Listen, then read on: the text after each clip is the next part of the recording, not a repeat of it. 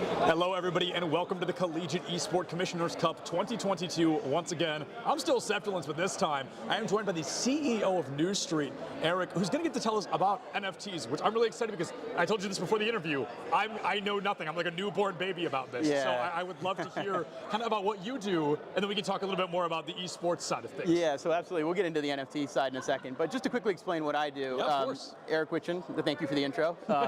CEO of New Street, and New Street is a media and analytics platform for collectors. So you can think about it as like the world of collectibles has grown significantly over the last 5 to 10 years. And what's happened is we've had a lot of marketplaces evolve. So places that are going to sell you things. Like if I want to buy a pair of sneakers, I have to go to no less than 10 to 12 websites in order to figure out the best price. So the value proposition for us starts with, as a collector, where can I buy these things on the internet and where can I get the best deal possible? And then furthermore, we add media and insights, sort of like a financial technology company would do, but around things that I personally care about a lot more than stocks. Right. So that's us. Absolutely. So looking at it, NFTs being one thing, esports being the other. Yeah. Where's the link? Yeah. Where's the connection there? So first off, let's demystify NFTs a little bit. Oh yes, please. So first of all, an NFT is the first time in human history that we've been able to prove that something digital is scarce. Yeah. You need to take that in for a second. So basically, we've been creating things on the internet and with digital art and otherwise for many, many years. We're buying in-game items, we're doing a bunch of things, and we've been taught that because you can copy and paste those things, they have no value, right? Enter the blockchain, and the blockchain allows us to be able to prove that something digital is truly owned by one particular person. Sure. So you can copy and paste that thing as many times as you want, is it but like you a don't own it. certificate then? It's absolutely like a certificate of authenticity, certificate of ownership that could represent a digital asset or a physical asset just as equally. Right. There are people playing with this in real estate markets. I mean, so collectibles, is just one of the areas that this thing is interesting in. But in terms of esports, I think it connects very much to. When you think about all the work that you do as a gamer in these ecosystems, what happens if one day this ecosystem, this company that controls this ecosystem no longer exists? All your in-game assets and all the things that you've worked so hard no longer exist too. And so, of course, the primary use case of these assets in ecosystem are going to be within the ecosystem, maybe forever. But it'd be really nice to be able to pull them out of the ecosystem, own them separately, and so if those companies are foregone, go by the wayside someday, you still have these things to say, hey, I used to play this game, it was a lot of fun, and so that's really where I think the value comes in. Okay, so that's preservation of value, so to speak. Yeah, so that's a great kind of segue into the other part. You've got all these positives, so people that are looking at it, they're kind of shaking their head a little bit. They're like, oh, this is going to be damaging, this can be harmful. Of course. What is kind of the counterpoint to that, I guess? Of course. The counterpoint is that I think the misperception is these NFT games are coming to take gaming away from gamers, or the fun out of games. Wow. And the fact of the matter is that's like a lot of the current NFT gaming is more of a replacement for casino gambling than it is for anything else. Sure. I mean, these are not meant to be competitive with the games that you guys are playing here, and shouldn't be seen as such. So it's almost like two completely different industries. Okay. The graphic engines and all the things that are behind the scenes on these things, they're just not there yet. I mean, if you look at it looks like some of these look like Minecraft 10 years ago. Right. But that being said, really, it's the connectivity to economics, to the rest of the web and whatnot that makes a lot of these things really more interesting. Sure. And those things haven't even happened yet. Sure, yeah, absolutely. So it's to kind of pull us away from the esport back to the NFT kind of topic. And you and I did discuss this a little bit before the interview, is people are often talking about how NFTs can be damaging or harmful to kind of the real world, literal environment, the environment itself. So what is kind of, for somebody, compared to me who knows nothing, someone who actually knows what's up with NFTs, what's the stance on that? Yeah, so absolutely. So it's one of the most strongest negatives about NFTs right now is the carbon footprint that these blockchains leave. And just to get not too technical, but just to talk really quickly through it, there's these things that essentially are used to confirm transactions. It's called a consensus mechanism. Okay. Essentially, it's how do you prove that the ledger is accurate? That it happened, right? And so Bitcoin and Ethereum currently use this thing called proof of work. Okay. And that uses a lot of energy, tons of energy. I mean, energy of small countries. So I do agree that on a per user basis, the electricity that's being used right now by the network is absolutely higher than it should be. That being said, Ethereum in particular is going through a change this year that's going to reduce the emissions by something like 99.5%. Wow. So it's really like, it's kind of like one of those things that is a current problem, but that problem gets solved really quickly. Right. And I sometimes question the areas that these narratives come from. Because when you think about it, right, like negative narratives tend to come from industries that don't want something to succeed. And you look at the things like crypto industries or whatnot. And there's a lot of industries that stand to lose if crypto wins. So I'll just leave it at that. But there's a lot of false narratives being perpetuated, especially around the environment. And the fact of the matter is whereas they are currently concerns, they very quickly become non-concerns. Sure. And a lot of actually the current blockchains that are being used actually already use this consensus mechanism. Okay. So really take very, very, very little power. Yeah, so I guess the question is, are you afraid that even after they fix this, the 99% goes on, Sure. Are you afraid that's going to damage the longevity of this idea, of this concept? I think that it has the potential to, right? Sure. Because we're still in the early adoption phase. Right. And so anytime you get a narrative as strong, especially environmental ones, which I am very attuned with, environmental concerns, it alienates a large group of people. So there are groups of people, that like lobbyists for all intents and purposes that are taking the counterpoint and are essentially lobbying for the crypto industry. So lobbyists everywhere, basically. Yeah, and I guess, so we've covered the NFT portion, we've covered a little bit of the gamer portion, but a gamer watching this, somebody gaming, Absolutely. Where's the benefit for them? What's the benefit of kind of the gaming NFT? Absolutely. So I would say right now, very little. I'll be honest with you. Sure. But it's coming. And where it's coming is in the ability to own these in-game items and digital objects that you worked so hard to collect, that commemorate things that you've done, things that you've won. It connects to a lot of different things, particular in esports, but also just in everyday life. Yeah. Ticketing for events is there's a lot of ticketing vendors that are moving to this as some way to keep these tickets immortalized in your wallet forever. Once in a while I'll find a little piece of paper that reminds me that I went to a concert in 1987, Right. but generally speaking, that I don't find those that often. Yeah, absolutely. So there's a lot of really cool things, and I think that a lot of people get sort of, any nascent industry is going to have cash grabs and scams. Right. The internet had that in '99 and 2000 as well, but here we are. So, that's kind of how I think about things. Yeah, absolutely. Well, hey, thank you so much for your time. Absolutely. I know that I have learned a lot. I hope people watching have learned a lot as well, but I really appreciate all that. Thank you so much. Appreciate it.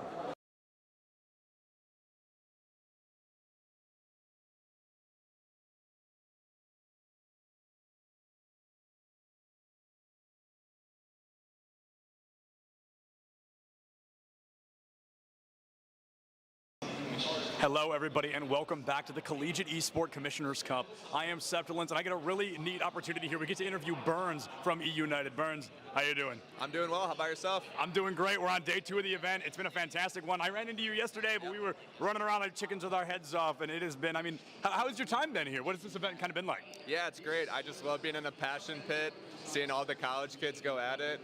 Reminds me of like an old school MLG event almost, but being like in the epicenter of the passion pit, seeing Rocket League, VALORANT, Overwatch, and Smash, it's amazing to see all of these schools compete against each other and get a shot to play on this main stage. Yeah, no doubt about it. And tell us a little bit about kind of what is E-United, right? Because we know that you're here, we know you're here to represent them, but for the people that don't know, what is E-United? Yeah, E-United was founded in 2016. We're a professional esports organization. We've been in League of Legends, Overwatch, all the way to BattleRite, I think it was called back in the day. Right now in 2022, we are in Gears of War, Halo, Rocket League, PUBG, and announcing a new title tomorrow. I know, get the small intel here. So it's a lot of fun. I went pro in Call of Duty when I was younger. I ended up playing my last event under E-United, switched in 2016, and I've been the GM ever since. So it's a true blessing to be able to stay with an organization for as long as I have, and we love giving back to the collegiate community. I actually graduated from Full Sail in 2013. I was a little confused about the jersey. Yeah, so the Full Sail boys are out of the tournament, unfortunately, but I decided I would rep them today in their honor. Yeah, it's just great. I love working with younger individuals who are trying to find their path in esports, and these college kids are really showing what they're all about. Yeah, so to be kind of an ex-pro player, where a collegiate scene at the time didn't exist, especially not to the scale right now, what is it like to see such high levels of success, such high levels of support for something that you weren't able to kind of get as much support in at the time, something that was looked down on a lot more. Yeah, I'm extremely jealous. That's all I can say. Full Sail started their program in 2017. When I was there in 2011 and 12, it was just a bunch of nerds running around, just creating their own clubs. I was still striving to go pro, but now you have these opportunities to play on main stage, play in front of thousands of people. We just had locals back in the day. You would show up and play for like $200, $100. It was like lunch money. Right. Now these kids are playing for scholarships. They're playing for fame. They could pop off here and end up getting a sponsor for $10,000 or $20,000 from somebody. Right. So the opportunities are just endless at the moment, and I think it's just great that you basically can prove yourself and make anything happen right now. It's instead of kind of what you had gone through, being in college and also trying to go pro, these kids can try to go pro while being in college. 100%. It's hand in hand instead of those two kind of battling kind of matchups. So if somebody's trying to go pro, right, they're like, Burns, I want to be you one day. I want to be the GM of United one day. What is that first step to really take it from a hobby to a passion, to a job? Yeah, I think I've told this story a lot, but it's really, I thought about going pro every night before I went to bed. Right. Like, I lived and breathed Call of Duty for years. It was my life. I had to skip dinner sometimes. I had to skip family functions, and my family didn't really understand, but it was what I wanted to do, and it all worked out. But at the end of the day, you always need to kind of be organized. You have to have the ability to not put all of your eggs in one basket. So even though it worked out for me, there are so many opportunities in esports. There's being a caster or interviewing people. There's working in production. There's helping people get waters. Like, literally, there are so many opportunities. So, oh, this crowd's awesome. They're going crazy, dude. They stayed on their last life right now. Off subject, Smash, regardless if it's middle school, high school, college, it pops off all the time. I love it. Well, Burns, thank you so much, man. I really appreciate it. Yeah, no worries. Thank you, guys.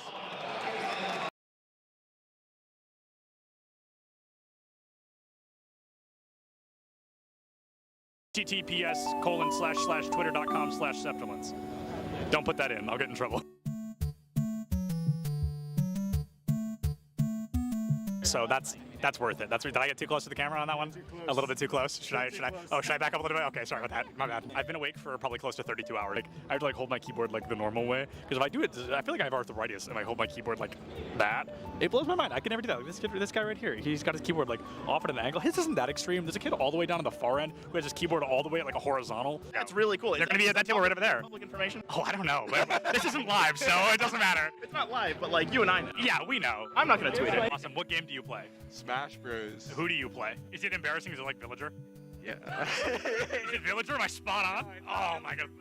Is it the Ice Climbers? No. Is it Game & Watch? No. Is it Pichu? No. Is it Wario? No. I can keep going. I think I can name every character in the game. Is it, did I say the Ice Climbers already? Yeah, you said them. Is it them? No. Is it them a second time? No. Okay. All right. Oh, is it one of the Links? Yes, it is. Is it Toon Link? It is. Oh, that is pretty embarrassing. That is rough. Who do you play? I'll give you $20 if you guess correctly right now. First try? First try. Give me a single hint. It's an obscure character. Obscure character. Not played very often. Is it Wii Fit Trainer? Oh my god!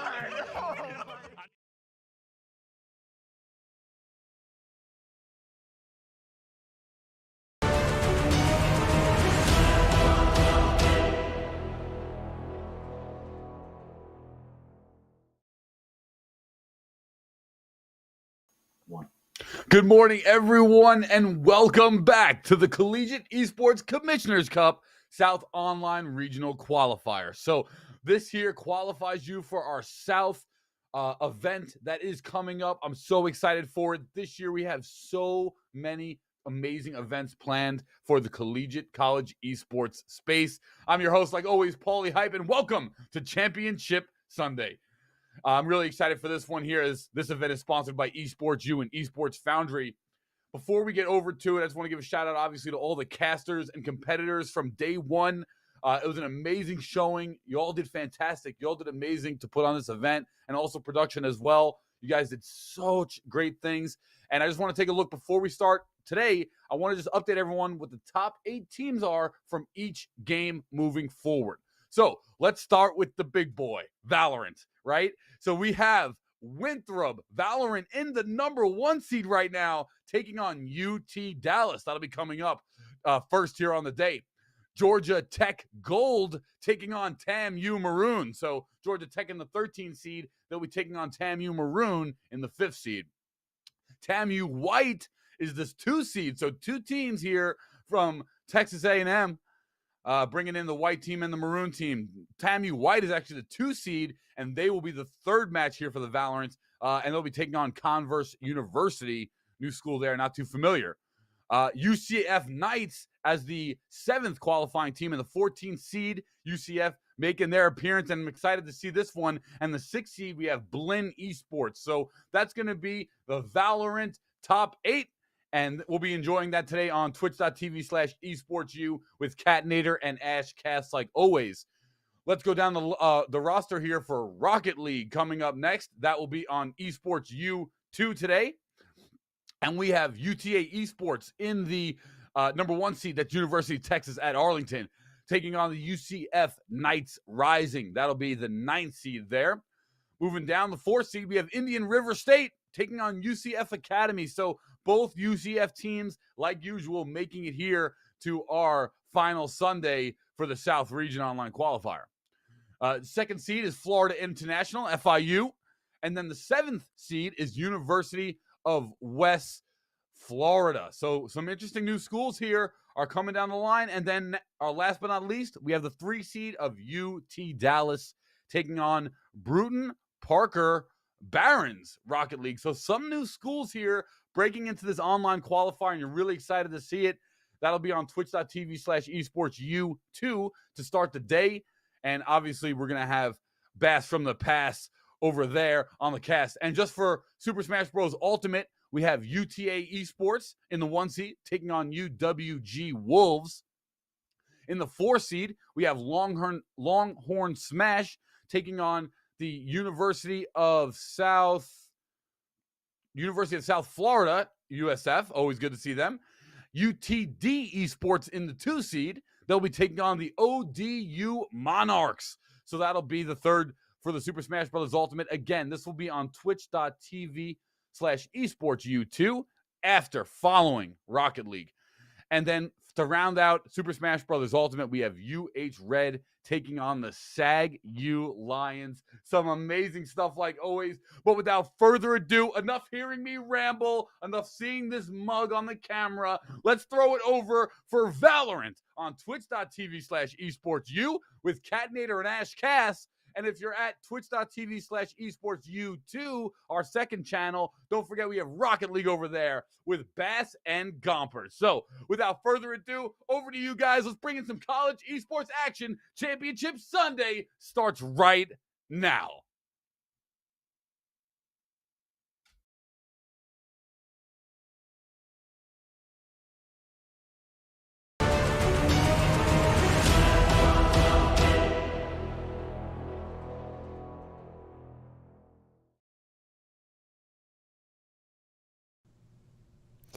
Welcome back, everyone, and good morning. We are back for more VALORANT action today for the CECC Regional South Qualifiers. It's seeding time in playoffs, and we're going to kick things off in a best of 1 here for quarterfinals, starting things off with UCF Knights versus Blinn College. Welcome back, Kat. Thank you for being on the desk with me again today. How are you doing?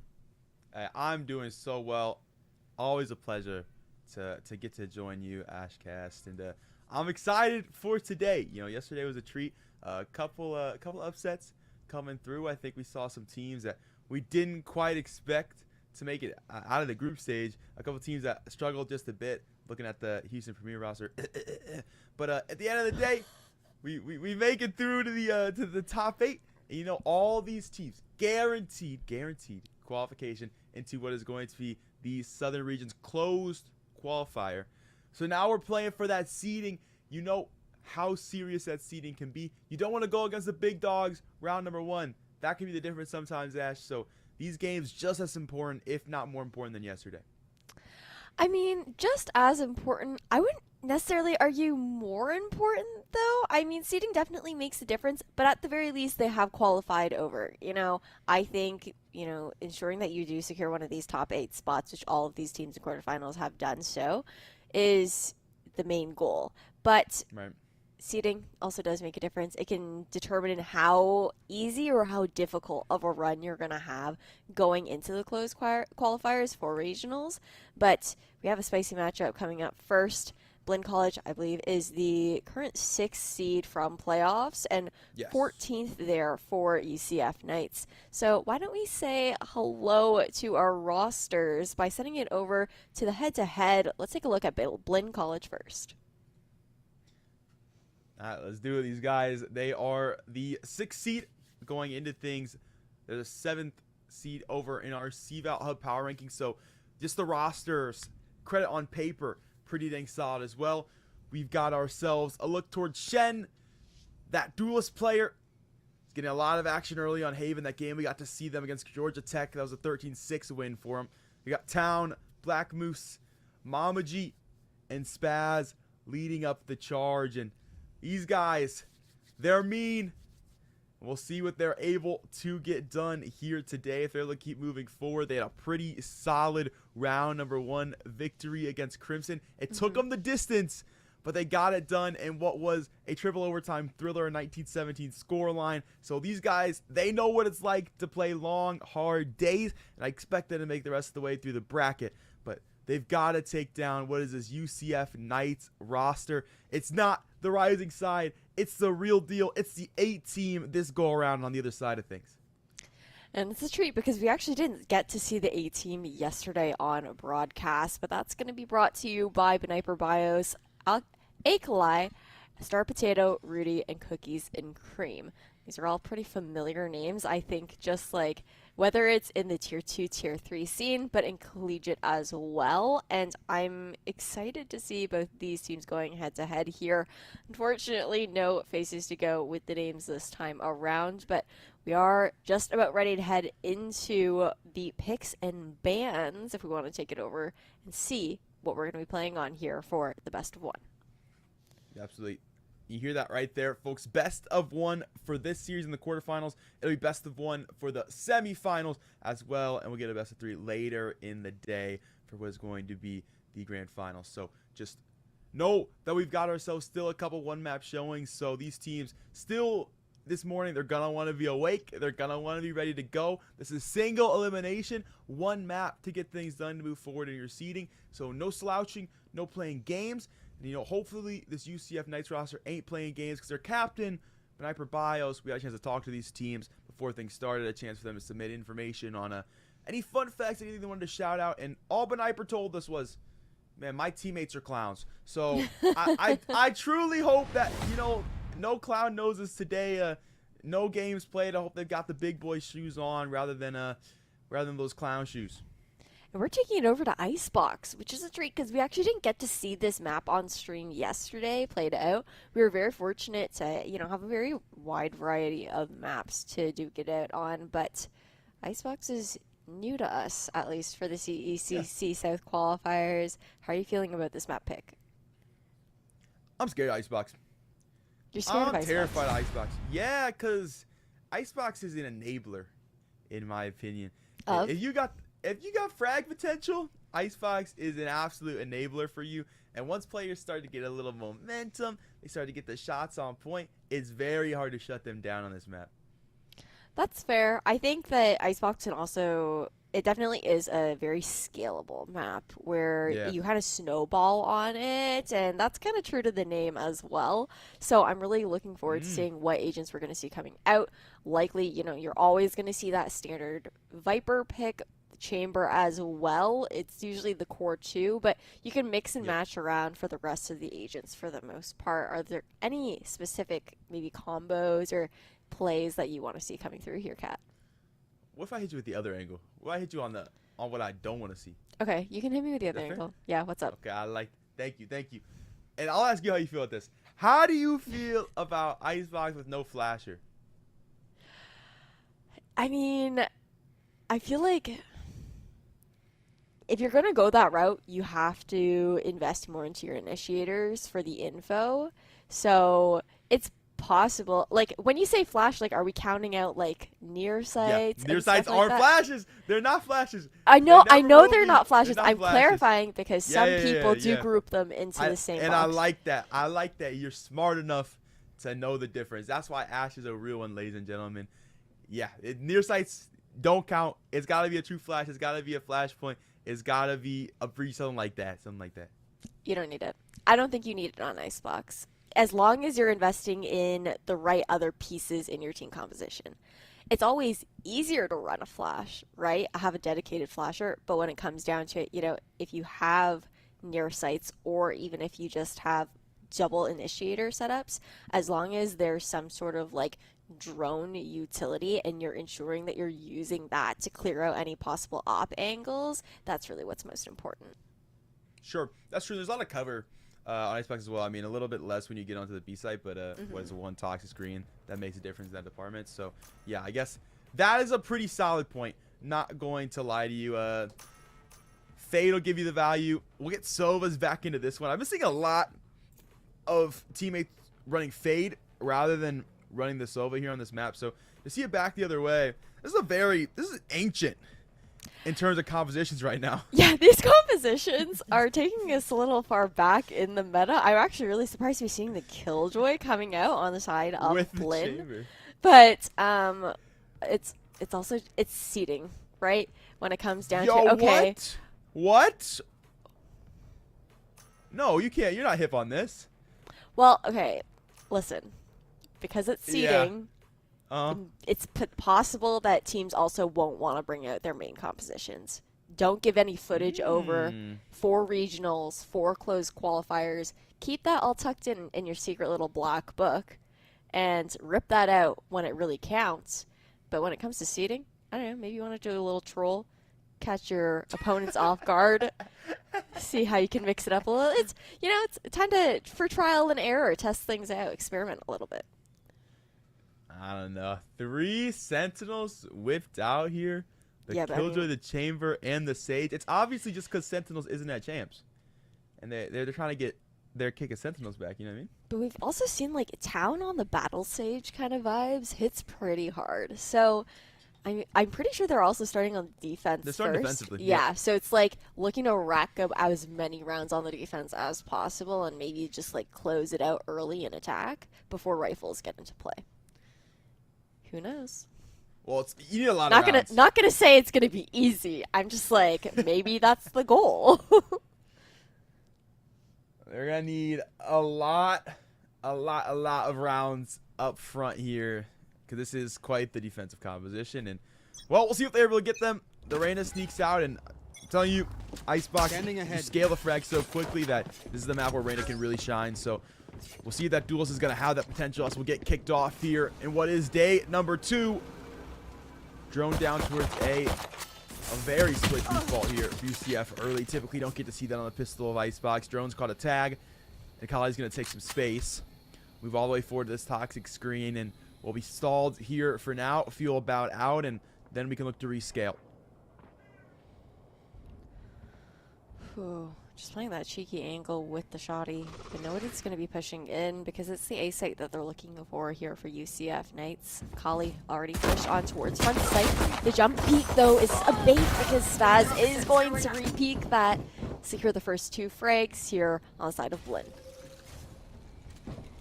Wall will go up towards CT. These 2 players have to be clear out of the generator before this Knight squad can play any further. The Chamber lurk about to make contact, and so is Rudy. Picked up 1. They're not aware of the second player, though. Black Moose will tuck as well. He's picked up 1 before the trades are back in the other direction. The offensive side still kicking. 30 seconds left. It's a 1-on-2 for Town. The Battle Sage themselves. Can they make this one possible? 24 seconds to play with. We'll walk around towards site. First player on rafters, dinked, but alive. Rudy on the top ropes, and he'll finish the job. A 3K for the opposing Sage and a 1-0 scoreline for UCF.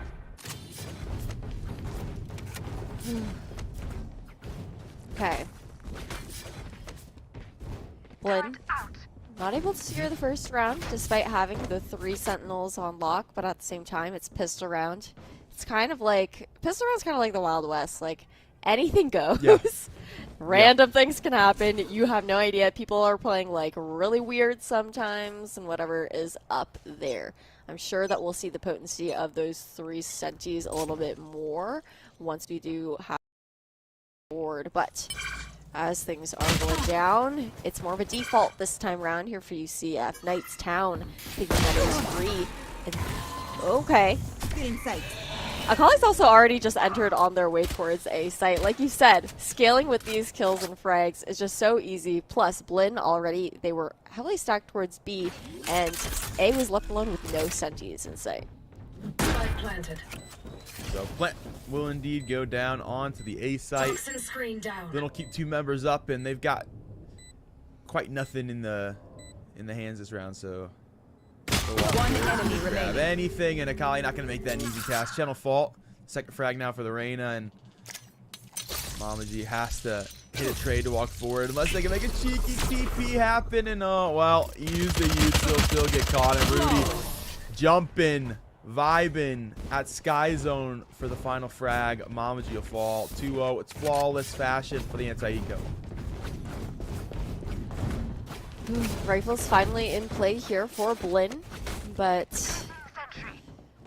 if we take a quick look at what's going on as far as utility goes, what I think is interesting is you're going to see Blinn with this more heavy sack towards the B site. We've seen Town now moved over here towards A because that wall is super potent to cut off Maze, cut off any quick plant potential off from UCF Knights. But Kitchen, which is normally in control by the trademark, is going to be traded out for that Killjoy turret. There's so much util for this team in regards to defensive angles and turns extremities. So realistically, now they've got the util in the hands, they got the rifles. There should be a bit of a stone wall defense on its way. So that wall's already gone down towards the close side of sight here for Blinn. So you really have to be patient and efficient in clearing util if you're CF. Ooh, hidden and tucked from the drone. Just waiting here, Star Potato to throw down the toxic screen after UCF Knights scales up a little bit closer towards the choke point. You see that trademark going out for B main, for watch the lurk, and then the lurk towards mid to ensure nobody does cross that flank. 4 members will be moving up now, taking that Maze control, throwing up the toxic screen to provide the cover needed. Wall to go up, and Black Moose has the shock lineup, so looking to do some damage on the planter here. Yeah, will do some damage indeed, but has still gone down. Second shock pulled on its way, and it's found nothing. Drone will come through. I don't believe it's seen that Sage, but regardless, Blinn gonna wait for this retake. Remember, they're playing with 3 Sentinels, so there's not a ton of retake util. But Spaz will find the first frag. The cue to move forward. That toxic screen gonna cut off all this vision CT. These 2 Raptor players have to get out for contact first. Mom's gonna sneak through. They got the front side of sight. 3 from the top. We'll find one with the Spectre. Akali, Star Potato, all gonna get involved. It's just Callan's trade. That's it. It has to do all the work now. A 1-on-3. A double spray down though. And suddenly things are even. A 3K for Town thus far. It's a Sage v Sage fight, and Town will win it out. A 4K for the Blinn College Sage. But can they grab the defuse? It'll be so very close, but they cannot finish the round out. It's 1 second, about 2, that's the difference in that one. UCF, they're able to find themselves a ticket to the site and a win on the round. That's a massive bonus round to go up for UCF Knights. Now Blinn pushed into that eco position. That lineup there for Town to close things out was the flick over as well. Unfortunately, UCF Knights just wasn't able. Oh, wait, no. What am I even saying? They ran down the time, Hey. but not. Listen, it's been early in the Don't do it morning. like that. I don't even have coffee, and I had no caffeine Oh. ingested here Oh, for me. no. Had a 10-hour day yesterday. Cut me a little slack. Star Potato cutting 0 slack. The eco team round. Mom's gonna fall in towards mid. That wall get broken. Shen is gonna have a trade, and they're playing hard for this rifle. Beniper will punish him for it. One player to sneak into 2. The wall bangs are on their way, but they cannot quite find the player. Black Moose will escape with 60 HP to their name, and Akali has scooted by 2.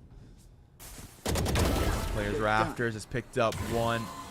This back to safety for the second, but Town. Ooh, this man. Good for the 4K last round. Couldn't quite convert, but has converted a nice 1 dig into a rifle. We'll grab another. Rudy gonna fall. There's another 1v1 on its way, and Town can make this one winnable. Oh. But One enemy remaining. Player, and well, finally, Town will get shut down. Sniper has it. Cookies and cream. Oh, that one's a freebie. Wrapped up for cookies and cream. A 4-0 score line for UCF, and the defensive comp thus far has not found itself around. Honestly, I think here for Blinn, we're actually seeing a timeout being called already. But on the side of Blinn, you know, you have Killjoy monopolizing kitchen and mid. You have the alarm bots being invested towards like the bottom mid, the push towards A. Meanwhile, you have the turret that's usually watching in kitchen. Town does do a really great job with the wall to slow down any push towards the A site.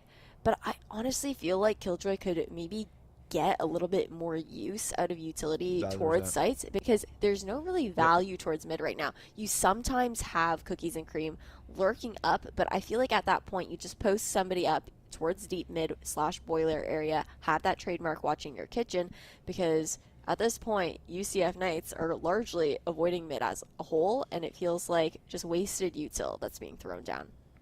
Oh, absolutely. I mean, I'll age myself for a second here, but I remember back in my day, we didn't have a chamber, and we all played Killjoy, and we got Killjoy setups over towards A. We got Viper setups single-handedly over towards B, and that's just how the cookie crumbled. So 1000%, there's KJ setups to be had on that site, and honestly, that Sage Wall, I love it. It looks mean, but the bark way scarier than the bite is.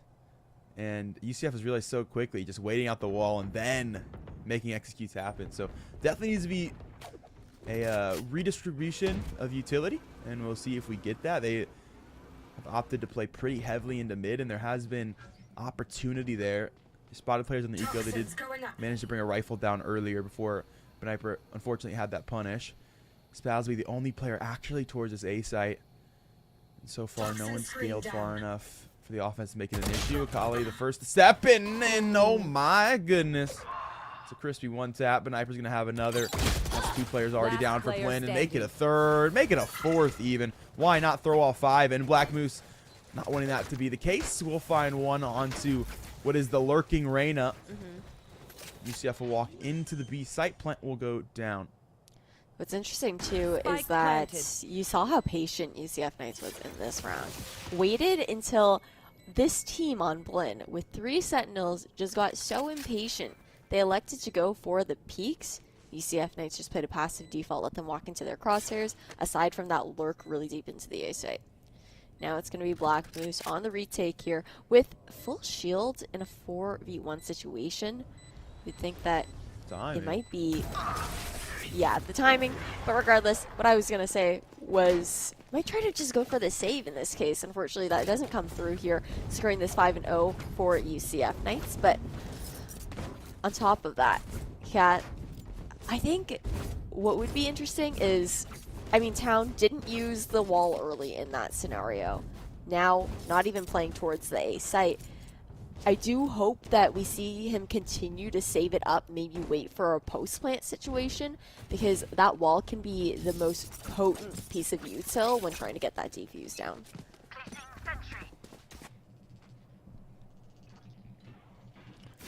UCF acknowledging that full control they've got right now, and acknowledging the fact that Spin College team limited weaponry leads to shenanigans most of the time. Ecos and playing the absolute buddy system. This one, the group pack will lead their way in towards A. Kali going to be the first player yet again. That Reyna's consistently dragging in this department. Lear's going to be out. Barely tucks what is those sheriff shots. Gets out of dodge. That's a slow orb donated from Blinn College to stopping this push off, and UCF will head away. Second slow orb. Oh, and the relurk to come through from the Reyna. Kali's just waiting, seeing if anyone pushed through here from Blinn College. Actually doesn't get sought out by that recon, so the scaling does manage to keep that depth, but oh wait, hold on. Okay. The wall bang, Black Moose, hello.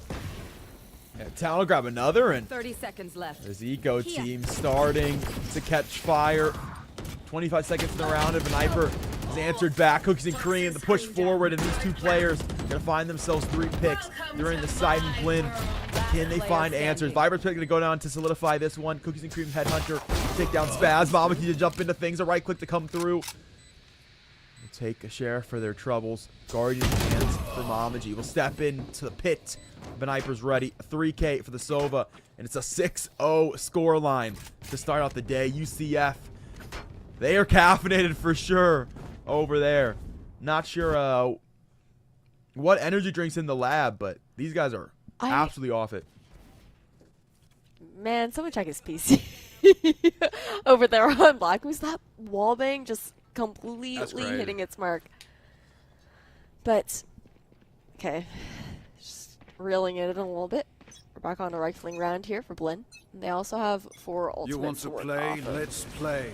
Luckily, if they can't secure this round, Mamaji will have the tool de force going into the next round. But as it stands, this is the first time we're seeing UCF Knights heading towards B as a full stack here towards main.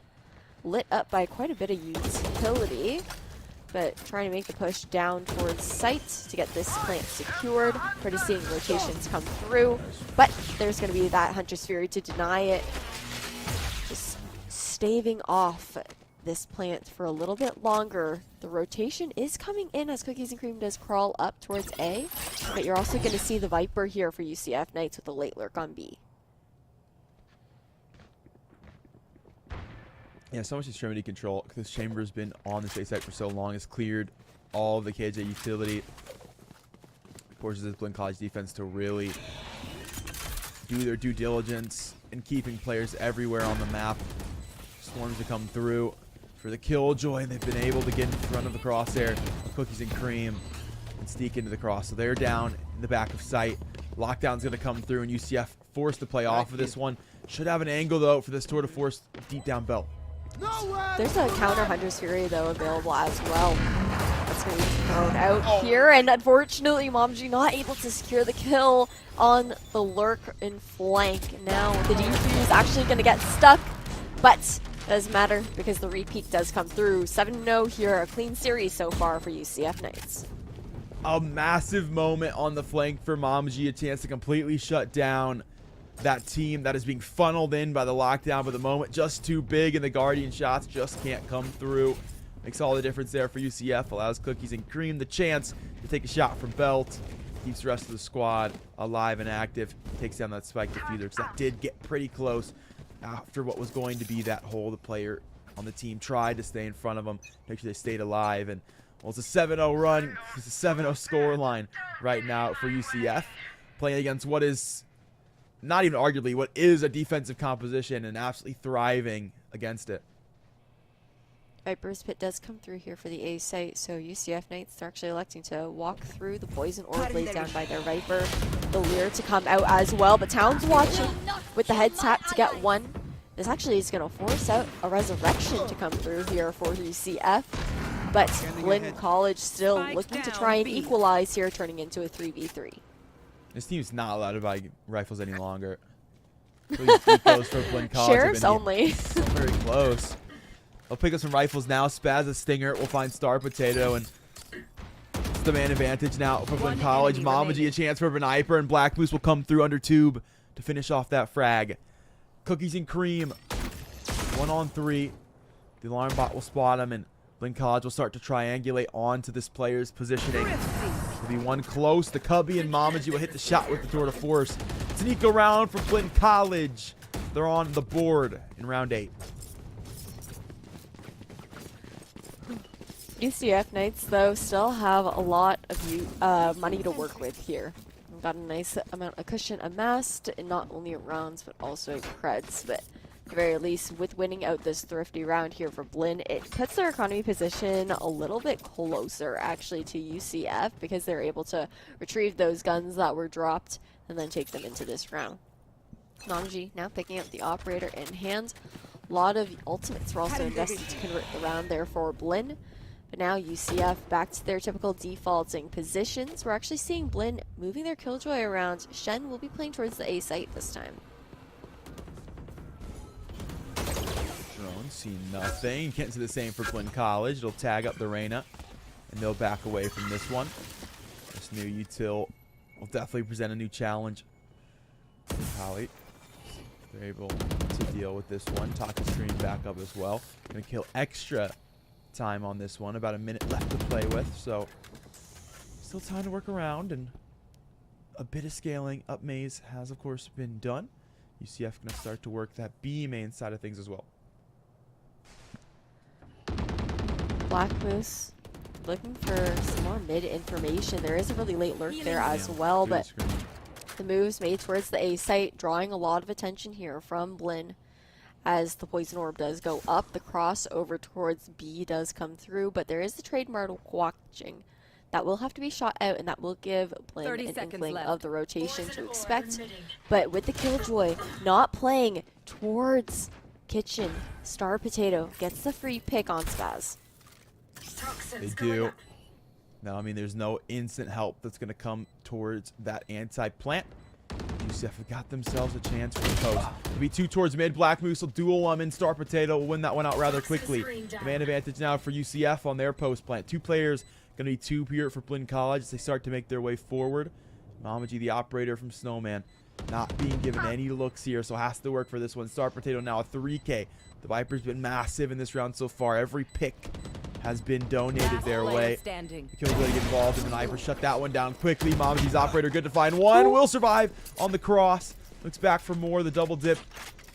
Salsa all gone from this one, and now we'll get a look on to Beniper from T Spawn. That's about all she wrote, though, on opportunities, and Mamaji will get the operator out the round.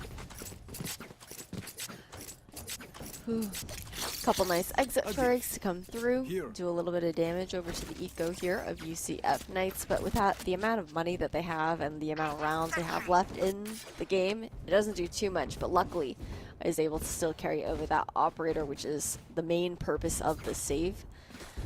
And on the side of UCF, no ultimates online at the moment. I would like to see Star Potato maybe picking up that spike afterwards to get that plant down, get the Viper's pit online, but also has the option to do so by grabbing the sword towards A main. You're going to see a left side maze wall to come through here from Town this time around, but with the drone to come through, Town actually I thought was going to be the one to fall, but Akali unfortunately only even unscathed, or not unscathed, but with that 10 HP, the heal is coming out, and the slows to stall this push towards A.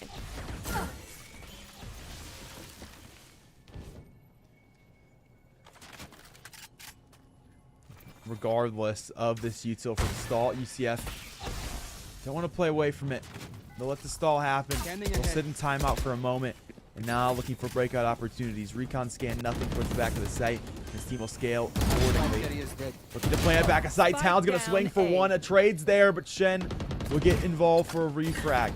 UCF 2 players alive. Looking for opportunity on this site. Star Potato going to find one. This Viper's been so big as of late, and this Viper's pit will be huge in this round. Quicksilver Cream going to pick up one before getting traded. A Shen will drop down from heaven. Oh. We'll look up for Star Potato, jumping straight on top of default box, and Shen more than happy to take those shots home. A 3K for them and a 2-8 scoreline as Blinn College will find another. The defuse also earns Shen the lockdown going into the next round, so Blinn College have the utmost ability to play for the retake here in this next round. And on the side of UCF Knights, unfortunately it doesn't look like their money will manage to be broken enough going into the last round of this half. So they'll still be able to afford, even if they lose out here and give over a third for Blinn College, who have 2 ultis to work with. The Resurrection also hasn't come through yet here for Town.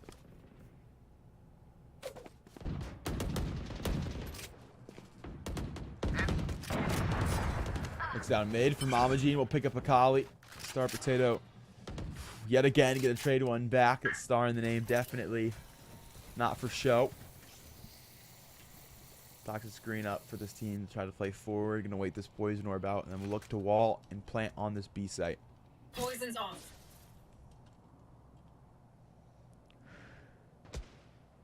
Just playing for contact here on the B side. Waiting for that toxic screen to replenish. We'll go up. A wall to come through here from Rudy as well for a nice little safe plant spot. Yeah, we've got Cookies and Cream also pushed behind it, so I don't think they'll actually expect him in this forward positioning.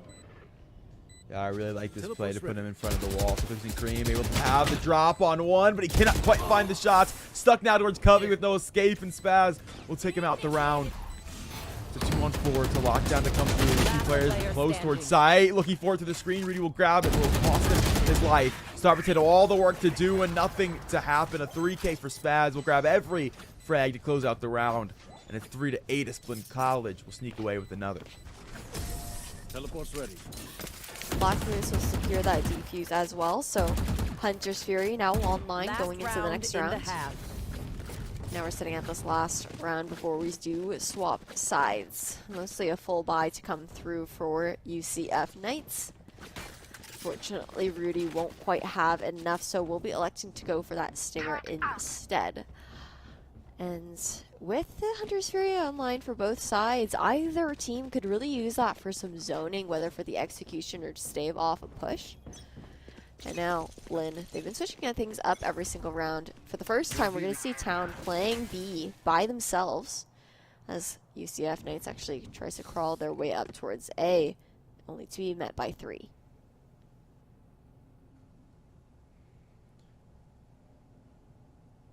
So much util. Yeah. So many players here on this A site yet again. I am the hunter.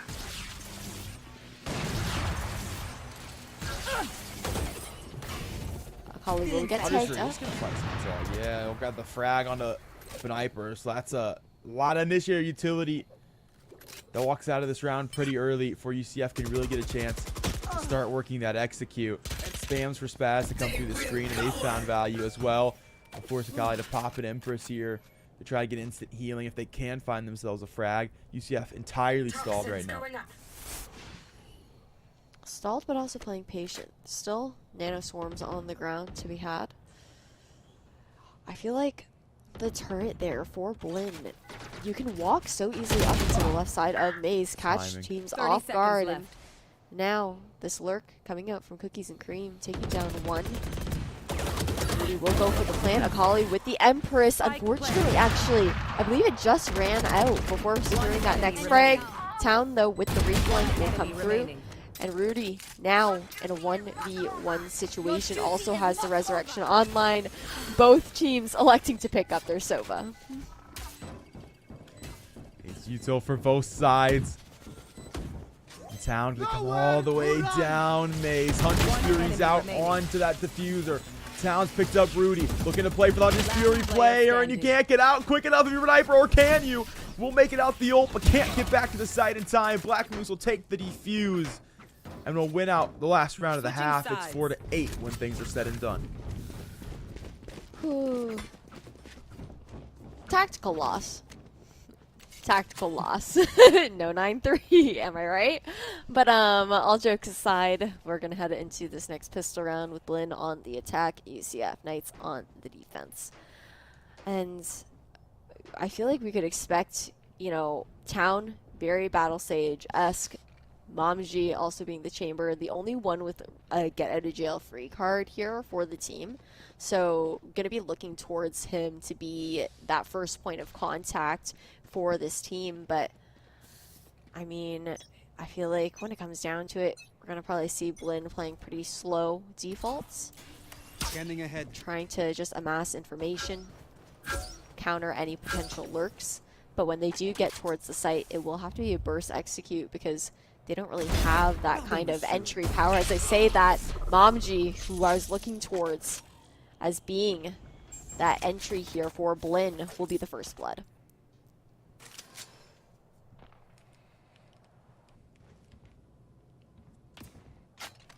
And still looking to make their way up towards B. little mid contact coming through, but it's entirely through smoke, so not much has gone in that direction. Town will take the walk into the site. Spike plant will go down, and Sarpedo's picked up one from the top of Cargo. Come back and reconsolidate with the team and make sure that numbers advantage is going to be good for the retake.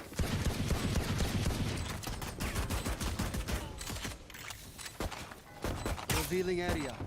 Recon bolt to come through. Shock dart. We got a little bit of information. We're actually going to see a vertical wall here, but with the snake bite, that defuse will be delayed a little further. Weapon here. Town going to go for a heal now, tucking in close. And time is just being run One down enemy here by Blinn College. Town able to secure the last 2 pickups, securing that 3K for themselves, taking it 5 to 8 here for Blinn. Well, the question is if this team is able to find value on the attacking side with all this defensive utility. Obviously, they'll have a fantastic post play. It's about getting into that situation in the first place. Make it happen on the pistol round. You said it earlier, Ash, pistol round can definitely be the Wild West at times. Doesn't tell the full story just yet. 3 rifles being picked up for Blinn here. Gotta keep these things alive. If you do, you have a pretty dang good looking bonus.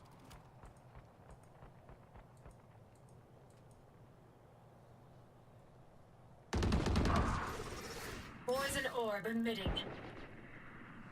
Mamaji good to grab frag number 1. A sniper will fall, and they'll rendezvous back with the rest of the squad as well. Shen has a Kali, and so far, so good on the anti-eco. 2 players playing close contact for UCF, and 2 players that will fall. And Blinn College love the looking towards spawn for them with the anti-eco. Knows UCF might look for some shenanigans, and they stay back, let UCF play into them. Teleport's Now ready. they'll look to take their numbers advantage to B. Slowly creeping up. Gonna use that Sova drone just in case anybody's close by, playing any I have the close spike. angles with SMGs, shotguns. Right here.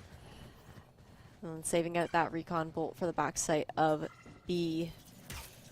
However, still stalled out at the moment for a moment longer by that nanoswarm. Turret for the first peek, actually. 30 Just to seconds reveal left. a bit of information. The wall does go up, but stalled out by the snake bite. Plant can't go down quite yet, and as I say that, Rudy peeking with that Marshall will secure a kill here on Shen. Such low players here for UCF. CECC will Spike come through. planted. So one gets a bit of HP bar back. Cookies and Cream looking to be the bait in this one. 30 HP. No one cubby. Black Moose looking at this. Look at the Spectre. Will pick up one. Mamaji another. And Rudy just spamming through the toxic screen, looking for something. Hoping to find it. We'll pick up Mamaji. Second look at the quick scope. Nothing there. Nothing yellow. Now it'll come through. A 3K for Rudy. And while they can't grab the round on their eco, UCF have taken out 3 weapons for the bonus, and they've taken down a rifle.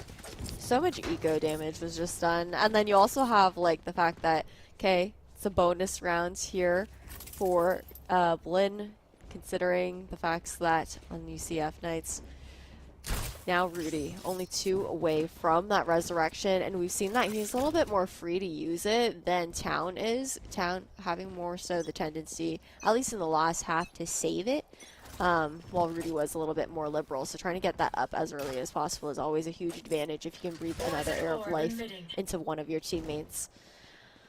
And Spaz with the Poison Orb lineup, looking to see if they can bait out maybe some shots from Boiler, get that information down, while also just cutting off any vision, so pressuring the fact that one could be hiding below tube at the moment. But the slow B heavy default is to come through here from Blinn once again, seeing if anyone on UCF nights might over-aggress, falling to the traps of the Sentinels watching the flank.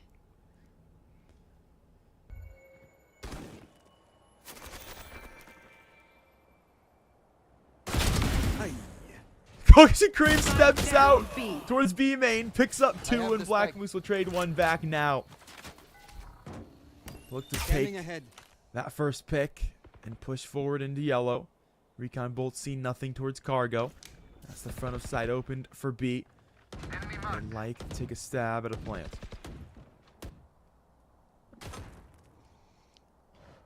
That's yellow 30 control. seconds left. Now the toxic screen does come back up for cover.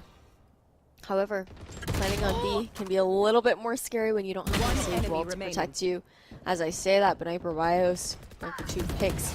Good with the double kill. Black Moose trying to equalize, but unfortunately only able to grab 1. Star Potato cleaning up, taking UCF Knights over 9-6.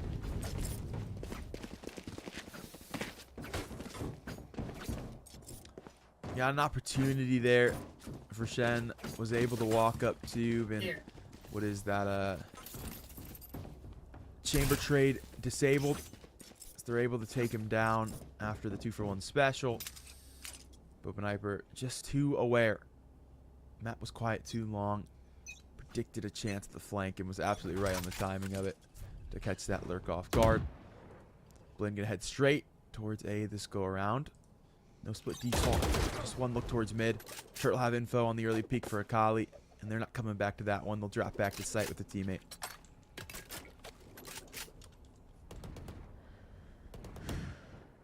Another very slow round start here for Blinn, but that's what you can expect to come out when you are playing for those 3 Sentinels here.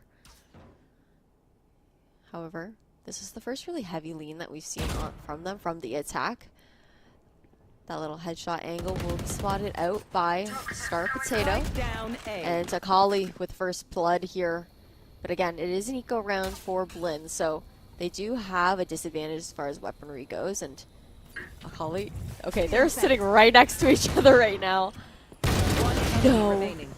Oh, Akali's gonna pick up a 3K. Jumping through the toxic screen and absolutely catching players off guard. Black Moose will 1-tap him for the trade. We'll pick up a rifle and we'll get picked off. Star Potato has that one. 10-6. A 4-round lead for UCF. Pretty clean into the eco. Gun round on its way.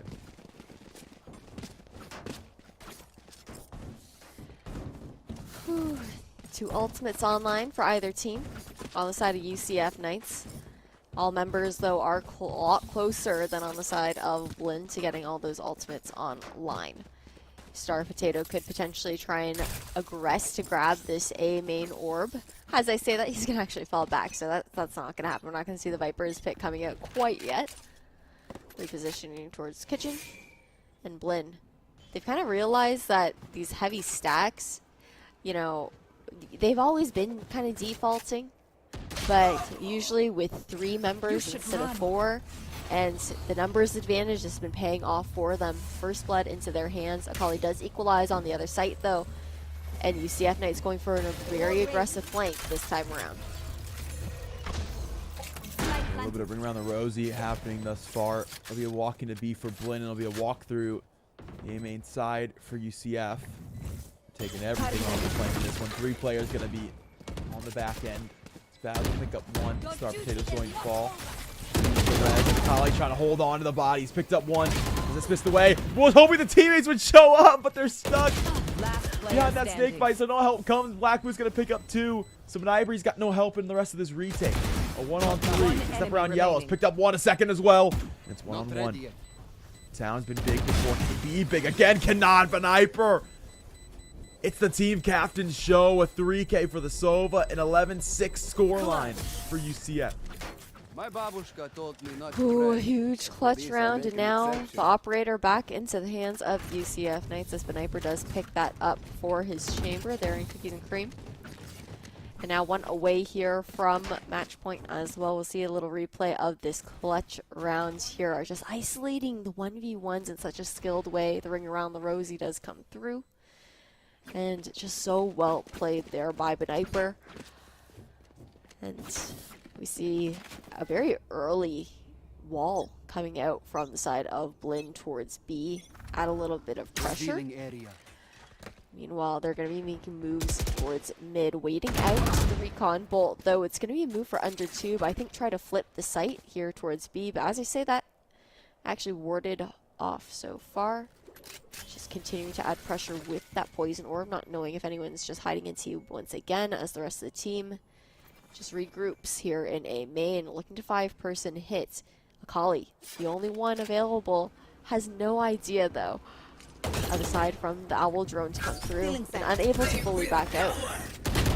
Person hand. Shots don't land. Lamadi has that one. Rudy, the trade back. It's absolutely obliterated through the back of sight. So Shen will take that one away off the wall. Bang Viper's Pit's going to go down for Blinn College here to look to hold on to the post plant. This is a hard retake for UCF. We got an operator this round. Might be time to pack things up and look for the next. Yeah, you also don't want to be giving that free op over towards Blinn in the case that they would make use out of it. So just fully falling back here. Star Potato, the only one to play for the exit frag. So really putting a lot of value towards that operator. Blinn still just all hovering around site so far. Time is ticking though, so I think they've got an inkling that it's just going to be a save here as they make the run towards their spawn. Playing it close though, because they know that op could be hiding anywhere. Don't want to get caught off guard and carry all guns over into the next round. Four guns carried over. We have armor brought up, and we got plenty of ults going into this one for everybody. So you have a chance to get that control back just this round. Reset. They've reset their loss bonus for Blinn College, so UCF winning this one, they'll feel pretty confident about next round. They'll put on match point as well. Blinn College, they've got themselves around. They've bought some time, but definitely not out of the clear just yet. I think what's also important to note is that Star Potato with that Viper's Pit does have a lot of potential to use it in a retake situation. Fortunately, shots will not land there. Well, they will, but not actually hitting the mark to the point of death. Back. Yeah. Went straight through the very top of Boiler. It's a good shot. Reaction's clean too. Just gotta take it before you move backwards. Unfortunate, really. That's gonna be a heal up as well. So Chamber low HP, but definitely still alive. Plant's gonna go down here for Blinn College nonetheless, and now they get the chance for that post. Throw that toward Fishing if they want to. They'll have a res to work with Hunter's Fury. Rudy and Shen gonna have trades initially.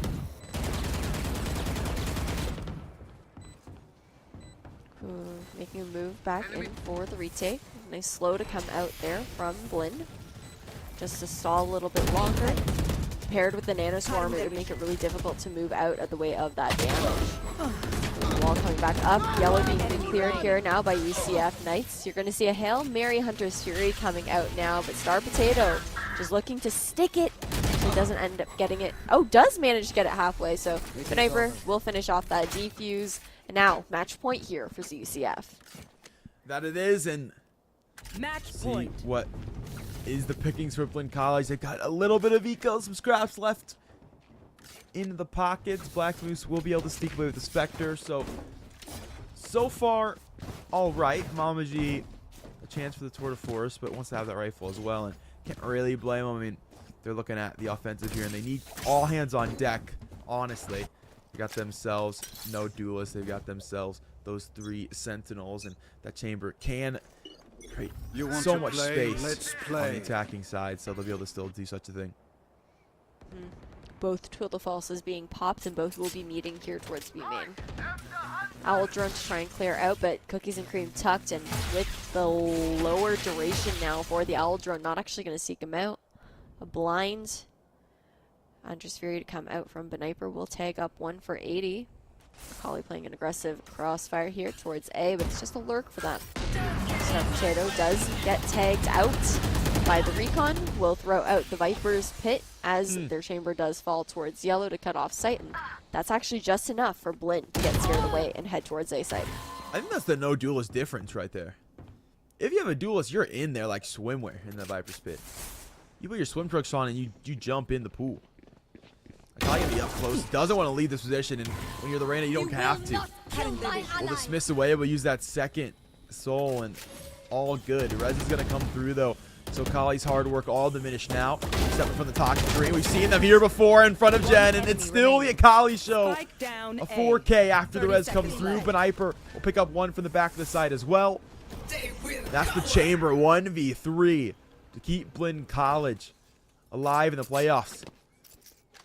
Lose this one, you're done for the weekend. I don't see any way that Blinn's going to be able to secure this round unless UCF Knights goes for a complete throw. And with that crossfire there in A main, Beniper will be cleaning up, taking them 13-7 here in quarterfinals for seeding. Whew. That was tough. I mean, Blinn, I think, expected to amass quite a few more rounds on the defender side. Attack being obviously a lot weaker considering their team composition. But to end actually the team being in the negative as far as the defenders half goes, just made that climb on the attack that much more difficult. But I think that as far as their team comp goes, they did play that to the best of their ability on the attacking side. Yeah, absolutely. I mean, they did get some looks for the post play, and it's just so very hard to get yourself into the sight there. And I mean, yeah, you said it very well. Like a 4-8 half for them is just not going to cut it when you're looking at 3 Sentinels, and it definitely didn't. I mean, I think it took them a little bit too long to consider the fact that this Sage Wall is just getting waited out. It's not providing the value that we needed to over to the A site. And by the time they finally moved over that Killjoy util, which was very successful, to be honest, that's when they started to see that swing back to win defensive rounds for Blinn College. It was just too late. Like, they'd already surpassed, what was that, 7 straight losses, and by then it's too late to try to find that solution. So I do think the solution from them was good, just too long to see it and makes a difference. But regardless, the UCF Knights, they'll be taking on Texas A&M here with that win, and that'll be over in the semifinals. Don't know if we'll see that on the broadcast, but I can't tell you that game is in the cards in the future. Whew, yeah, I can't tell that, but I believe we are going to take a quick break before we do head into semifinals. So we just got to wait for all matches to wrap up, and we will see you guys shortly.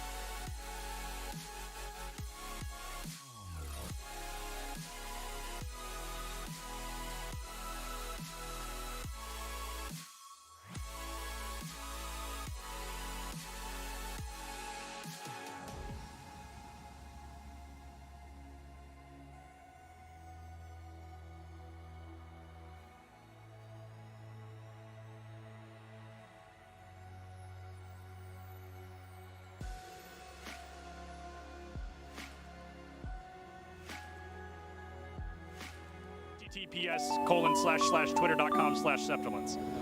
Don't put that in. I'll get in trouble. So that's That's worth it. Did I get too close to the camera on that one? A little bit too close. Should I back up a little bit? Okay, sorry about that. My bad. I've been awake for probably close to 32 hours. Like, I have to hold my keyboard the normal way, because if I do it, I feel like I have arthritis if I hold my keyboard like that. It blows my mind. I can never do that. This guy right here, he's got his keyboard off at an angle. His isn't that extreme. There's a kid all the way down on the far end who has his keyboard all the way at a horizontal. That's really cool. They're going to be at that table right over there. Public information? Oh, I don't know.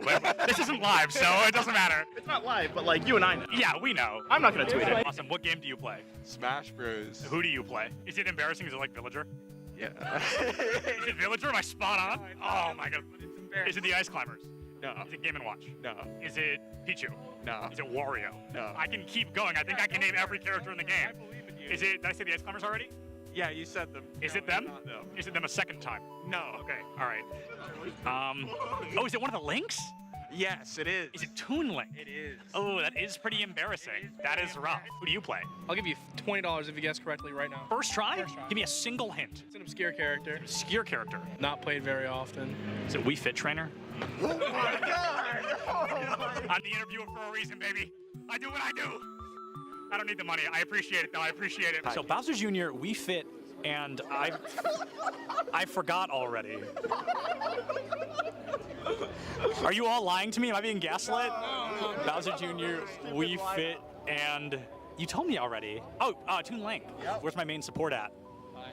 Who are we playing this weekend? A lot of Brig. A lot of Brig, really? Brig Lucio, probably. Brig Lucio, really? I shouldn't say that too loud. I don't want to give all your strategies. It's over under. What do you mean over under? Like, do we think we're gonna podium? Do we think we're gonna come in last place? Not last place. Not last place. Certainly not last. What about 5th place? That's doable. That's doable? That's winnable? 3rd place? Third place. That's where things get dicey? That's very doable. Okay. First place? That's very doable. First place, very doable. Love it. That's the mindset. That's what he loves to hear. Yeah. Oh my god. Hold on, cut the cameras. Well, who are you? Hello. Oh my god, I saw you earlier. I saw the back of your shirt. And I was like, I know that name. I know him. It's a quick play game. They Q-sniped each other at land. I thought it was a scrim. It's just unlucky. Are you actually a Villager player? Yeah. How do you feel about Villager being notably worse in Smash Ultimate than they were in Smash 4? I wouldn't know. You wouldn't know? You never played Smash 4? No. Oh, that's all right. Nobody's gonna hold that against you. Now, who do you play? I play Robin. Okay, wow. Did you know Robin has the lowest pick rate in the game? Yeah. Isn't that crazy? Come on, the LEDs, it looks just like Samus. Huh? Do you disagree? I guess I can see The it. Samus vibe. Show the controller to the camera. We're interviewing. This is recording, by the way. Surprise. Not my controller. Who do you play? I play Peach. Oh, wow. I like that. Who do you play? I play the Shotos, mostly Kazi. No, you lose against Kirby. That's just like a statistics thing. Yeah. It's maybe. This is a death match, and I think they're all in the same one. They're all on Icebox. Are they all in the same death match? Maybe. Who knows? I feel like none of them can hear me. I want to approach somebody, but no one can hear. They all have both their headphones on. What's up? How do we think we're doing? I think we're doing pretty good. Yeah. What's your kitty? We're looking at 10 and 6 right now. Oh, hey, that's 3rd, dude. That's better than I expected. Who's bottom frag right now? I want to go talk to them. Ian? Hey, how do you think we're doing so far? It could be better. Could be better? You're one of those rough days? Well, Let's go find more people to harass. Yeah. Where's Boise State? Who's your favorite to play? Oh, right now it's got to be either Chamber or Breach. What country is Cypher from? Oh, dude, it's Moroccan, right? It is Morocco. Oh my God, I don't think anyone is gonna get that. Oh, you're good. You're good. All right, see you later. Let's go harass Boise State more. Who is this? What school is this? Boise? This is Boise. Oh man, that's okay. Boise still got really good odds. A Large Bagel, one of their tank players, Nerdy Bird, they're off tank. Both of them not here. A little bit scary, if we're being honest. Getting warmed up, getting ready to cast some players. No, okay, not cast. Interview. Change your mindset. Change your mindset. Words. No, but last words until we come back. Oh, okay. Because we're leaving. Enjoy. Oh, that was good. That was good. Anything from you? How are you doing, Polly? Awesome. Thank you so much for your time.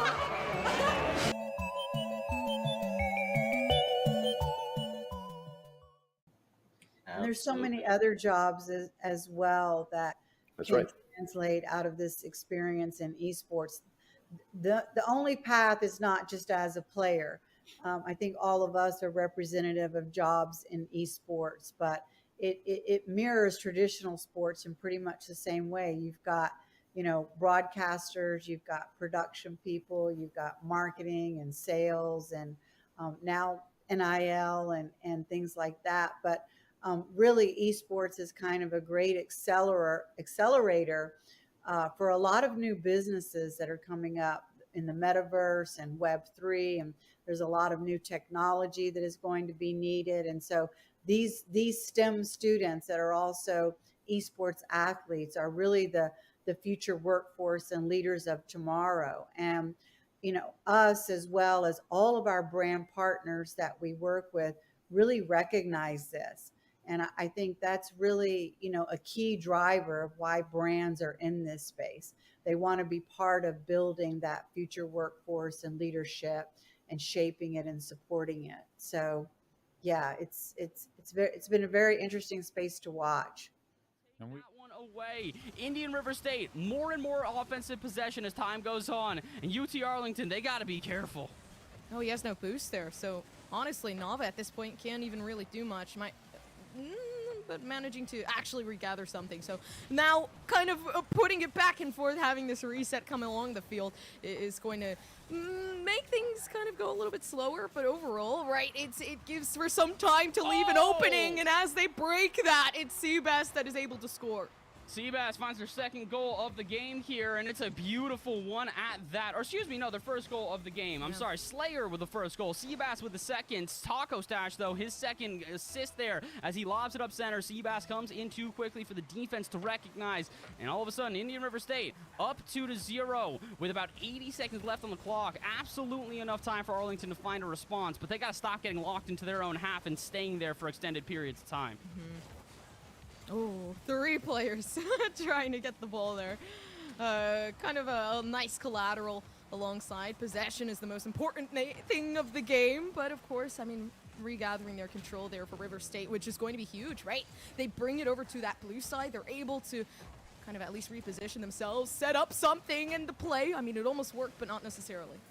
Well, Indian River State continuing on their merry way. More offensive pressure. Now they got to focus on the defense, though, as Samba comes through with a dribble. He's got no boost in the tank, so all he really does is just kind of dish that out to the players waiting in net. The players waiting in net might have to do it again. Seabass sends one to the backboard. Adverse is there to put a shot on. Seabass and Slayer commit, but both of them not necessarily all too precarious of a position. And now, as a result, Taco Stash can go the other way. And with 30 seconds to go, if we see Indian River State just lock their opponents into their half here, that's going to be GG's, and we move on to a 2-0 in favor of Indian River State. Oh yeah, so close. There's only one more goal. An OT that could be made possible. I mean, all they have to do is bring it over to the other side. Samba's looking for that opportunity. No boost allowed, but Adverse. It's just unfortunate. Once again, the boost just completely out majority of the time. They have to try to play before what they have, and then they can't, and then you're stuck in a position where you're 2-1 against River State College. Yep, and I think that's going to be GG's as long as Seabass can spike this one down. Indeed, he does. Gets a 50-50. And Indian River State find themselves on 2-0 territory after a dominant victory in Game 1. Welcome back, everyone. Semifinals aren't on the way quite yet. We are still waiting for quarterfinals to finish up. But while we do wait, we actually have a special guest to welcome on the desk with us. We're going to be throwing to a quick interview here. That's going to be Rudy from UCF, Knights, a player from the last matchup. Hi, Rudy. How's it going? It's going pretty good. It's pretty early, but I'm pretty excited after the fat dub we just caught. Yeah, 100%. So I was wondering, to open up the board first, how were you guys feeling as a team going into this matchup against Blinn? I don't know. Look here, the vibes are like really high. Yesterday we just came off a huge dub. We had to play with a sub. One of our players had some stuff they had to do, and so after we caught a dub with the sub, we knew the rest of the tournament was going to be pretty chill. And so the vibes were going pretty high, especially when we saw the triple Sentinel comp. We were like hyped. We just had to get like 2 rounds on defense, and then we pretty much won. Yeah, so the fact that we got 8 was even better. The fact that we got 8. I want to touch on that in just a minute, but first, let's start with the vibes, the statement. Man, the vibes going in. It's day number 2, which means for a fact you guys already qualified into closed qualifier. How is the team feeling about a chance to push themselves forward into what is possibly that CECC LAN at the end of the year? We're pretty hyped. We went last year and we got top 8 last year. We want to make a return and both beat the teams that we maybe didn't struggle against last year and like make a more of a name for ourselves, maybe bring UCF a title back to Florida. Yes, sir. Yes, sir. The title for Florida, that is what I like to hear. And another season, we're back at it yet again. It's been a 6-month break, but finally Collegiate Esports is back. How does that make you feel? How does it make the roster feel? The roster from this year to last year is actually exactly the same, except for we switched out one player.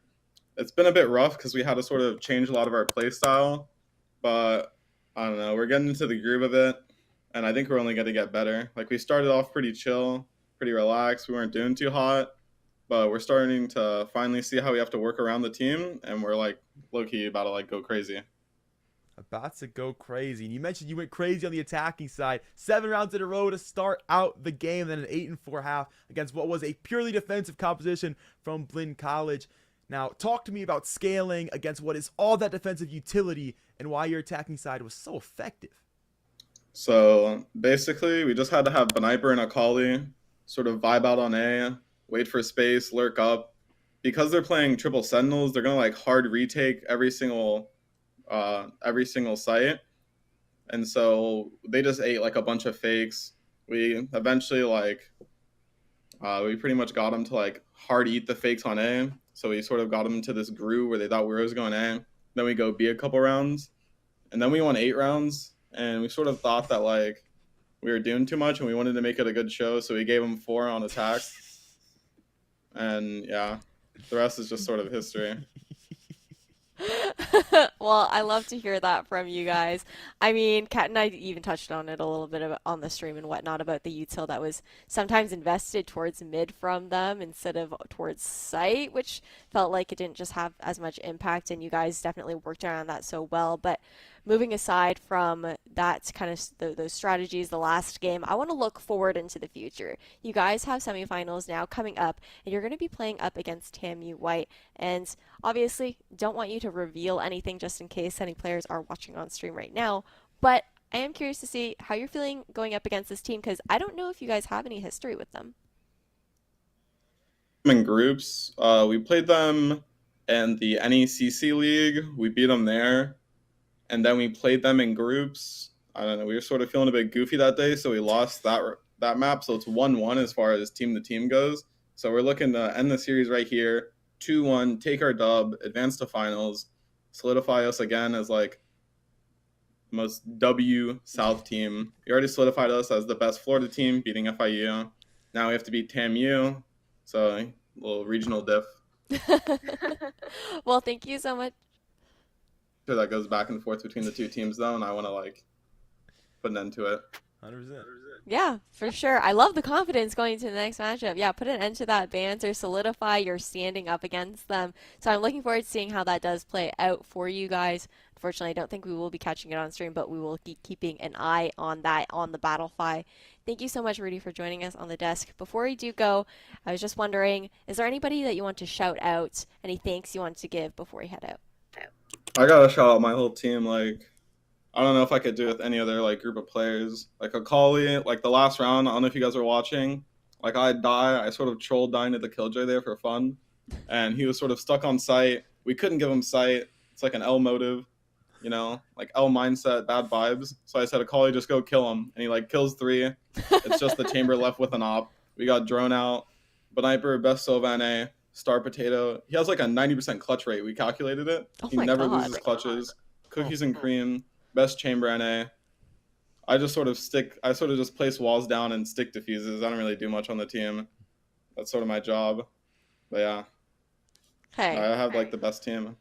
I wouldn't say that you don't do too much. You definitely bring the vibes in this interview, and it sounds like you all jive, and maybe you could be the glue that keeps it all together. I feel like I appreciate how humble you are and whatnot. Thank you so much for joining us on the desk. Good luck in your next matchup, and appreciate meeting you today. Yeah, thank you so much. Have a good day, guys.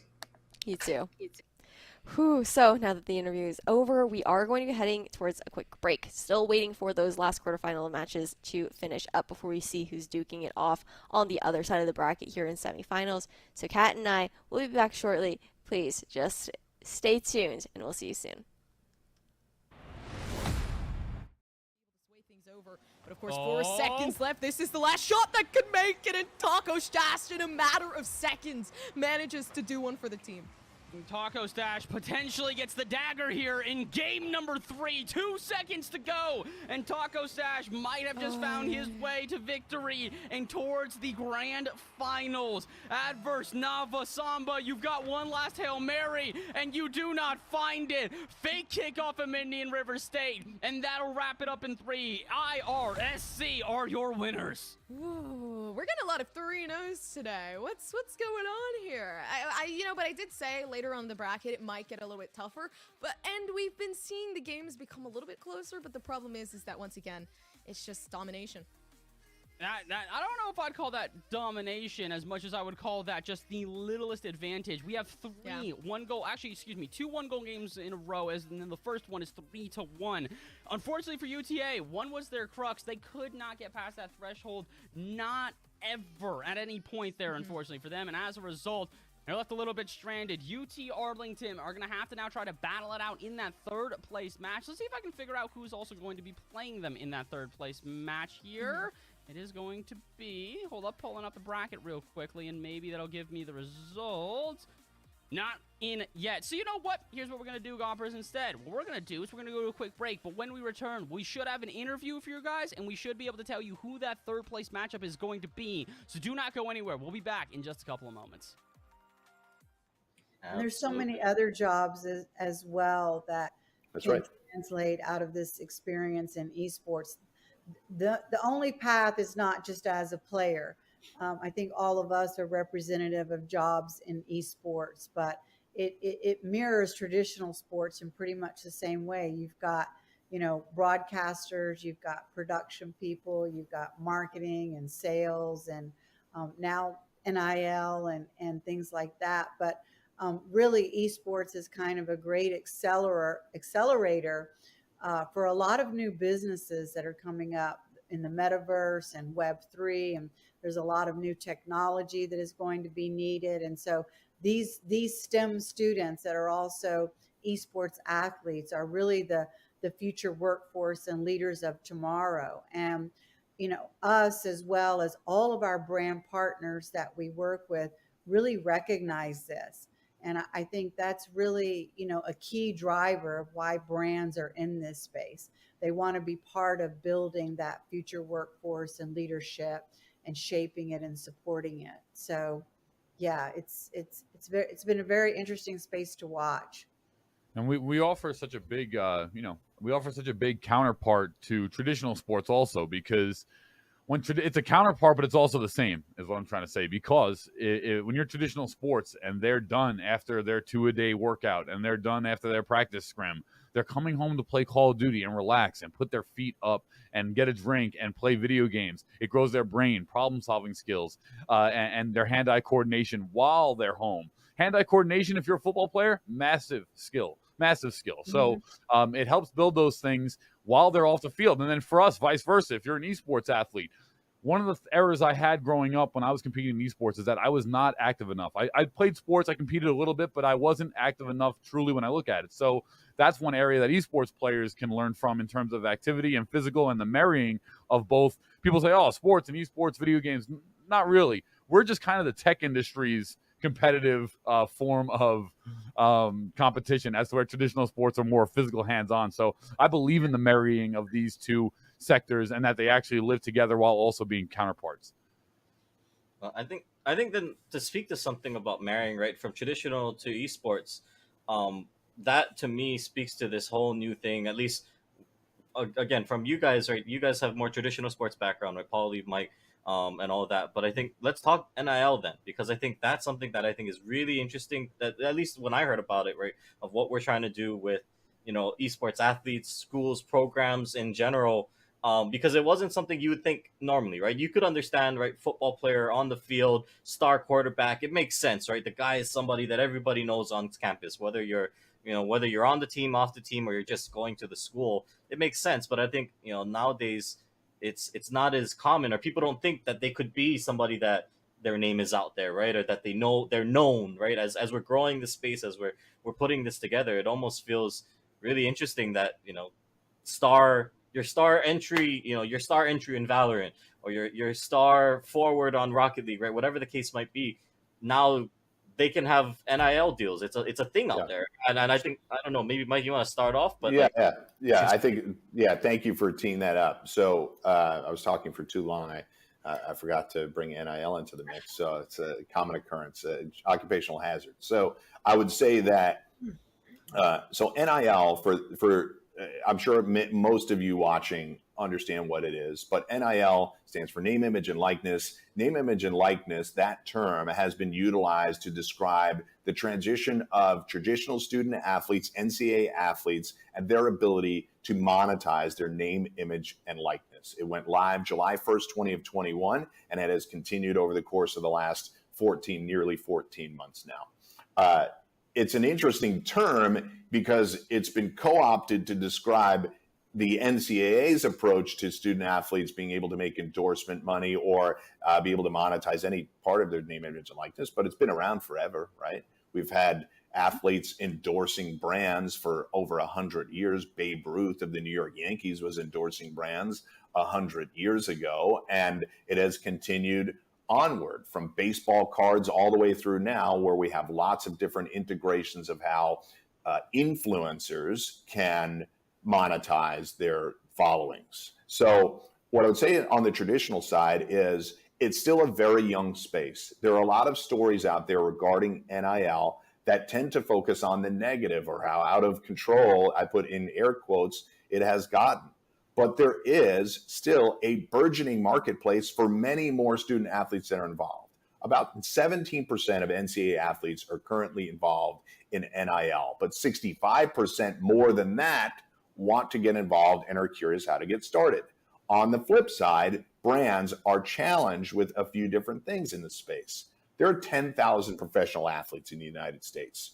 Once July 1st, 2021 hit, and you dump every NCAA athlete into that space, that's another 500,000.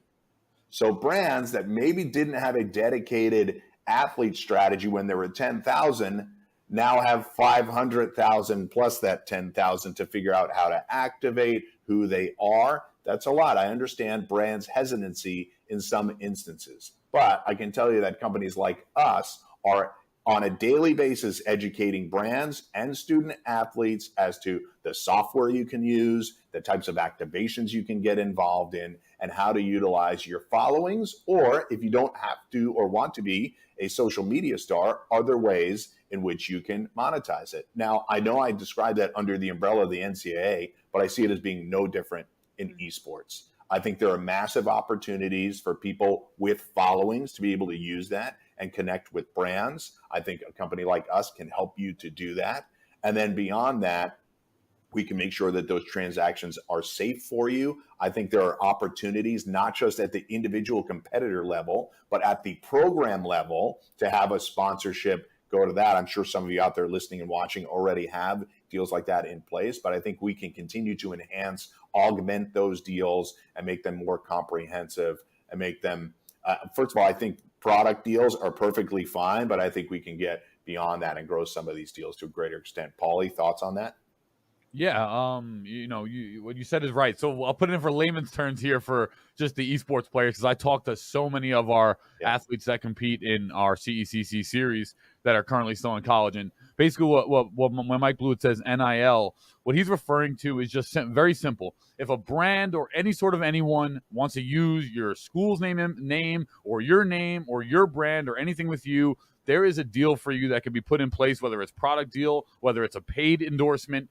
You can, whether you're a macro influencer or whether you're a micro influencer, you can be paid for your services. So most of the people, when I talk to them, most of the, I won't say people, college athletes, they are, intimidated by the word. They don't really know what it means. They've never done anything with it before. And that's what it means. Any single time a brand or anyone at all wants to use your name or do a deal with you or do some sort of activation with you or your school, that's basically what the layman's terms, the NIL meaning comes from. And it's evolving in this space. There are so many brands that want to associate with micro and macro influencers and just get people involved with their products or their services. So all of you, collegiate athletes out there that are competing in esports, very not only are we trying to broker those deals, but also keep your eyes, ears open, and don't be shy or scared to take these deals, because that's what I've heard the most, is that most of the time they're just scared to take them. They don't know what they are. They don't know if they're locking themselves into some agreement or terms that they're like going to give their name away or something too. So this is a really important space, and it's how you're all going to physically make money and build your brands along with company brands. So it's really important to learn, and my advice is to just get your feet wet. Don't worry about shying away. Read the contracts and take some of these deals, because growing your own brand is the future of what our industry is going to be, in my opinion.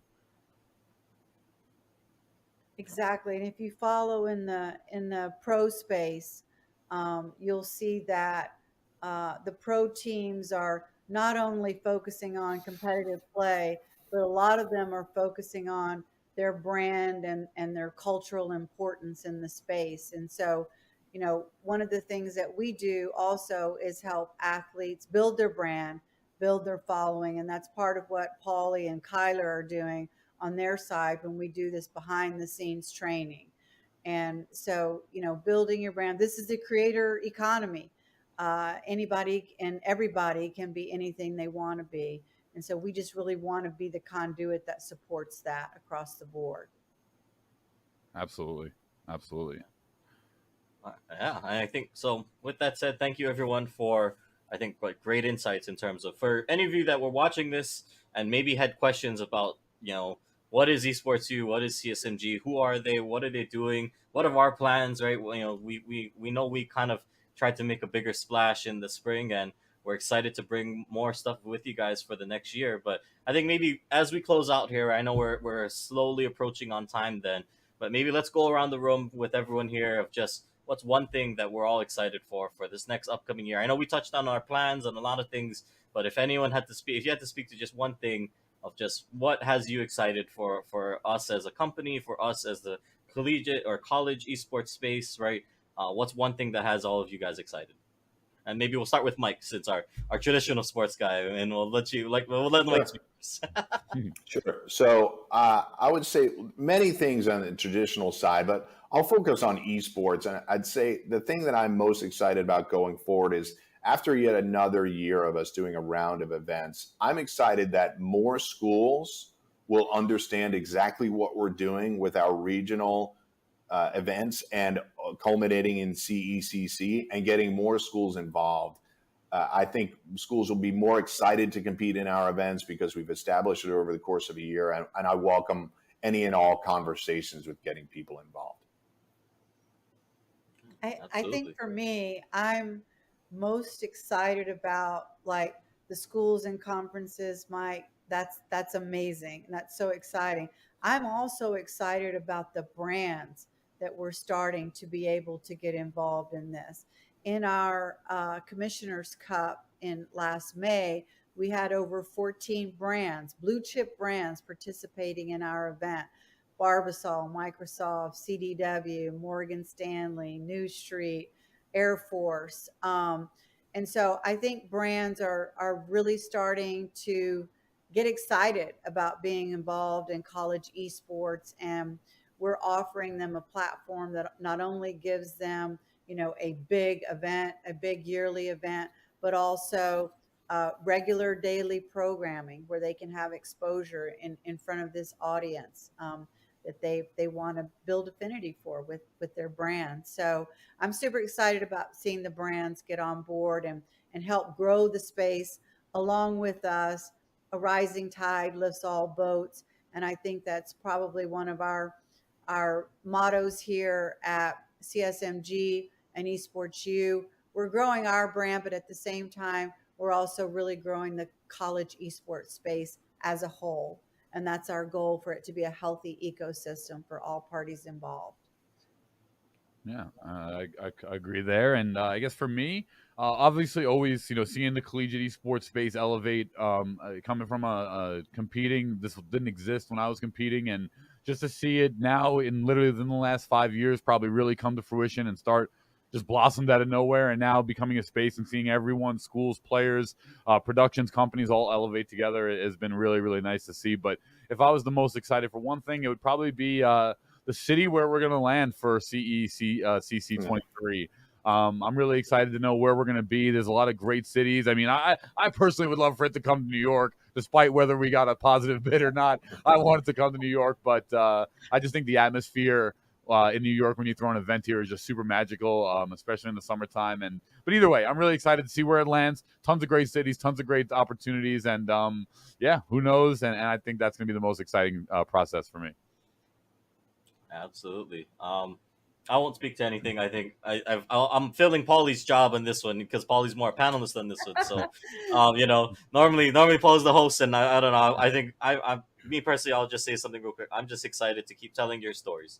If you're a student, if you're a program, let me know. Let us, reach out to us. We just ultimately at the end of the day, we want to tell your story, and I think that's what has me most excited because now I think we're getting to a point where people know us. I hope you guys trust us. And and we just want to keep expanding and growing the space. So with that, Paulie, I won't make you do the weird thing where you got to toss to yourself, unless you want to do that. I don't know. Actually, you might have a way of doing this. You know, let's test it. Yeah. Okay. Right, how do you want to throw to yourself here? Well, that's going to conclude here the future of collegiate with CSMG and Esports U. Thank you so much to Angela, Mike Blewett, and Kyler Tandle for hosting our panel. And now back to myself for the day 3 of the CSMG Coaches and Director Summit 2022.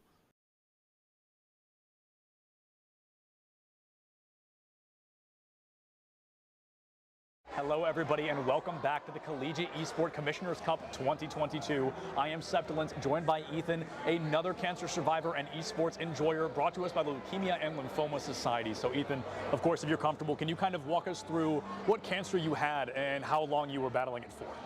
Of course. I have B-cell lymphoblastic lymphoma, which is a blood cancer. And I was diagnosed in March of 2017. And the day after, we started treatment. And we had daily, weekly, and monthly chemo treatment appointments for nearly 4 years. Wow. And then of June of 2020, I finally took my last dose of chemo meds and finished, and I was in remission. That's wonderful. That's fantastic. And you and I were talking a lot about kind of how you have a really unique kind of connection to esports, right? We talked about this off camera, and how you aren't a streamer like Brenda was, and you're not a player, you're simply an observer, you're a spectator, and how even being outside of the game can still be so impactful. So during that difficult time, what video games or esports did you find yourself kind of magnetized towards, attracted to? Esports have always been something that has been close to me, and video games have always been close to me. But it really shone and really attached to me during treatment, because I was isolated. I was in the hospital for nearly weeks at a time. And watching streams of esports, I was able to interact with other people that I couldn't do physically in the hospital. It brings people together. It's a great community. And with video games, I'm able to log on to Minecraft with friends. Right. Go and screw around in a world. Yeah. When they got back home from school, and we could talk and just enjoy each other's time, even while I'm in the hospital. Absolutely. And that's really interesting as well, because you and I had the chance to talk about how a lot of people are hesitant towards esports, right, and kind of video games as a whole, but you give such a unique kind of circumstance about what it can mean to somebody outside of the traditional life, outside of kind of what we've lived in. So if somebody were to kind of look at you and your connection to esports, how do you think you would kind of explain the impact it's had for you? Has it just kind of been that constant flow of positivity in such a dark time? Yeah, I would explain that people are afraid because it's not traditional. Right. It's not something like football that's been here for dozens and a ton of years. Yeah. This is something new, and something that's bloomed from the first computer ever made, and that esports is able to bring people together. It's a big community that reaches all around the world. And that's the most important part of it, that it could reach people that you cannot talk to physically. Yeah. You can all enjoy something together even when you're apart. Beautifully said. Very well said. And before we kind of end our interview, I want to give you the opportunity, if there's anything that, I know you mentioned you don't stream, but if there's anybody you want to like shout out or just say thank you to, or anything you'd want to plug, I want to make sure you have that time. I definitely want to plug LLS, and there's not really anything else I want to plug. Just LLS itself, it's so important. They work so hard. Do you kind of want to explain something that we actually probably should have done earlier? Do you want to explain what that is and kind of how that brought you here? LLS works really hard to fund top researchers and to find amazing things for blood cancer to help prolong kids and adults with blood cancer's life. And they're really important. Absolutely. Well, Ethan, thank you so much for joining us, and thank you for sharing your story. Yeah, thank you for having me.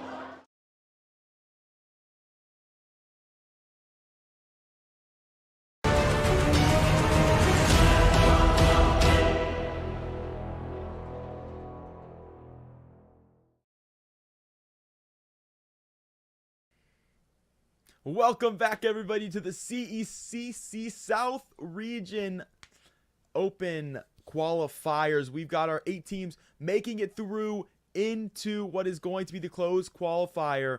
But we've got teams that are trying to play for that seeding, trying to make their run in that qualifier just a little bit easier.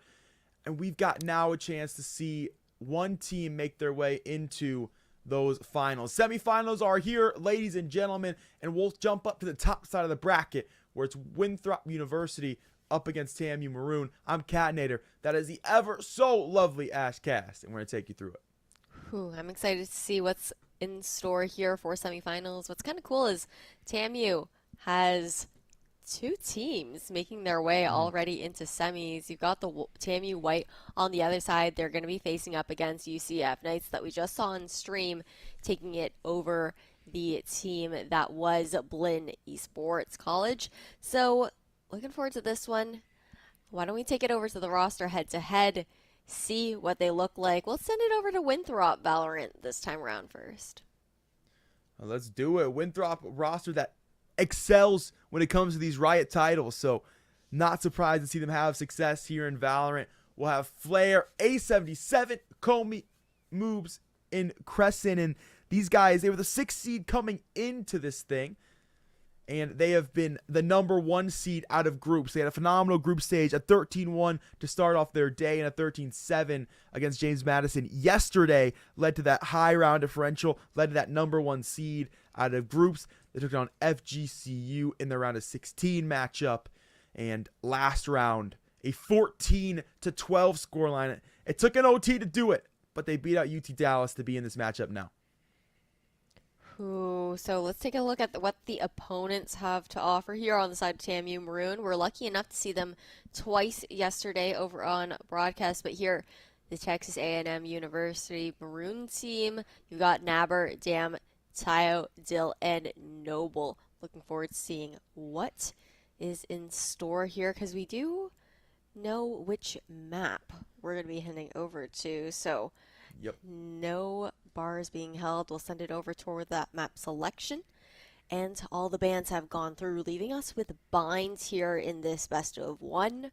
We talked about this a bit yesterday, Kat. Very one-sided map. Yeah, it definitely can be, and at least it was in the showing we got to see yesterday. Bind, always an interesting one. We got the classic Brimstone Astra debate, and we did see the value of that. So curious if that will come back into play today here in this one. And I'm expecting a close series, because not just a Winthrop University overtime win, it was a TAMU Maroon overtime win as well. They took down Georgia Tech 16-14. So they had a secondary overtime on top of the first, and they were able to win that one on out. They're the 5th seed out of group, so things very close in this matchup as we jump into the agent select. Now we'll see what those controller decisions are going to be, and it's looking like the Brimmy, the Stimmy coming out to play. Brimmy with the Stimmy. Actually going for the double controller here, looks like it, on both teams. What on Bind used to be a hard set meta several patches ago, but that was usually actually a Viper and Astra. So very different in that sense, where Brim has like the most limited range as far as it goes for laying down his smokes. But when it comes down to bind, Viper really more so plays that pseudo sentinel and pressures towards the A site with that very lurky smoke in U-Haul with the toxic screen. But I mean, looking over at Winthrop, they're already all locked in. Tamu Maroon still hovering at the moment. And I would assume that's because, you know, they've got that set team comp. How are you feeling about having the Sky as that actually only initiator here for Choose your Winthrop? agent. Actually, on both sides, they're only going with the Sky. Yeah, I like this comp. I think it's super effective in playing against what is their own competition, like playing double controller. I think Sky's the best when it comes to being able to get through Vision Denial, being able to get through the Viper utility, the Sky Smokes, being able to throw your dog and actually be able to see what's happening as opposed to what is a Fade Prowler, getting that early information to feel where util is, to feel where players are, and then having those birds as well, those rechargeable flashes. While that Prowler is good, it's so 150 HP for a bird is absolutely crazy. It has so much value. It doesn't give you that consistent ping, and then you also don't get the chance to recharge and just keep throwing those things down. So defensive control is very nice for Sky, and she's a staple, I feel like, on the B-side defense in terms of throwing flashes down out Octagon. I think that's a really good point to make with the Trailblazer. You have that peripheral vision. Like you said, you actually get to see through the eyes of the Trailblazer itself. Meanwhile, with the Prowler, it kind of falls off, considering the fact that you actually have to angle it so that it's checking those corners as it won't auto lock onto somebody. But to kick things off, we're going to see the pseudo sentinel role being played more so towards the B side with that large toxic screen to be popped up there. That typical kind of lurky one to divvy up U-Haul from the rest of A site. And it looks like it's going to be an A side split here for Winthrop to start things off. It's the classic Viper utility, the toxic screen to make space into short. And then the poison orb to go down for lamp. Damn, gonna love this utility, to be honest, because they'll be sitting on the shorty. Sky Smoke gonna go down. It's that very much split default. Push on its way up towards shower. The wind dropping. The buddy system's gonna take that space to the raise and the brim. See the implications are later in the round. That Trailblazer coming through. Comey will be spotted. We'll shoot it quickly though, but it's the only player spotted, so TMU no reason to move. Meanwhile, you've got a double lurk here on B. Nobody on site. Both players going to be playing towards Hookah. You see one pushing out, trying to check that market flank a little bit. Some presence being shown with the guiding light. Investing into the Seekers with this ult orb as well. And it's just going to keep this attention here towards B as you have Winthrop moving over towards A short. A Molly to come through, but they don't know that Comey's already actually all the way pushed up, but it doesn't matter. One peeking out through front truck. The TPs to be taken now over towards B here. And Winthrop down B. Suddenly are whittled down to 2 players, both without the spike, stuck on B site in a pinch. TAMU, the trust in the teammates there, just jump it down towards Hookah and trust they're going to have those frags. And well, they certainly did. Players stuck towards Hookah. There ain't no way out of this one. They got to get to the front of sight, got to get a plant down. Crescent's found one. A second with a headhunter. No time for the plant, but a little showmanship before the round does come to a close. Another to go with it. Looking for the Octagon player. Why not? One bullet in the chamber. Taya, will he give the peek? Will not. So Tammy Maroon, they'll take the round. Taya will lead with his dignity. It's a 1-0 scoreline.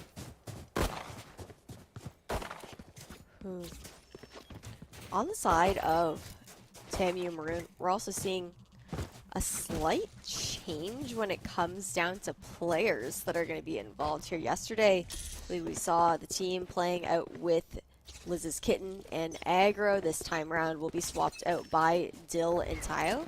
So it's going to be curious to see if that does make a difference in their performance here for semifinals. The guiding light to come out already towards showers does give out that information. Unfortunately, the swings aren't able to come through, but a lot of poke damage done at the very least onto that Sky and Raze here. Going to be expending that overgrowth, get those heals all charged up, but Flare, only 22 HP, does manage to dodge the paint shell, still somehow getting quite a bit of damage value off with that line. Is that one's dead? Oh! What? Crescent massive last round and gonna have a big pick with the frenzy on the Dill. Trap The destroyed. gun, if they can secure it down towards CT, gonna look to do so, and has picked it up. The shower player not gonna spot it. Pressing all the space. CT, but caught by the ghost. Tayo easy on the one tap, and Noble will finish A77. It's danger for a moment, but it's thwarted by TMU Maroon. They've got their second round. Even though Flair wasn't really able to glean a kill off of all of those shots, still did so much poke, forcing TMU Maroon to reinvest into those shields. And what we're actually going to see coming out from them is the operator really early in round number 3. Okay, no.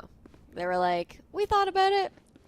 What if we lose this round and put it up in their hands by accident? So they're going to hold back on that. Save that for the next one. Just go with the ghost for now and those headshots with the headhunter. Early guiding light once again to get this information. Damn, going to be completely overwhelmed. Flooding into showers here. Flair with the first 2 bloods. Massive entries to come through the shower. Will absolutely win out on those gun duels, and Comey is going to take the space into short in the meantime. Now looking to step forward out there. Orb straight into trouble, and Moves happy to pick that one up. Still Winthrop winning out these gunfights. Noble now close contact. Over towards Lamp. The Viper to swing it. Will have the quick trade on their raise, and looking for the spray transfer. Runs out of bullets, but Moves will have plenty to finish the job. 1-2 as Winthrop will find their first round. 4 guns kept up. Not much found from the bonus. And already we're going to see the showstopper online here for Flair coming into round number 4. There is an operator now being invested here by Tile. And so I feel like that showstopper could be a pretty big round difference maker for an explosive entry towards site. As far as just trying to convert the round, ensure that they can continue to amass or regain, I guess, the momentum they built with the first 2 rounds under their belt. It's going to be Showers that Tayo has elected to hold the aggressive angle through. Checking very tight corners. Crescent's just around the corner, but not quite peeking yet because they don't know where the op is hiding. They don't even know that there is an op in play. You could guess based on the amount of credits that they had in the bank. But a very quiet round so far to start here from Winthrop. It's very different from the Showers aggression we've seen from them. Yeah. Yeah, no fight for Shower Control. They've been putting 2-3 players on that side of the map. It is interesting always to see that change of tempo, and they've been clean on the adjustment because lurking in wait is Tayo in that department instead. An operator in hand. Winthrop scale towards B with their util. The Roomba to get up the ramp, and they'll slide back now mid-market over to a short. Looking to make a lot of noise towards short here. Showstopper comes out like mentioned, and unfortunately does miss its mark. Oh, rendezvous away. Yeah, it does come through. Rendezvous out. Showstopper expended. Plant will go down, but it will be a 5v5 on this retake. That it will. Even strength for both sides of the coin here. Molly going to come through to stall for timing onto Lamb, so that will be initially controlled by the post-plant team. Seekers are out for information. Comey stuck by the nade. It will go under the bench, though, so he'll survive. Moves will pick up 2, and Comey, he grabs the frags. Bench takes to the blast shield. He's picked up 1, a second as well with the jumping classic, and Crescent has a frag off screen. 2-2, as Winthrop will hold on the post-plant. Will keep guns alive as well. That nade interaction is so silly. That is unfortunate. Damn. The rest of the paint shells, the spread just tucking under, not doing that damage. It's a tough angle to clear with the nades because of that fact, in case, you know, it does slip under. But now, TAMU pushed onto that eco rounds, and Winthrop elected not to pick up the operator. They didn't want it on the attacking side here on bind. A default spread here from Winthrop. Early guiding light to go out towards Hookah. Nothing quite yet. As I say that, though, the TP through long does come through, and Winthrop were there to shut it down. TAMU did try to equalize, but still seeing themselves with a 1-person advantage here. But Dill holding the fort down here on B. 3-on-3. The initial 2-round dust does set on the team, flooding out of Hookah. Dill will be caught on the timing, and Moves has that one on the waterfall in. Plant will go down for Winthrop. Roomba has nothing, so they've got plenty of time to really secure extra positioning. Zico players, see if they're able to find anything here. So far, so good for TAMU. They can grab a couple more frags, and Teleport's ready. looks like they can. Tayo's picked up moves. That side opened up. Swinthrop has opted to play elbow instead. Comey's going to have the chance for the swing. So TAMU can play the buddy system right. This one's doable. Oh, Tayo no. with a new rifle has picked up a 3K. Player with the paint shells in hand. Can't get the gun back out in time. And Tayo's found a 4K. It'll be a thrifty round converted for Texas A&M. A thrifty round converted and ended because in the post plant, both players on Winthrop were caught out with utility in their hands, no guns to be found, no shots shot. Right here. And now TAMU are finding themselves with a 1 round advantage, taking the lead over Winthrop. And we're going to see 3 ultimates online for this side as well. The Seekers and the Showstoppers will pair together very nicely in any retake situation here for TAMU.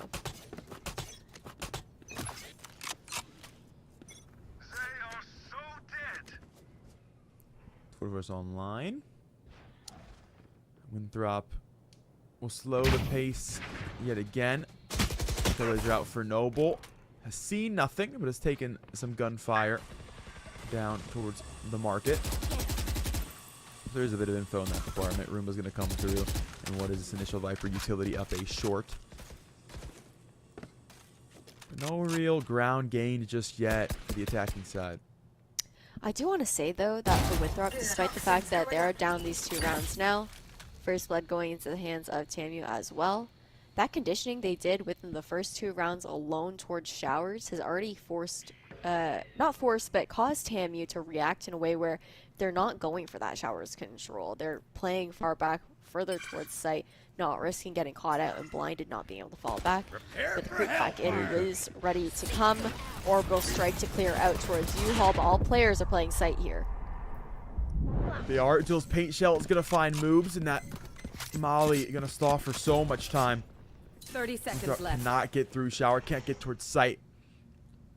They've hit the brakes. They'll pull the back pedal, and right now sitting in spawn with 20 seconds left. Full rotation. Not an easy task, and it won't happen. So Winthrop will take 2 guns out of this round.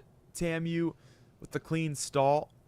I'll your point the fact that no one in TAMU wanting to mess with Shower allows for Winthrop the opportunity to use it as that pivot point later into the round, an opportunity to jump into it to try to execute sight. But it's fantastic utility with the paint shell, the molly, in that sky smoke to still deny the look, even if not having physical presence in the area. Nice adjustments to come out from TAMU as well towards a short with the toxic screen that does come through to cut off the U-Haul portion, knowing that Orbital Strike was online. They completely avoided that utility, just played sight. We were able to play the trades. No one was isolated in that zoning. But as we head back into this, Winthrop, with the 2 guns saved, are going to manage to have a full buy going into this round because Crescent will have the total balls to pop here. Lurking towards Showers this time around. Changing locations will get that peek and a very tight angle to take that drop down on a 77. At the very least, Winthrop, they do run the double controller composition. So have the Viper to still work with, but placing down that toxic screen early on also leaves with a little less flexibility in the late round if you lose your Brimstone early.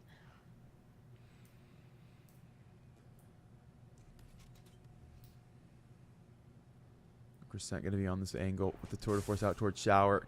Could cause the second Brimstone to fall as well. See if that peek comes through. Into the scope, but out of the round. Stam will pick it up to the back of the site. Gonna tuck the paint shells straight into danger. As Flare has 1. The opposing raise another. As Comey gonna fall on their way into Lamp. Showstopper out for Dylan. Well, he'll stop 1, but he will be traded out. So Flare will pick up the 3K. Moves in CT. The spray down opportunity, and he has it. A 1v2 for moves and a win it out CT close range. 3 to 4. And he'll grab the op as well. Really well played by Moogs. They're already having backside control of A, knowing U-Haul was cleared out by his teammate. Then going to try and push for an early engagement in the backside, pushing towards CT, turning a 1v2 situation into, well, a 1v0. I think Moogs is maybe thinking, okay, I'll catch at least one of them off guard, but it ended up paying off, I think, a lot more than expected during that round. So well done by him. And speaking of moves, we'll be seeing those Seekers sent out as well towards A short, but the reality is that they're looking towards B for the execute.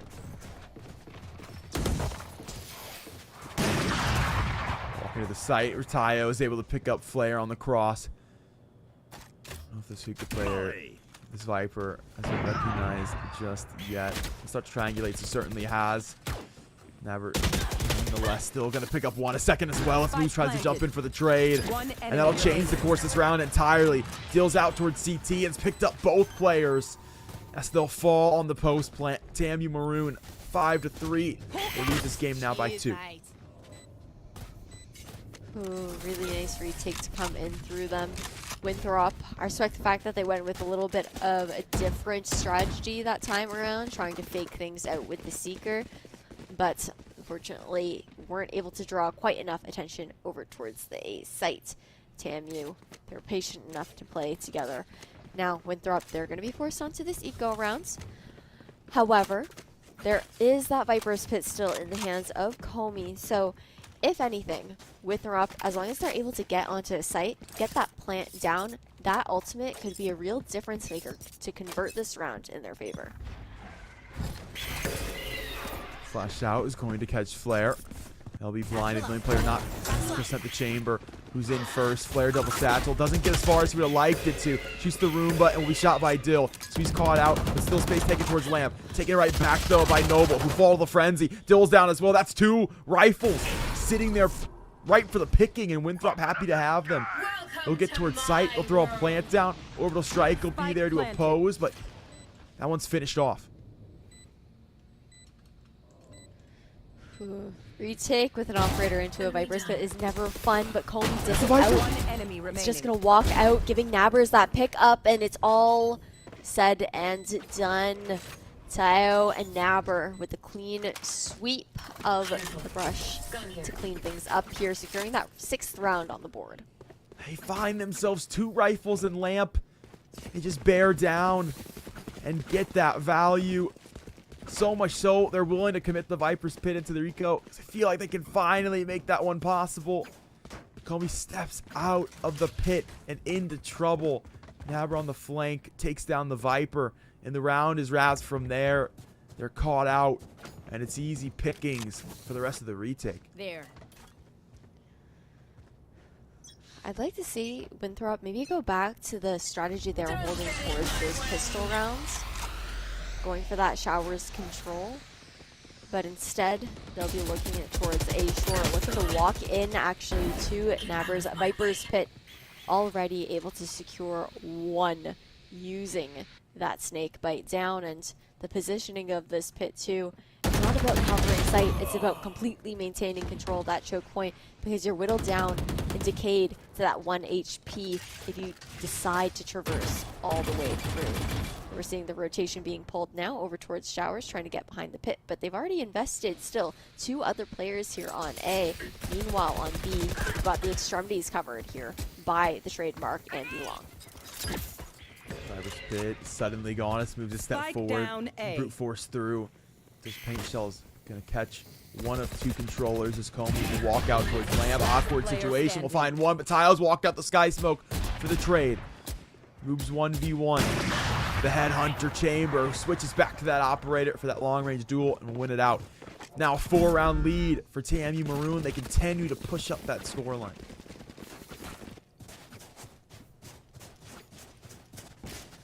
What's interesting is I feel like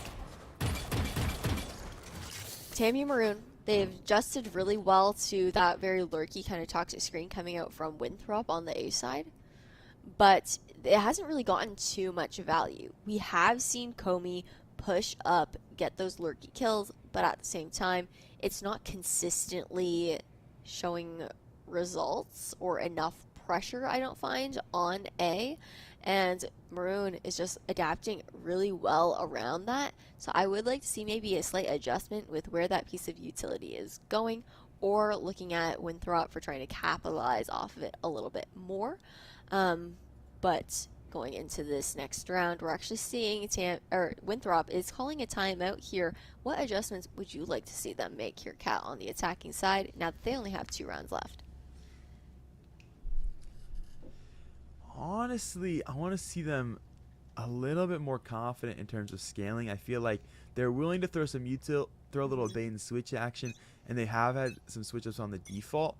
I feel like they won't put themselves far enough in to really be able to take space and occupy it. I mean, we got to see them occupy space over towards Shower in the early couple of rounds, but since then, it's been this walk back and forth. They see utility, we move out the way, we get out of there, we don't want no smoke. I need them to play a little bit further forward, and when they do take that space, keep a player there, occupy it so they do have more options. It feels like they have to play pretty hard into contact in the last couple of rounds, and just not giving themselves enough avenues to really have other options. There's also, we already saw that early orbital strike going out towards the backside of B, but with the positioning, like you said, lacking the ability to scale off of it. They're gone. That orbital strike used for nothing. Doesn't even get really any tags down on TAMU Maroon. I think maybe a little bit of damage onto their Viper, but otherwise they didn't take space with it and now have given up that control towards B. Hookah opting instead for this shower, or for the U-Haul lurk that does come through. Crescent though with the first blood onto Dill does make quite of a difference maker, but regardless, Dam looking to more than equalize as they raise numbers in their advantage once again, and a late rotation now towards B using those TPs. Yeah, I'll see they're able to scrap together off of this one. The Seekers on the scenic route right now, and are going to throw that plant down. This is the eco, so it's not going to be an easy post plant by any means. All these players going to try and get their way through into CT. Tiles picked up one, a second as well, and Comey running for their lives, trying to find these shots, but the Sheriff has one, but that's it. A 3K for Dam in an 8th round for TAMU Maroon.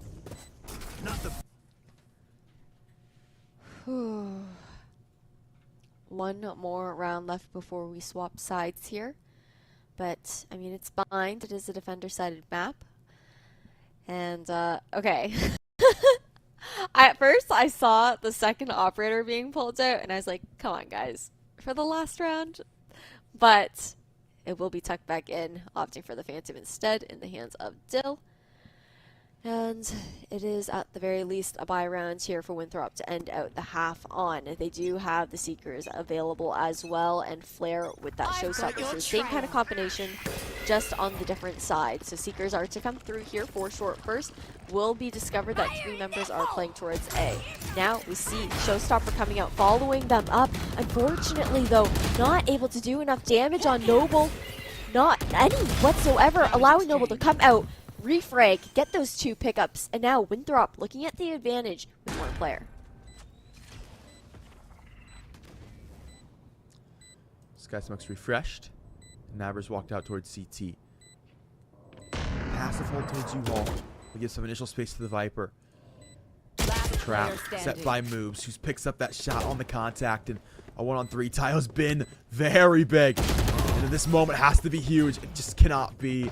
You want to play? He's gonna have Let's it play. from over and Shower. Switching Still sides. 4-round deficit though, when all said and done for Winthrop. Ooh. Swapping sides, and now we're gonna see Winthrop on the defense, TAMU on the attack. Mirror compositions for these teams, and so far TAMU Maroon is finding a little bit more success. And we're gonna see that same toxic screen coming out for that U-Haul lurk here. Already adjustments coming through from Winthrop, seeing that, knowing that, okay, we're not going to play in U-Haul. We're not going to try and contest that for now, despite the information it may give. We can always re-clear it more so later. As I say that, 1 member will move in for more of an early jiggle to check out short, but otherwise likely see them fall back. Aiming for that Showers control instead. Winthrop really looking to control the extremities of this pistol. Woo. Spike down B. Well, consider I'm controlled. Crescent stepped out. We'll take down the controller. And Dan will fall to the back of Fountain. That'll make this push ever so difficult for the Texas A&M main roster. They'll still look to scale regardless. Nabber will be here. We'll have Noble for the flash. Crescent will turn it and will catch the frag regardless. Maverick will fall, and now they're on the hunt forward. Noble will find both regardless. He's traded out the first 2 frags, and it's even numbers now. Guiding light to come through to continue to sell this fake towards B as they make the rotation. Because Tayo, who's lurking towards showers, is now claiming front sight of A space, clearing things out for the team. But the silent rotate back here from Winthrop. They took a little bit too much time with the rotation because there's already 2 posted up. They don't quite know that Tayo is here on triple yet, though, as Flare continues to jiggle towards. Will hear the plant be initiated. Paint shells to come out. Noble being low, gonna have to fall off there. This also baits out a peek from Tayo. But more stalling utility to come here to delay this plant.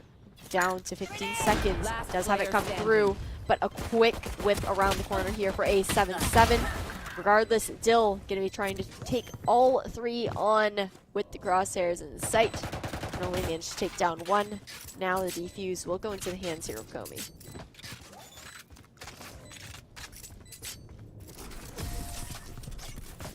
Defuse secured, and Winthrop will find themselves the pistol. Win this next round out, and they've got themselves just 2 rounds away. It's that first shot from Crescent. And that second as well is absolutely ridiculous coming through. Puts them at that original numbers advantage before Noble comes around and trades things back the other way.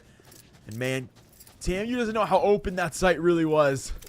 Hindsight, definitely 2020. They spent so much time fighting over towards B long. You almost think, okay, this team surely they've came over on the rotation. Nah, they were still over towards A, so met so much oppression when they tried to throw the plant down. And look at this really aggressive showers push to come through here. Doesn't matter because Winthrop, they do have the Spectres in hand, and it's an easy cleanup as Winthrop take it down with the flawless rounds here in showers. 6-8. I mean, that's tough. Showers, you're just funneling your cells through that, like, 1 funnel point. And with Spectres in hands, it's just a spray and pray, get those shots down, quick little replay. That was the fastest round yet I think we've seen today. Ain't nothing like a little Spectre spray close range on the anti-eco. Makes you feel alive. Winthrop gonna have themselves a chance for the bonus now. Flash turning quickly by Noble. Will throw one of his own. Just 3 players up here towards Octagon. This Trailblazer will see one of them. That's a nice play from Winthrop to not give that info away. You're going to have the trap card hoping to activate, but for now it's scaling on the other side of the map. Toxic screen to come up. Comey's thinking about dipping in. Will go for it though. Able to get the drop on 1. Hiding through the poison orb. Getting through the TP as well, so out scot-free here for Comey, and the rotation already through for TAMU. Should be able to exit freely. Will fall back, and it'll be a full retake here for Winthrop through CT. Crescent prying back to the site. Nice play from Comey, but man's got no help now on that site, so it will inevitably go down. Having to try to deal with what is the brunt of that push, all on their lonesome. Tayo going to be on the flank here. He's going to spot the back of Moobs, and trigger discipline never hurt anyone. Tayo will pick that one up, and now the retake on its way. They've occupied back of sight in heaven. Sky's about to go down towards shower, and Damn still bent. Will pick up 1, deal another. Damn on the spray will take so much damage, and Tayo will come around to finish the round. 9-6. TAMU Maroon will have themselves the inside bonus.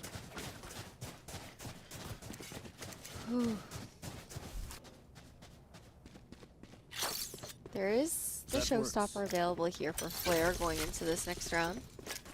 Nova's also only 1 away from having the Seekers online, but I think what's important to also take note of is Winthrop is very much so prioritizing the monopolization of both of these ultimate orbs, playing for the extremities and leaving Hookah and Shore a bit more passive, always going for that showers control, instead going for this deep B long smoke to ensure that they can secure that ult orb in hand, play that crossfire as well. So it just takes away the opportunity from TAMU to get those ult orbs amassed under their belt for these site executions. So far forward on the shower, and will be rewarded for the Optimism. It's picked up one. The Maroon side will take themselves in to hookah. Toxic screen going to be in the wake right now, so they'll wait patiently for that fuel to run out. About 5 seconds from doing so. Toxic screen will drop. First blood into the hands of Nabber, tucked tight into the corner. A77 though, quick to refrag, and now TAMU looking to scale up. Dill still somehow secures that last pick before falling prey to the snake bite, and TAMU are looking to flip the site now, planting towards CT after hearing this TP come through from Crescent. A 1-on-2 and a smoke in the way. Crescent has to weigh the options, and well, the options get a little heavier when there's an operator right in front of you. So Crescent will head for the hills. Operator secured out of this round, and TAMU take a 10th. Waiting patiently, but I mean, on the side of Winthrop here, it seems like in this mirror composition, they're struggling a little bit up against TAMU, who's, you know, you would think that they would kind of know the ins and outs, right? If this is your comp for the map, you would expect to know how to counter it a little bit more. Not to say that it's not a close matchup.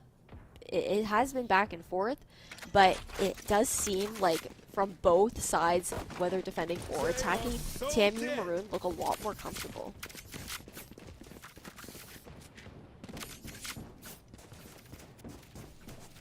Yeah, 100%. I mean, it's you run this comp, big dog.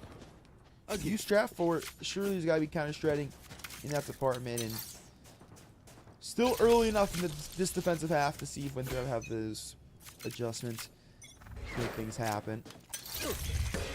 They'll get the Viper utility to shower into this round, and Crescent gonna step forward again, but on the other side of things, A77's off, picked up one toward a force. Will find nothing as it's forced to rendezvous away. The Trailblazer will be there to force him off the angle. Rotation already being called, but with presence towards short here from Chayo, the Brim might actually decide to fall back, but Winthrop, they feel like it might be a fake, but they're faking themselves out. Noble just making enough noise here in hookah. But it is also this eco round here for Winthrop, so you gotta try and play numbers as much as possible. Play that cheese if you can. Make these fights unfair when you're already in the disadvantage. The poison orb timing is going to stall out a push up through short, though. Winthrop able to buy themselves a little bit more time as TAMU are a little bit nervous. They don't want to walk through at the risk of maybe a shotgun waiting on the other side, but all there is flare. Showstopper in hand could be a big play here, but very quiet presence here for TAMU. Maroon is not going to get that likely. 30 seconds left. Be good for 1 second. Can't come through. Out of bullets in the gun, and Dill will have to trade. Waiting on the orbital strike from heaven is Winthrop. They'll throw it out now. Let's stall for time. It's 18 seconds. They can get there quick enough. They might be able to deny a plant. Noble's taking down Comey. And that plant is going to go down. The molly's through, but it's just too little too late. So Winthrop has to try to make a retake possible. Suddenly, you're questioning this ultimate here on this eco. Dill's picked up moves. Back of the side is Crescent, and he's gone too. Snowball has it from triple. A77 stuck in heaven. Does have the op though, so would be able to carry that into the next round. Likely going to see if they can go for some exit frags here before backing off, saving that for the chamber. That is going to be the case. Not going to look to stick around for too long though. But we're seeing TAMU Maroon now run away with that 11th round on the board. It's a tall mountain to climb here from Winthrop if things continue to scale to the way that they are, because TAMU Maroon seem to be rolling with this momentum. Absolutely. 2 up saves in a row is tough for Winthrop. This time they're able to buy up better around it. We'll see if that is a differentiator here for them. That double up looked promising towards the start of the round. Definitely could tell TAMU wasn't expecting the Brimstone to have that operator. But still, weren't able to convert at the end of the day. A round that you're going to need for Winthrop. Can't break the eco and be looking at a match point. You need this round win. Viper's pit available here again for Winthrop. Attacker spawn.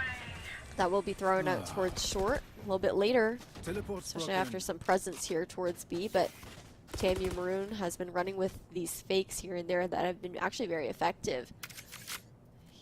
But now we're seeing a little bit of a different showing here from Winthrop, not playing those extremities nearly as much as we had seen previously.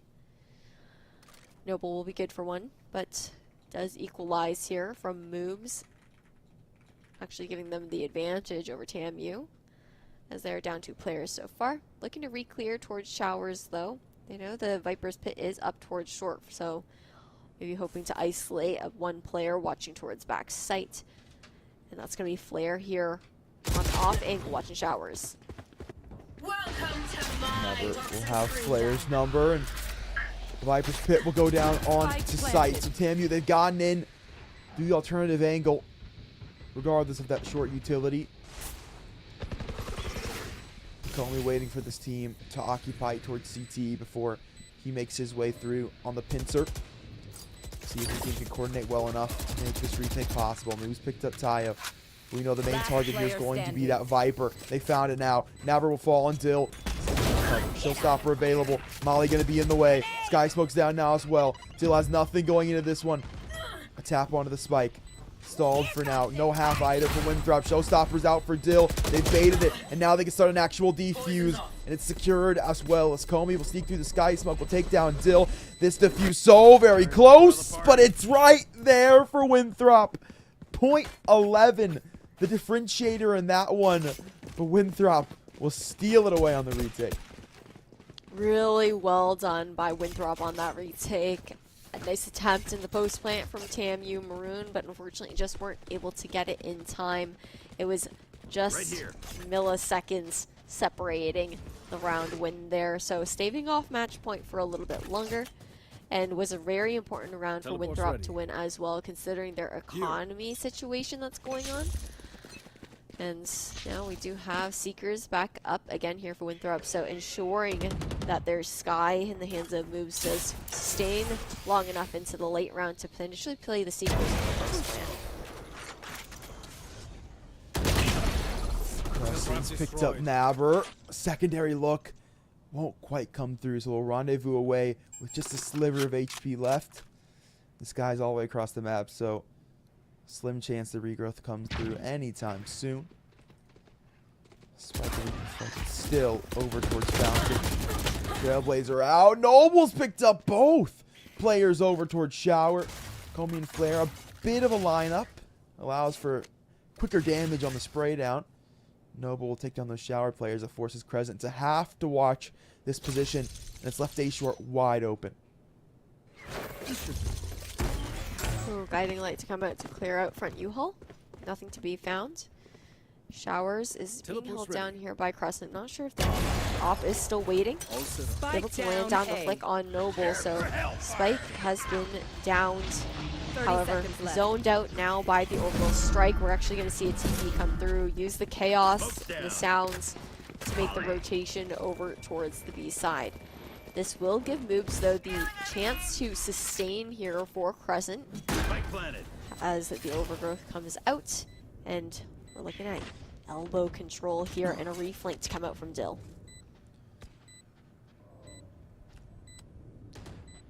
Buddy system over towards elbow, and Winthrop have managed to occupy the site thus One far. enemy remaining. Crescent op looking towards Hookah. Peak will come in on loading time. Dam has picked up moves. 1-on-3. The op player has found one. Leading ace to win out this round. Both players weak towards elbow, and a rifle's picked up for Crescent. They're gonna have to spike. This swing's gonna come through so very quickly. Dam's picked it up. So find it through the box. It's 12-7. It's match point. The Texas A&M's main squad.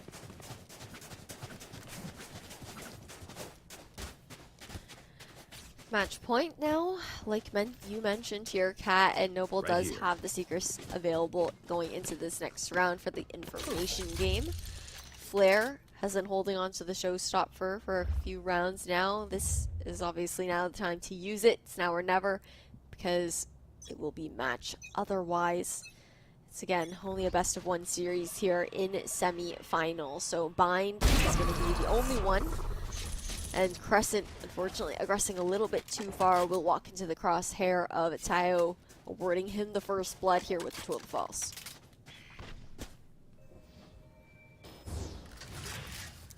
Walk up through Hookah and even beyond.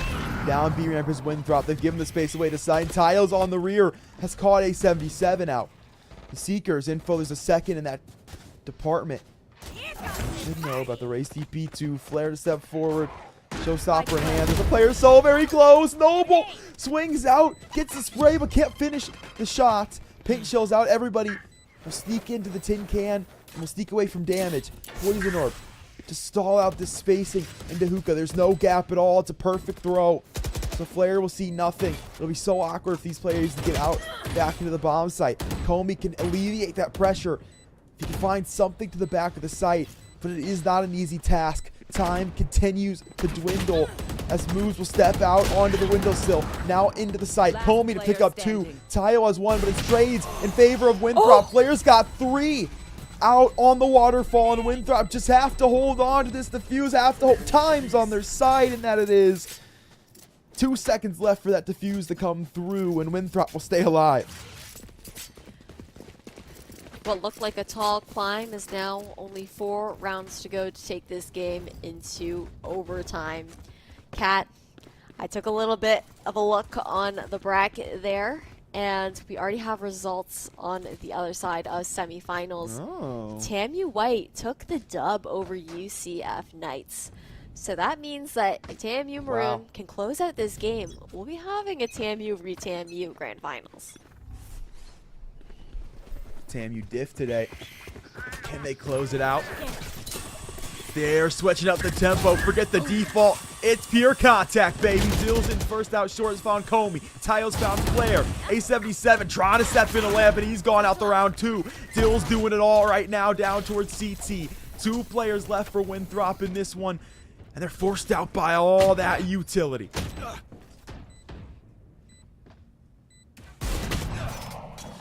Shot's gonna ride for Crescent. That one can't be caught either. That's a big moment. That's not going to come through. 2 looks from the Tour de Force, and neither going to land. Out towards CT first at the chamber. He'll fall to Tayo.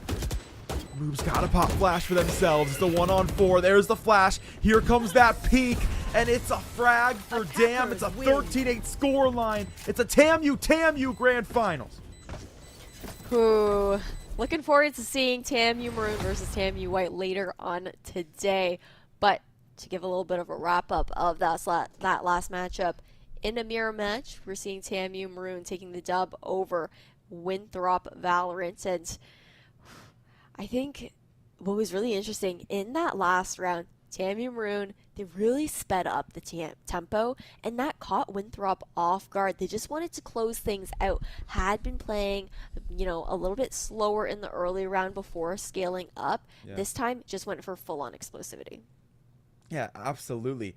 And I like that call, too. I mean, we saw Winthrop walk it down B-ramp 1 round prior, so the knowledge that this team's playing a little bit quicker. I mean, obviously limited utility in that round, but still the fact that that team is playing forward. So let's take advantage. Let's meet them. Let's blunt force it, and having the extra members over towards A short, even if there was aggression there, it's the confidence of, well, we're going to have the trades. It'll be all good. Able to walk through, and ironically, there's nobody over towards short. I think a lot of that comes off of Viper utility conditioning. So, I mean, almost every time we see double controller on Vine with that Viper being that secondary controller, it's always toxic screen to cut off the look onto sight. It's always a poison orb going towards lamp, and no one ever messes with short. You just understand the Viper's got it. Hey, it's all yours, man. You have fun. You do what you will. So no attention towards short. I mean, that utility's every single round. It's there for Texas A&M. So no one's ever playing short. They recognize a fantastic call from the IGL of the roster, and it's gotten them that ticket to Grands.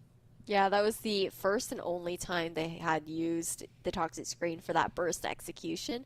Sometimes not putting anyone there whatsoever, sometimes a lurk up, but catching them off guard. And now, before we do head over towards Grand Finals, which is going to be the only best-of-3 series within this event, we do have the bronze match up first. So on the other side of this break, while we get these lobbies set up, please stay tuned here for UCF Knights versus Winthrop Valorant.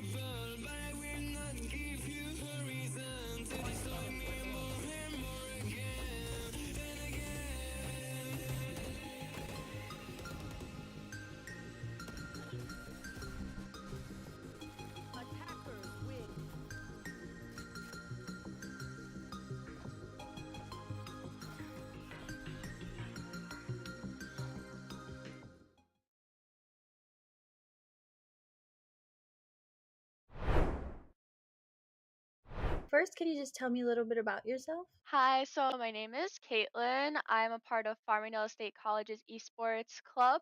I am captain of the Valorant Green team. I am a second semester sophomore at Farmingdale State College, and I'm 19 years old. Okay. Do you like Farmingdale so far? Yeah, it's really great. The program I'm in is very specialized, and it's not offered that often in the East Coast, so it's pretty nice. I enjoy it. And what's your major? My major is aerospace professional pilot degree. Oh, wow. That's really cool. Thank you. So, is this your first time on an esports team? No, so I've been a part of the Valorant team for 2 semesters, and this is my third semester, and it's my first time ever being a captain. Okay. Oh, that's awesome. Can you tell me a little bit about what it's like being a captain? So a lot of times I'm organizing the team, making sure everyone is properly set for upcoming games, um, getting scrims for our team, and kind of just making sure everyone is there, present, and possible, and able to play the games that we're gonna, you know, be participating in. We're participating in 2 leagues this semester, so it's kind of hectic. Oh gosh, yeah, definitely. I can see that. How is it different for you as a player versus as a captain? Do you feel a lot of responsibility? I basically have the responsibility of choosing who, really plays, what type of characters everyone's playing, and what positions and roles we are all doing, as well as being there not only as a team member, but also being seen as in a leadership role and having that sort of respect there, and being able to delegate everyone's role in the team. So it's definitely a lot more different, and my voice is most definitely heard. So I like it. I like being a captain. Yeah, that's really good. What games do you play, or what is your main game? I know you mentioned Valorant. Right. So I play Valorant, but I started off with Counter-Strike, and I really always have been interested in FPSs. So that background has always been there. So my transfer onto Valorant was pretty easy. That's cool. What have you done to improve yourself in game over time? So one thing for my teams especially, I have open communication where we're able to really give our constructive criticism without taking offense. And me as a captain, especially it being my first semester, I find it really important that everyone is able to come to me and communicate like, hey Kate, I don't know how I feel about doing this, or I want my voice to be heard about this specific thing. And just basically taking into consideration everyone's voice and having that open line of communication is really helpful, and that's something I find really important. Okay. Do you carry that strategy into your everyday life as well, would you say? Yeah, communication is really important to me, especially in aviation with crew members. You're always trying to communicate properly and efficiently to get the assigned goal completed, and that works in video games as well as in aviation. So I feel like it transfers very well, and I put my 100% effort in everything I do. I put 100% in the team, the leagues that we're participating in, communicating with opposing teams that we might be going against. All those things, I take it really important and can transfer it very well into everyday life. Can you tell me a little bit about what you think about CECC and just competing in general? It's a lot of fun, and we're so grateful for the opportunity to participate. And this is something that every single member of our team has said. We've never had the opportunity to really compete in a fashion where it's not only fun, we're able to make friends, talk to other people from different schools. It's just an amazing opportunity and something we would love to participate in the future as well. Yeah, we're really happy you feel that way. When your team is competing with other teams, are there any specific teams or schools that your team kind of looks out for? I think we all have the mentality of it doesn't matter who the other team is. We're gonna put 100% effort, and we're going to maintain our mental, even if the other team is full of radiance. It's not something we're gonna keep in mind because we will be able to beat them. Fingers crossed. Definitely. Yeah, that's a really good mindset. As you probably know, March is Women's History Month, and you being a woman in esports, how do you think that has an effect on esports? What does it mean to you to be a woman in esports and as a captain? Just could you talk about that for a little bit? Coming into being a woman in aviation, which is already really a niche type of thing, especially women in video games, things like that. It's just we're kind of the minority, and keeping that in mind, a lot of times you have to represent yourself properly because you are representing such a small community. So I I feel proud and honored to be a part of the women's in aviation as well as being a woman in esports, and it's a lot of fun, and just understanding that us girls are here too and we're as good as everyone else, and that we have the opportunity to be a leader in esports, and that we're equal to everyone. It's really important to keep that in mind because we're here even though you might not see us too often. I know you said as captain your voice is heard, but when you first started to be a captain, did everyone take you seriously being a girl? Was that respect there, or did you struggle with that? So I would say initially when I first got on the team, I was put onto a support role, and everyone knows that women normally play healer when it comes to going into any game, and now I'm playing more of a controller based or sentinel, which is very crucial for holding down sites. So by playing that now and then having those semesters in my backpack of experience, everyone has treated me with respect, and uh, I would hope it stays that way. And either way, I demand respect because I reciprocate that respect to everyone else. So it's definitely difficult, especially for girls starting out. That toxicity is there, especially even now. Whenever I play a game without my team there, that toxicity is there just for being a girl. But as long as you don't have that mindset of them affecting you because you're better than them anyway, it's fine. Definitely. Well, that's good. I'm happy that you're getting respect that you deserve, and that's awesome. And thank you so much again for your time, and I really appreciate it. No problem. I just wanted to add that our esports club as well, started only with 13 students and 2 teams in 2019. And now we're up to 19 different teams and over 350 students in to date in 2021. Like that progress is there. And even if you have such a small, like, if you think that things are so small, realize that a community is there for you, especially being a female in esports. That community is there for you. Definitely. That's a great way to end it. Thank you so much. And thank you so much for sharing your story. I really appreciate it again and your time. Just thank you overall. That's awesome. Keep No doing what problem. you're doing. Thank you Thank for the opportunity. Of course. I hope you have a good rest of your day. You too. Thanks. Bye.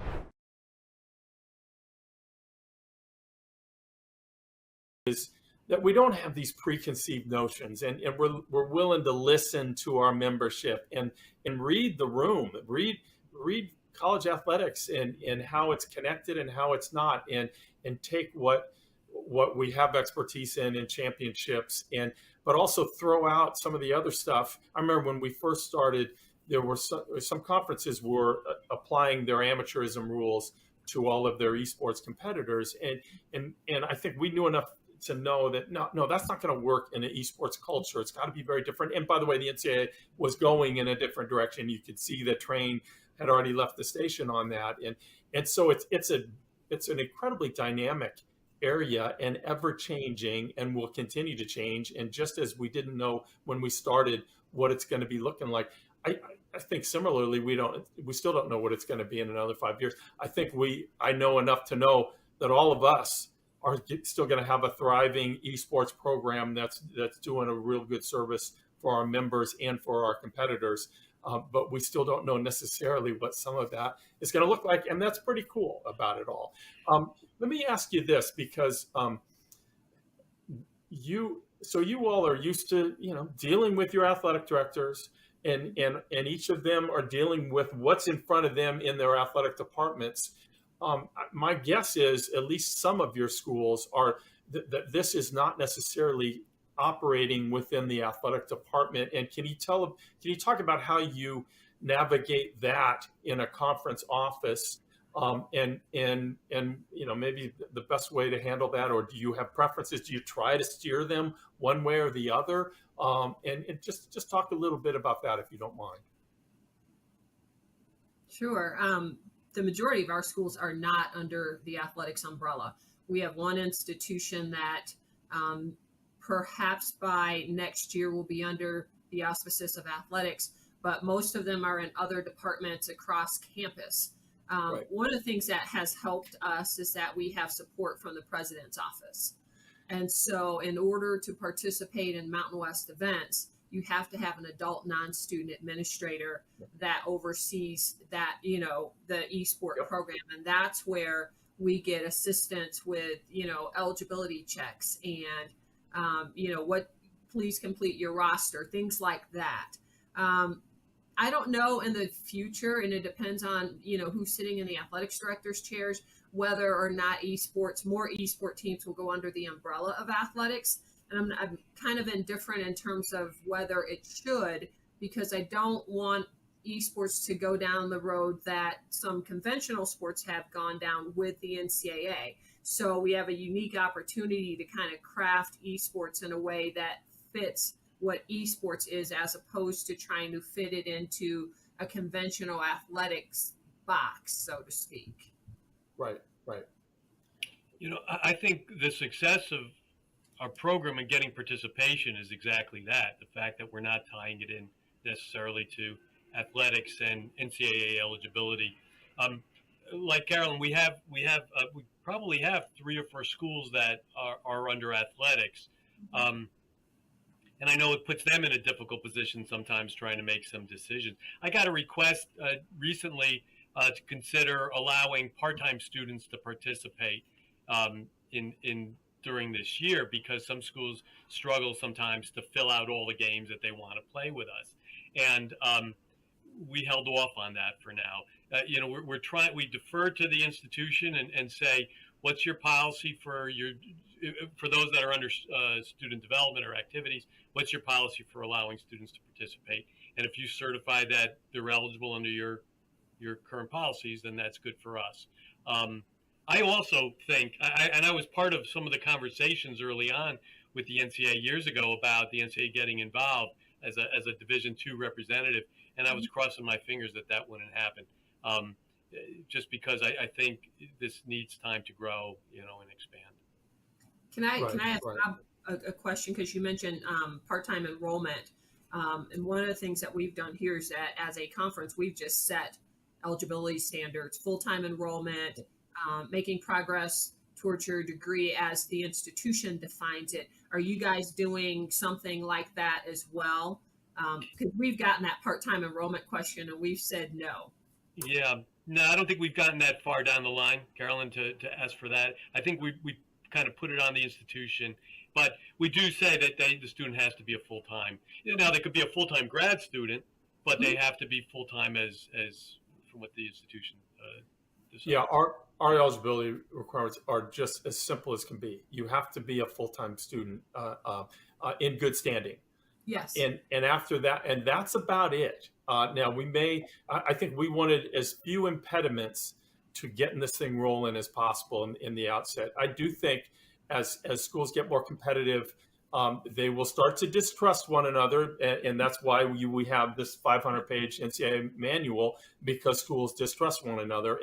But we're not there yet. Right now there's still a collective. Let's move this forward, and the fact that the NCAA is not administering it, I think, is really helpful to the growth of it all. And yes, we allow grad students. We don't even have a 4 or 5 year clock. If you are full-time enrolled for 10 years in good standing, you can do, and why not? Why would we not say that that's okay? Now, eventually, like I said, we may change our minds if the schools require it. They say, no, this is crazy. Look what they're doing over there. We don't like, but I think we're still a long way from that.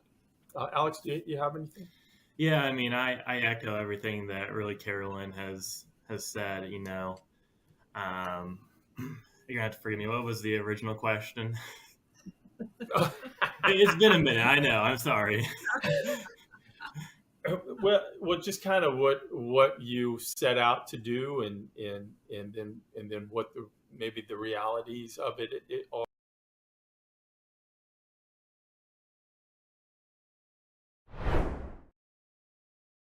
Well, my name is Darian Wheeler. I'm a junior at Cornell College, and I play for the Overwatch and Smash Ultimate team there. I also play football, and I enjoy playing Ultimate Frisbee as well. Wow, how do you have time for all that? I have no idea.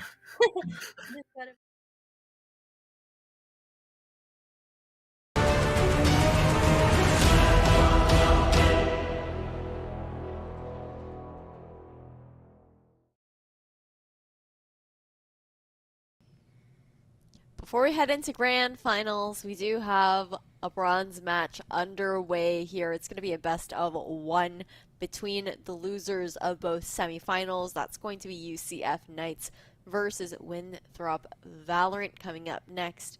Kat, welcome back. How are you doing? Hey, I'm doing good. And, before we jump into any of the rosters, before we jump into the map selection, can I make a score prediction? Is that okay? Yeah, sure. Go ahead. It's going to be 13-8. I don't care who, but it's going to be 13-8 because both of these teams just lost 8-13. So it only makes sense, right? It's the prophecy. I wrote that down. I'm keeping you to this later on. Okay, yeah, it's 13-8, 100%. All right. Well, we'll see if I can bust you for match fixing after this one. But, I believe we do have some head-to-heads if we want to take a look at the rosters before we get into the map pick and then the game itself. So let's take it over to Winthrop Valorant, the team that we just saw on stream. That's going to be Flare, A77, Comey, Moobs, and Crescent. We saw them playing up against TAMU Maroon. They played that double controller set up there on Bind. This time around, not going to reveal the map quite yet, but it did seem like they struggled to counter their own mirror composition. So I would like to see, after this small break, after this breather, how they're going to regather themselves here for the third place match.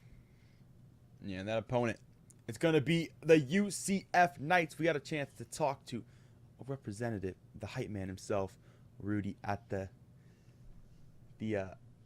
end of quarterfinals 1. Okay, I know the word interview. Thank you very much. I was trying to help you gather your thoughts, Actually, I appreciate that. I do appreciate your effort. No problem. Anyway, we got Maniper Bios, Akali, Star Potato, of course, Rudy, the man of the hour. Love that guy. He's so friendly.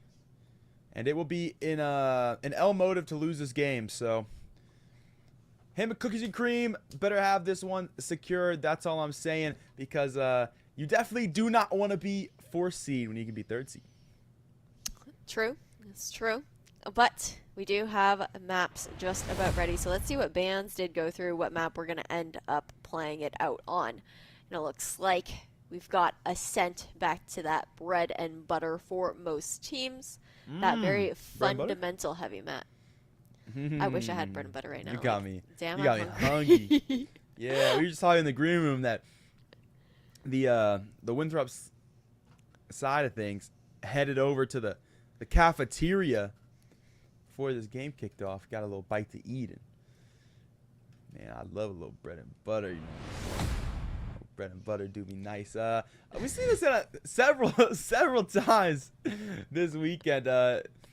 I don't feel like we have too much in terms of like variety. I don't feel like there's been that much different. I will say I think the Omen has had statistically more success, at least for us here on the broadcast. But I mean, it was 28 teams that played this weekend, so there's definitely room for additional comps to sneak their way through.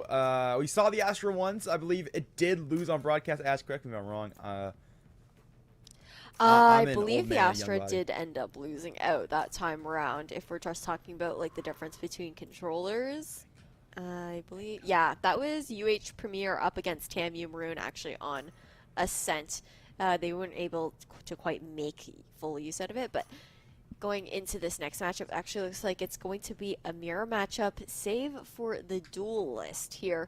UCF Knights Akali actually electing to pick up that Jet instead. How are you feeling about, do you think that's a difference maker here for either of these teams to have a slight edge up? There's no combo util for the Rays, so not entirely.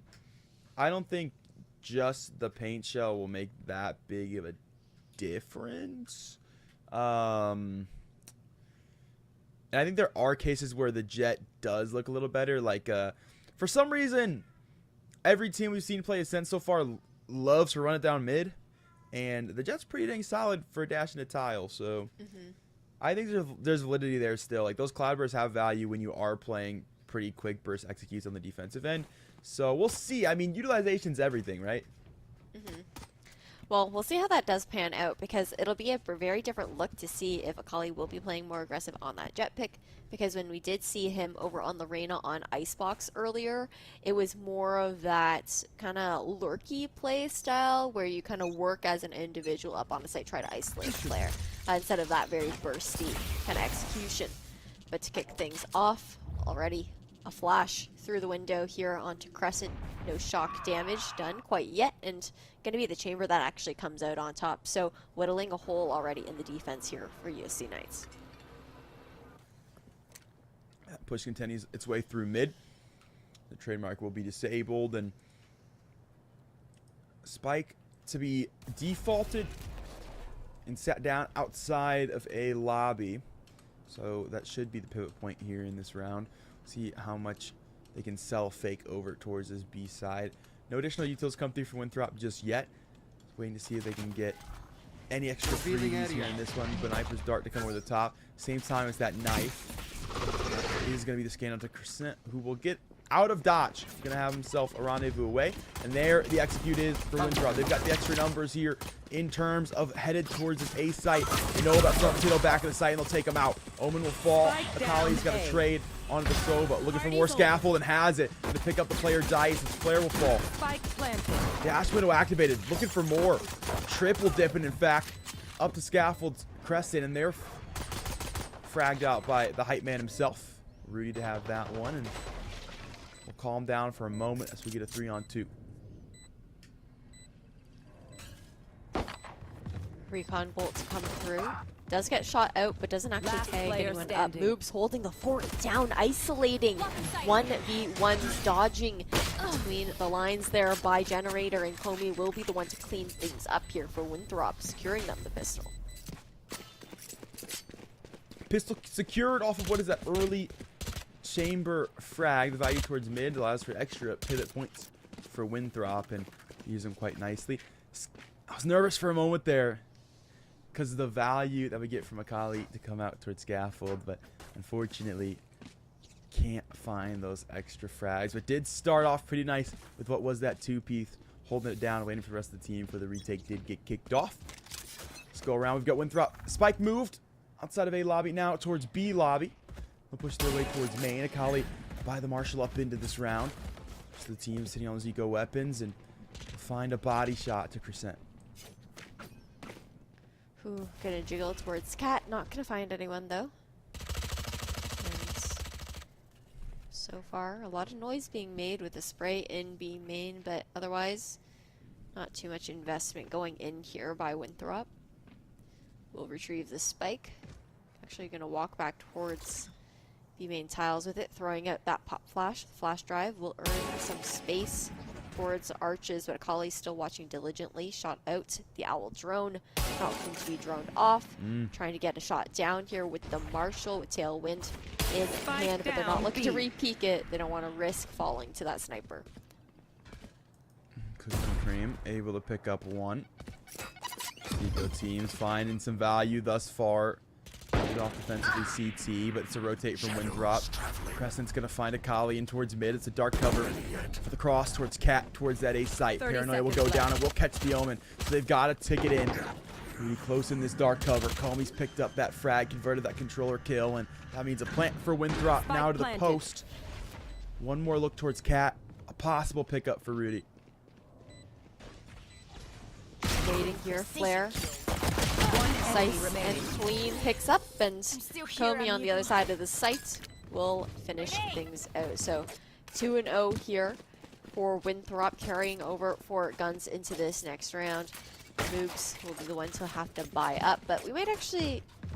I'm wondering if we'll see Crescent maybe tossing that one over just because the Headhunter is available, but instead that's going to be a 77. All set up. And the... Never mind. I'm just getting baited left and right. I'm gonna... That's enough out of me. What about you, Kat? How's it going on your end? Well, you know. The push gonna storm through A main. Moves will secure that one. The suppression means Akali's got no dash, and rip Bozo. Caught lacking, and that's a gun given away. So now no worries. Moves was sitting on what was just a ghost, but now has a Spectre to play with, or a Vandal in fact. Pick up Star Potato. Double flash for Rudy, just trying to play their way out of what is a dangerous situation. Doran can't do so. Has a trade for the troubles, but will be taken out by moves. A 3K to be secured. And Spike picked up outside of A lobby. Decisions to be made. The Chamber Lurks walk through towards B. The comms will start to be relayed. Take that Spike over to the B bomb site. Did Crescent see him in market though? That's the question. I think didn't want to aggress too far just in case of triggering the tripwire. Teleport's ready. Okay, so I do think they had an inkling that recon bolt perfect to give moves the drop down to secure the 4K needed. Leaving now the Vapor Bios in a 1v3 situation. Make that 1v2 recon in hand.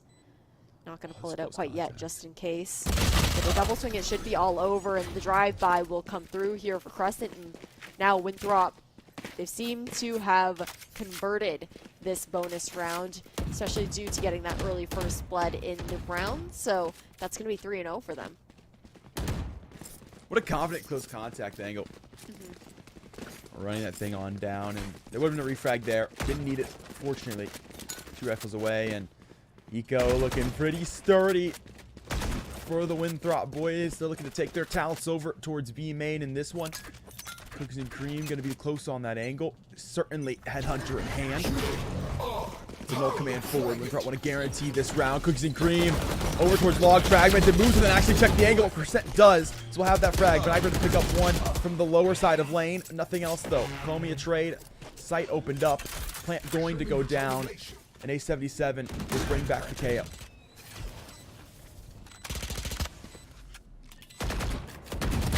Trying to push in towards Market. Crescent gonna take Rudy down. So that leaves 2. And we finally got a Marshall in the hands of Akali, not able to make too much work with it. Crescent secures a 3K to close out this flawless round here for Winthrop. Not too surprising because they did have the gun advantage going into that one. But now UCF Knights are seeing themselves in this ping-pong economy, stuck in this back and forth buy and save.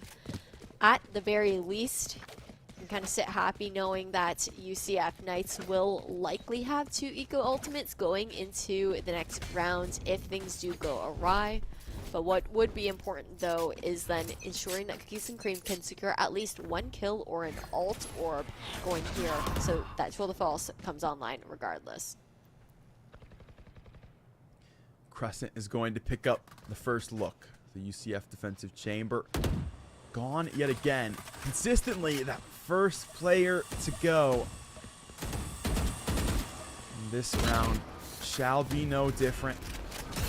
Util from both sides up towards A main. Rudy caught by the drone, so cannot find a peek. Can't pop flash to the Jet out of line.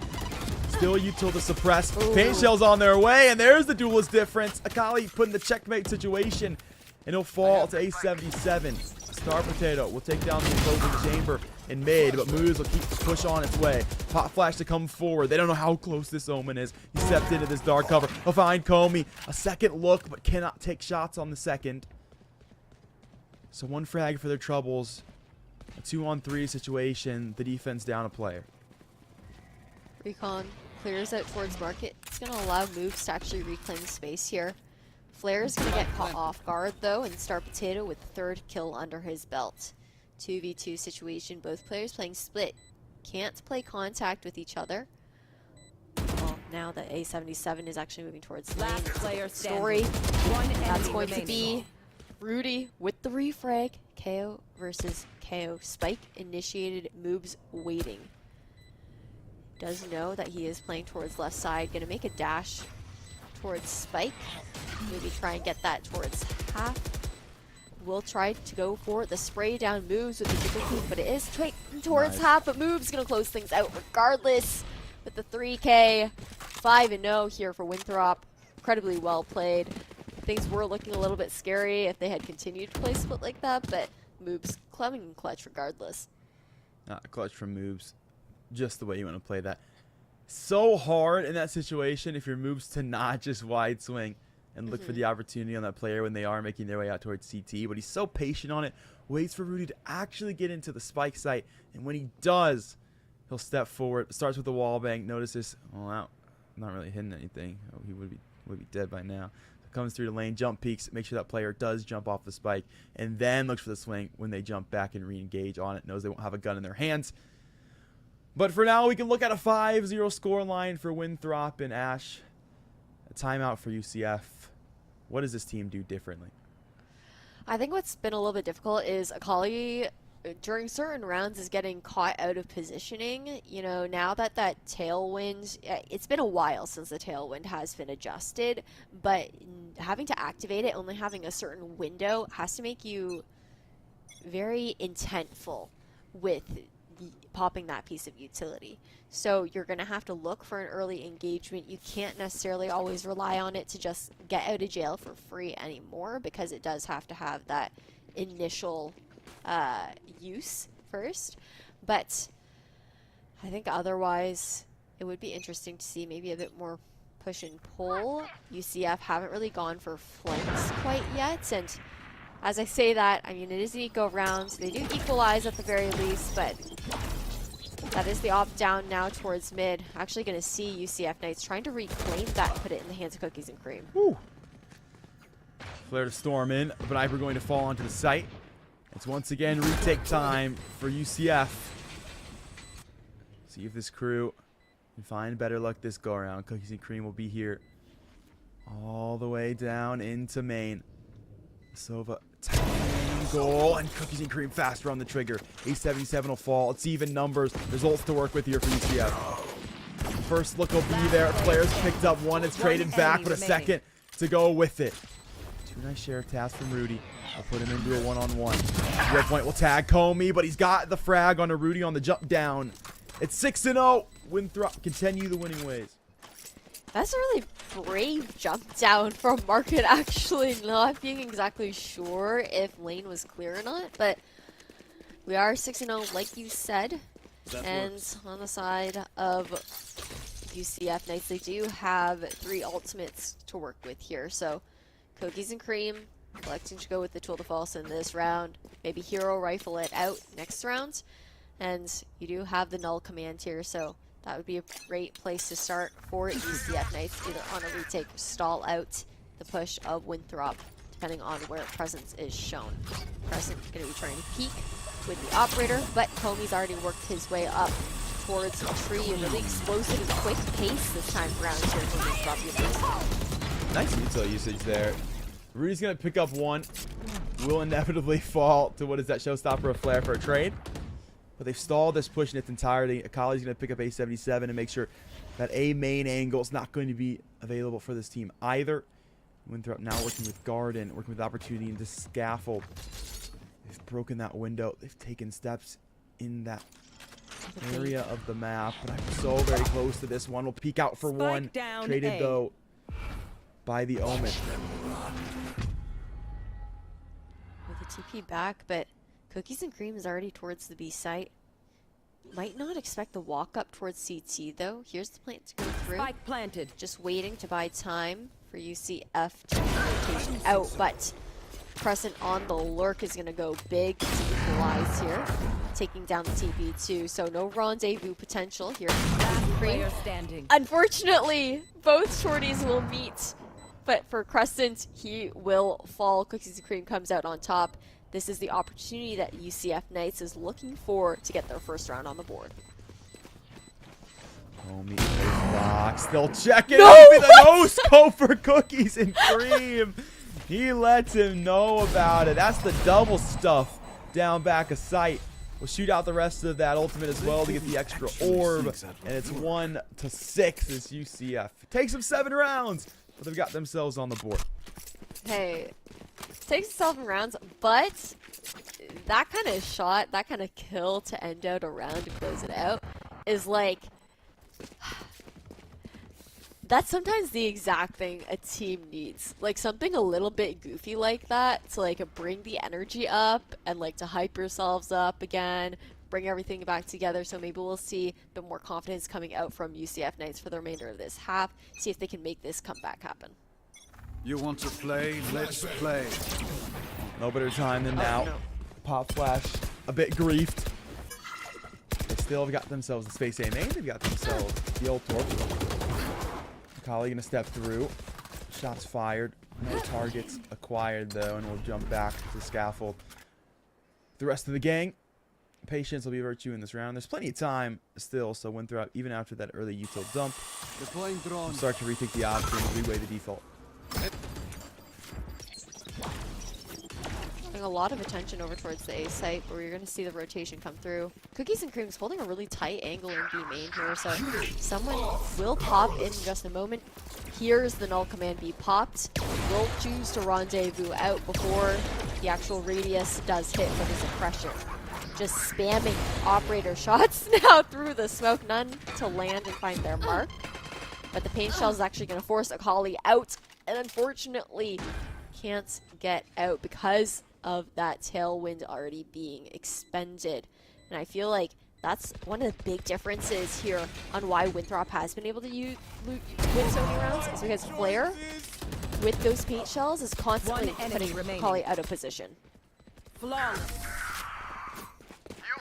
Gun here. Yeah, I think the point is incredibly valid, and we talked about at the top of the cast if there's going to be a difference between these duels, and there certainly has been. And it has ironically been, yeah, that matchup between the two of them in several instances of that uprooting utility. And well, it's led to what is the 6-round lead, and no signs of stopping for Winthrop. Cookies and Cream will put an operator into this round. That'd be the force up for UCF.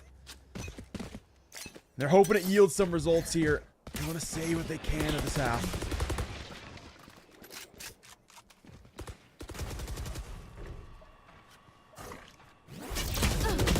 Tailwind extended again. Unfortunately, not able to be used because Akali's going to walk out into a whole horde of Winthrop players here in mid. The drone to clear out towards market. There is a trademark watching on the right side, and Beniper Bios with the stinger is trying to check the cross, but Winthrop, they've cut noise. Will be backing out of arches actually to reclaim space towards A lobby.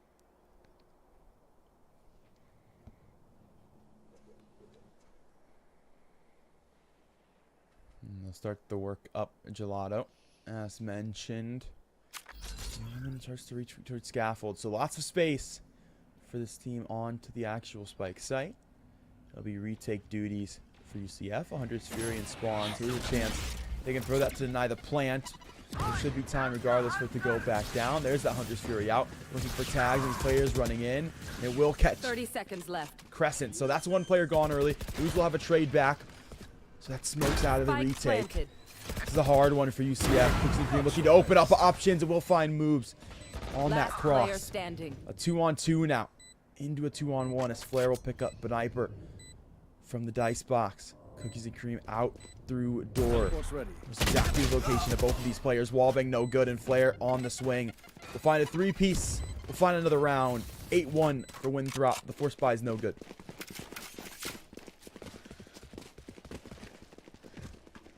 Not too much to work with here on the eco round for UCF.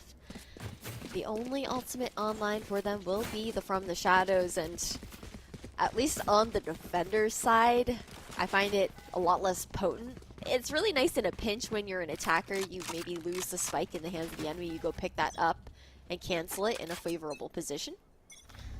But we're going to see a Paranoia to come through. This is going to deny Cookies and Cream the rest angle, but a big recon bolt to light up all 5 members of Winthrop here. So no guessing for UCF. Knights, they know that the endpoint is going to be A on this blitz attack for their anti-eco. Beniper will get popped through the back of the site.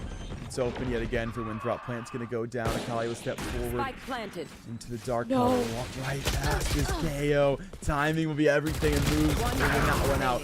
We'll look for a second as well, but Flare and Crescent are too quick on the shots. It's 9-1. Everybody on Winthrop going to get themselves a pick in that round. Yeah, Winthrop seems to just be running with the momentum right now. UCF Knights kind of stuck in this cycle of round losses where it can really start to take a toll on, it feels exhausting after a certain point. And it ends up being a really big team effort to try to keep things together, keep energies high and whatnot. At the very least, there is no prize money on the line here. This is for seeding, and it's only a matter of 2 different rankings within the seed, but can be a difference maker nonetheless for regionals, because I believe it is only 1. And as I say that, the first to fall, speaking of ones, will be Akali once again. Man, just with positioning and whatnot, things have not been panning out for him. Nowhere to run. There's Fury on his way off that tag. That will not pan out. Cooking the Cream will catch Crescent. And that brings things just a little bit closer. Still going to be difficult in this one, though. Still player deficit. And just that chamber onto this B site will set up a nice little trademark for themselves. Bolts out, Util on its way, and well, you know this one's coming your way. Your Cookies and Cream in the back of the site. So Storm through. Paranoia will not catch this player on the site box. But he's caught one of the crosses. An opportunity for Cookies and Cream to swing out for one. Has it as well. From the shadows from Star Potato, but it'll be caught out. It's a 77. We'll grab the 2 frags and put the plant down. You can see Winthrop, they really like to play this split post plant in 2v1 situations. It's the same position coming from A77 over towards lane. And once again, a player, except this time, is going to be Flare up towards the stairs by Market. Last round Crosshair just comes through for an easy double digits here for Winthrop. 1 round remaining in the half for UCF Knights to try and put another point on the board before we do swap. But it's going to be on a broken bye. Cookies and Cream, at the very least, will have the tool to us online, but otherwise, largely eco weapons across the board.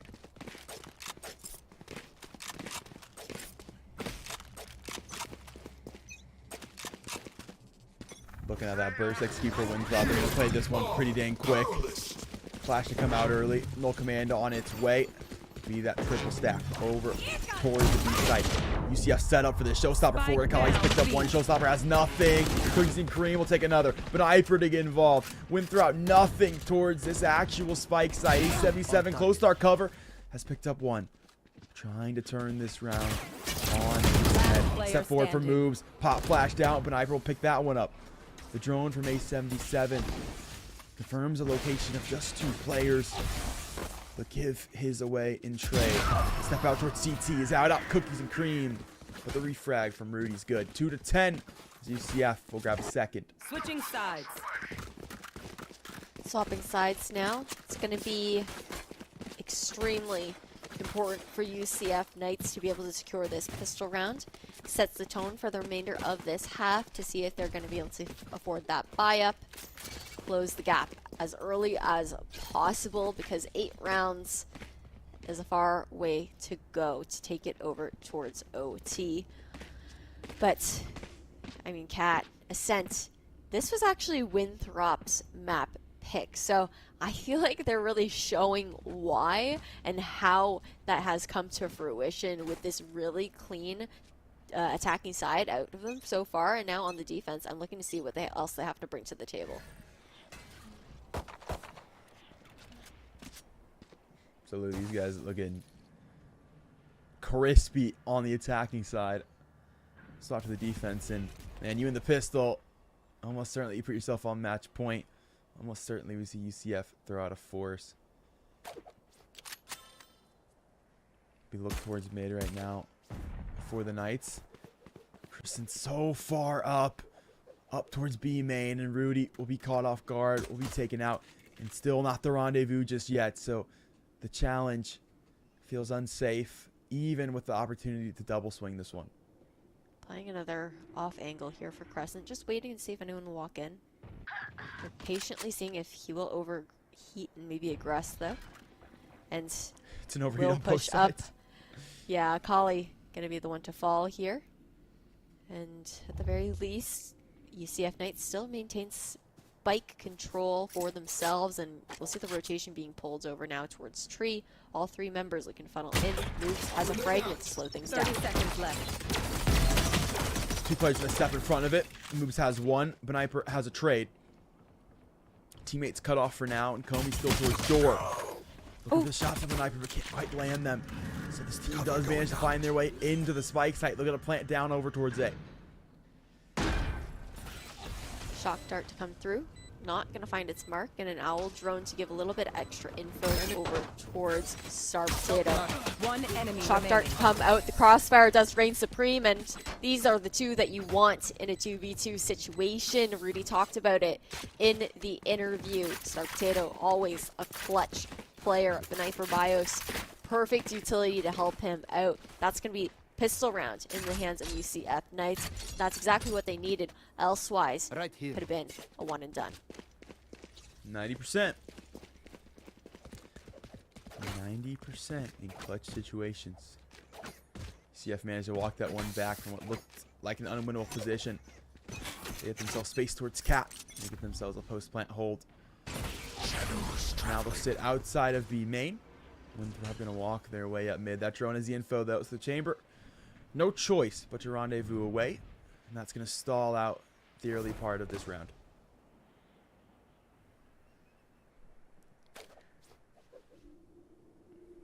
Moobs is going to be the one taking an aggressive B angle this time around. Already walking up. Actually going to be two to make the mark. And Cookies and Cream awaiting with the Bulldog will just shut that down. Winthrop now with 2 holes in their defense. B site looking completely open so far. Aside from Cousin, who's hiding in the corner. Oh. But the trigger discipline player does not pay off. A free sight for the plants here for Beniper Bios. Winthrop only have Flare for the retake, but with the classic in hand, the Bulldog will come out on top, earning UCF Knights a flawless round for themselves as they make this steady climb up.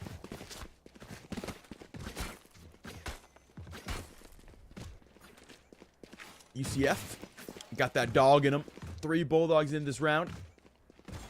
In addition to these 2 Spectres, so the bonus with Bright Horizons in this one. We'll head back to B.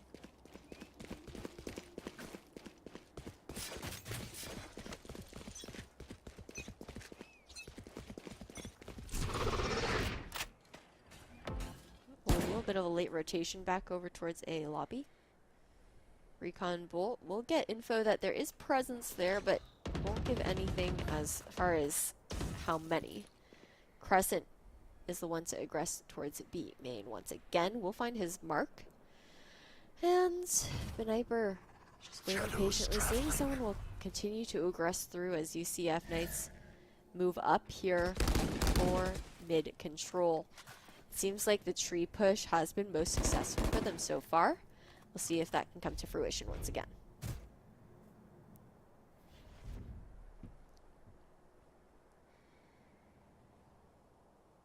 I'm definitely going to have this extra space towards A main, so just gives that extra info. This team shouldn't be looking in that direction offensively. Crescent going to be in for a rude awakening here on the angle. Cookies and Cream going to pick that one up with the Bulldog burst fire. This team looking to take themselves to that B site finally. Dark cover will come through. CT player cut off. Push on its way. 0 Point's got a lot of value in terms of utility. And it'll slow down the UCF side quite a bit here. So you have to be a bit more cautious in the back of that boathouse. Point will finally go down, and Winthrop's already prepared for a retake. They're going ahead and take it. Paint shells are out. Pop flash forward as well. Divers picks up Flare. Another to go with it, but 2 trades back the other direction. Smokes out. Paranoia still available for Comey. And that'll go forward as well. They'll clear off that initial right side as they come down CT stair. Comey's found Rudy. Beniper, the first 2 going in. He finds the other. He can do just that. A 2K coming in and a 2K coming out the round as well. A team huge captain of Beniper. clutch. Oh my god. We're going to see a quick replay of that, but that was all the fact that Beniper was able to at least dodge the recon bolts. And then isolating the 2 players. That was massive to come out from now. What was originally a 10-2 half is 3 rounds in the row here for UCF Knights. Likely a 4th as well, considering the fact that Drop is now pushed onto an eco. But as I say that, Flare with a mid aggression for the first time ever, lit up by the recon bolts, will be punished for it. Now, all of a sudden, we're down to a 4v1. The numbers dwindle so quickly in this one. As nothing's picked up towards me. Come out the dark cover. And we'll take one for the trouble. Star Potato will have the trade. And a 6-10. Numbers slightly closer. I like how Star Potato really just looked at Akali's body there. Akali, honestly, I feel kind of bad for the guy. He can't really catch a break in this game. Like, I feel like that could definitely take a mental toll on the team, but regardless, I don't know who it is. I don't know if it's the whole team maybe, keeping their spirits high, but they're doing so well to continue momentum on now that that's shifted into their favor to close this gap. And I think that's huge to be able to team together. Tour de Force pop now here, and Crescent pushed out all the way already towards Sabrosa. Eye on B-Link will earn himself a kill. Now pushed off the angle by Owl Drone, and a rendezvous back to safety. These two players going to walk their way up towards A main, try something new on the defensive side. Star Potato's out behind the boxes, picked up one. There's no refrag. The buddy system has come to falter. It's a look towards an orb and overstaying the welcome just a bit there. So Flare will fall, and there's no refrag off it either. Numbers now evened up. Shock Bolt will do a bit of damage onto moves. Cookies Crossfire secured one. There's a nice refrag. I think 77 gonna have that trade. Odin in hand. Could be a huge spray stall potential here. Door will close. Broken quickly though, thanks to the LMG. Waiting as they hear the drop down in mid. Will get the drop on Star Potato. Swapping over towards the Vandal now here for the retake in a 3v2. Sniper does have a recon bolt available. Hunter's Fury as well. Unlikely to see it come out in this round though, considering the boathouse position. Actually, no, okay. Gonna go straight for a stall on stairs. Not gonna find anything. Looking over towards lane, still no tags. Does buy a little bit of time. It does, and well, a time taken right away. Crescent will pick up both frags with the Tour de Force out CT Stair. It's the 11th round for Winthrop University. First round in this half on the defense, though, so UCF Knights looking a lot more comfortable on the attacking side up against this team, as opposed to how things were going on the defense. And on the side of either team, we're going to have two ultimates online here. Cookies and Cream actually going to be saving those creds. No gun in hands aside from the classic, so we'll be popping that Tour de Force at the beginning of this round. Rudy also 1 away from the null command, so if you can maintain control of this B main orb, that would be huge, but Winthrop, they're fighting for those extremities once again, not looking to allow that ultimate to come online.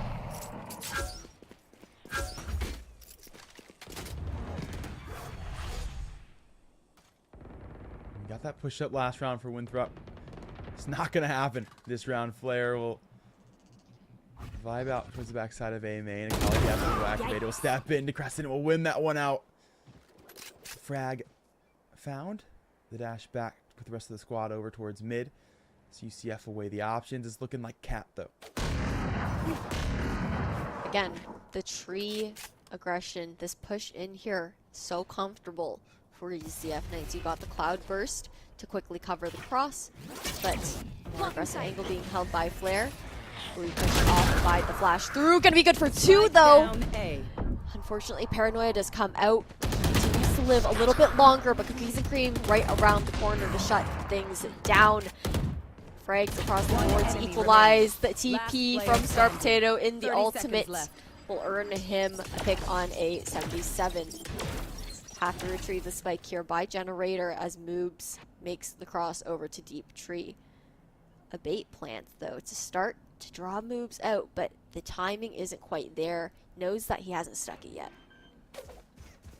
10 seconds left. Now that plant's gonna come down. Moobs rushing to get here towards the Generator angle. Knows this player has to be tucked.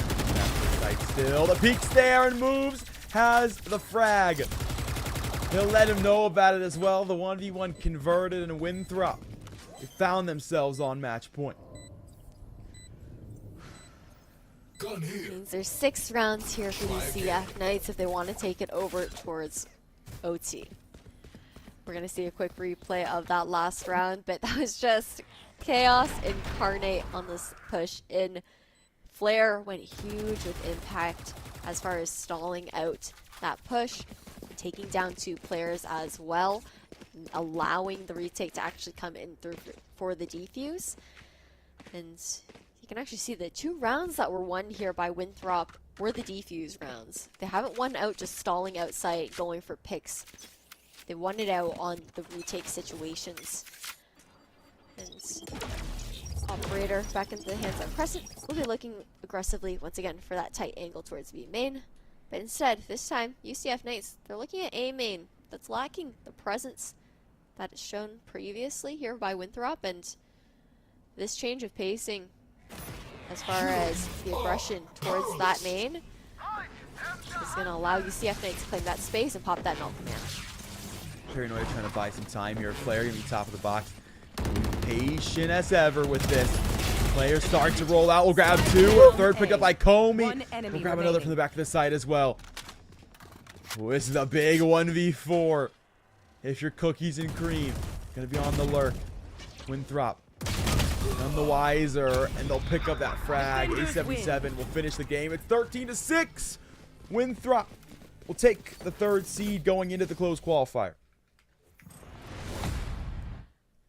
You said it was going to be 13-8. Close. You were close, not far out, 2 rounds away. But I mean, Winthrop looks so comfortable on Ascent. I do really like though that when we did swap sides, UCF Knights really knew how to work the attacking side. Just unfortunately didn't have the round cushion to do so, because it's like climbing back up Mount Everest. You know, when you're down 8 rounds when you swap, it's a long ways to go, and it's all about stamina at the end of the day as well. But both teams did play their hearts out, so GG's. That's Winthrop earning that 3rd place for themselves. Yeah, and I think you brought up the key point going out of the Agent Select, the duel's differentials and what that bit of utility can mean. Fantastic point as well in the middle of the map, the fact that something like Akali was consistently getting checkmated, allowing for early opportunities for the team to play forward, and I think that did make a pretty monumental difference. Once again, Ash, the knowledge of the game is absolutely incredible. Being able to recognize the fact that that is potential before we even get started in the matchup. And, well, we definitely saw the potential realized throughout the game. But throughout the day, we've got ourselves 2 teams that have made their way into the grand final. One of these teams will be the #1 seed. One of them, of course, the 2nd. And, well, both of them are from the same dang university. Texas A&M's main roster and their secondary squad face off in the grand finals. When we get back from the break, we'll see you there.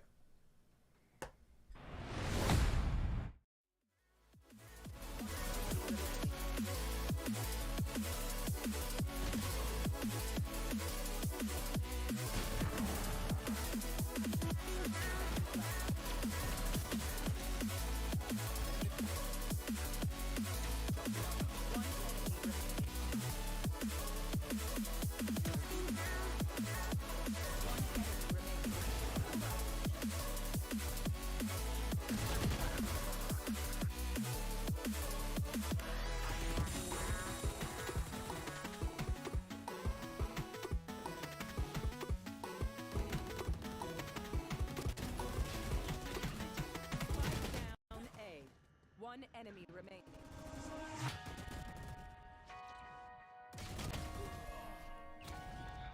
Defenders win.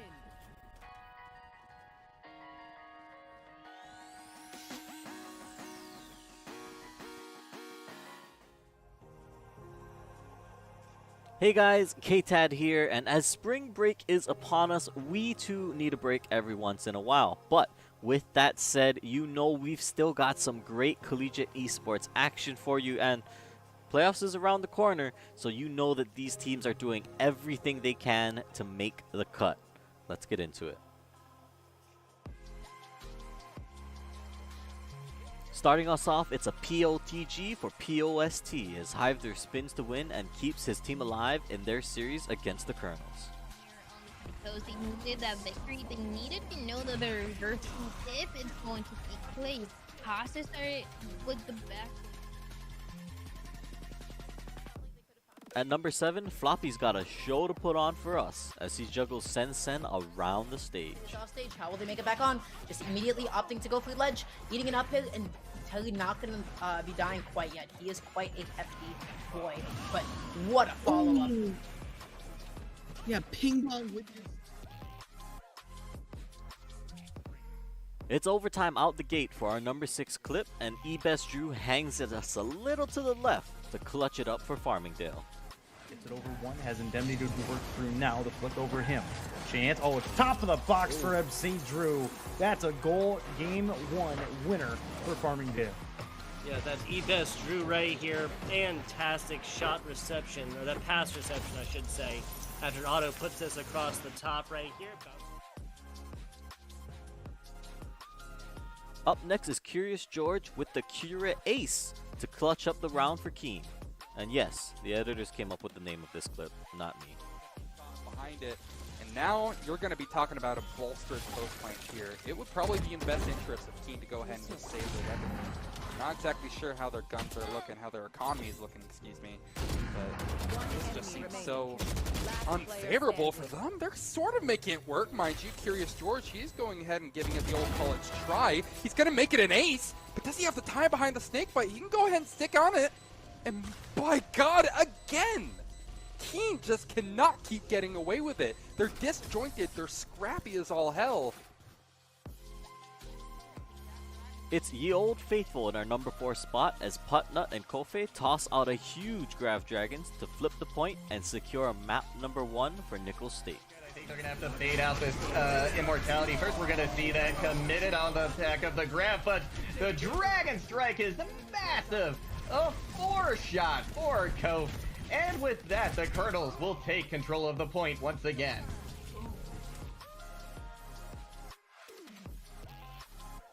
Now this might only be our number 3 clip of this week, but you guys have to check out this play from Not Leopard as he pulls off these ridiculous moves to juggle the ball right past the defenders of Central Missouri and into the net. It's possible, setting up a counter-attack potential, but Fan Shui here, Not Leopard, what? Oh, Not Leopard! They have families! Stop it! They beat all 3 defenders! I finally figured out why it's not Leopard. It's not Leopard because it's Messi. Messi with the dime, the dish, the left to the right. At number 2, this is probably one of the smartest plays we've seen in a while. Now UNM's Wicked Pro, after finding the spike on A, decides to ult and immediately rotate out after getting the info that the rest of the attackers are mid. What happens next? We'll just watch. A bit frustrated about that one. Oh, and this is a great play going around from the smoke, from the belt. They have the perfect opportunity. And once that falls, everyone will be revealed. They'll be hit with the decay. This could be huge. Yes. Fisher Row. Caught on the zip line. Wicked gets 2. Another 4K for Wicked, who is playing out of their mind. The 500 IQ play. You knew that it was a weird angle to have that Viper spit. You knew that they were going to check everywhere inside. And Alright, number 1, let me break this down for you. Series 3, last man standing. The anchor in Atata as he somehow manages to bring Illinois Wesleyan back from being in a 1v3 for this series. big lead here for Wayne State, but we'll see. You know, Atata's not out of the count just yet, and they might be looking, I mean, they're definitely looking to take this away with the 3 stock, but they can't play too risky. Okay, we see the NPA flash there. They're going to make it back to ledge. We also saw a pretty Hail Mary forward smash there, at low percent at that. The risk reward on that is a little skewed. Ooh, look at this jab reset into the forward smash. What a beautiful combo. They just feel confident in their team, and there's nothing more that I love with that. But the mess is already trying to make a statement saying that you should have brought the person who could take the stocks first. That is amazing right there. We saw the PK fire, multi-hits goes for the downer. There's an off-stage air dodge. Suddenly, this is looking very bad for Younglink and potentially Wayne State as a whole. Side, don't let them grab you. You still got to be careful. Ness is a threat no matter where they are on the stage. Nice rising fair to kind of even that out. Good blade beam to catch the PK Fire. Maybe the PK Fire is in reaction. There's a climb hazard. This is Ness's time. That forward tilt takes it. And IWU, Illinois Wesleyan Titans, takes it over Wayne State College 2-1 across the set. The final game going 2 stocks to Atata over Chef Louis 0 stocks. Oh my goodness, what a heart-wrencher. Well, there you have it. What a crazy week it was, and honestly, I know it's only going to get even crazier as we move on. Now, the competition is fierce not only just in Division A, but even some of these open division matches are going the distance and coming down to the wire.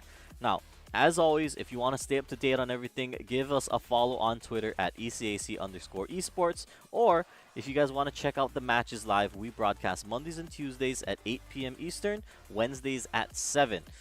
Once again, a special shout out to our partners at Esports U for providing additional coverage of our matches on their network. But I mean, that's it. That's all I've got for you guys this week. We're only 2 more weeks out after this, and I mean, I'm really curious to see how the playoffs shakes out.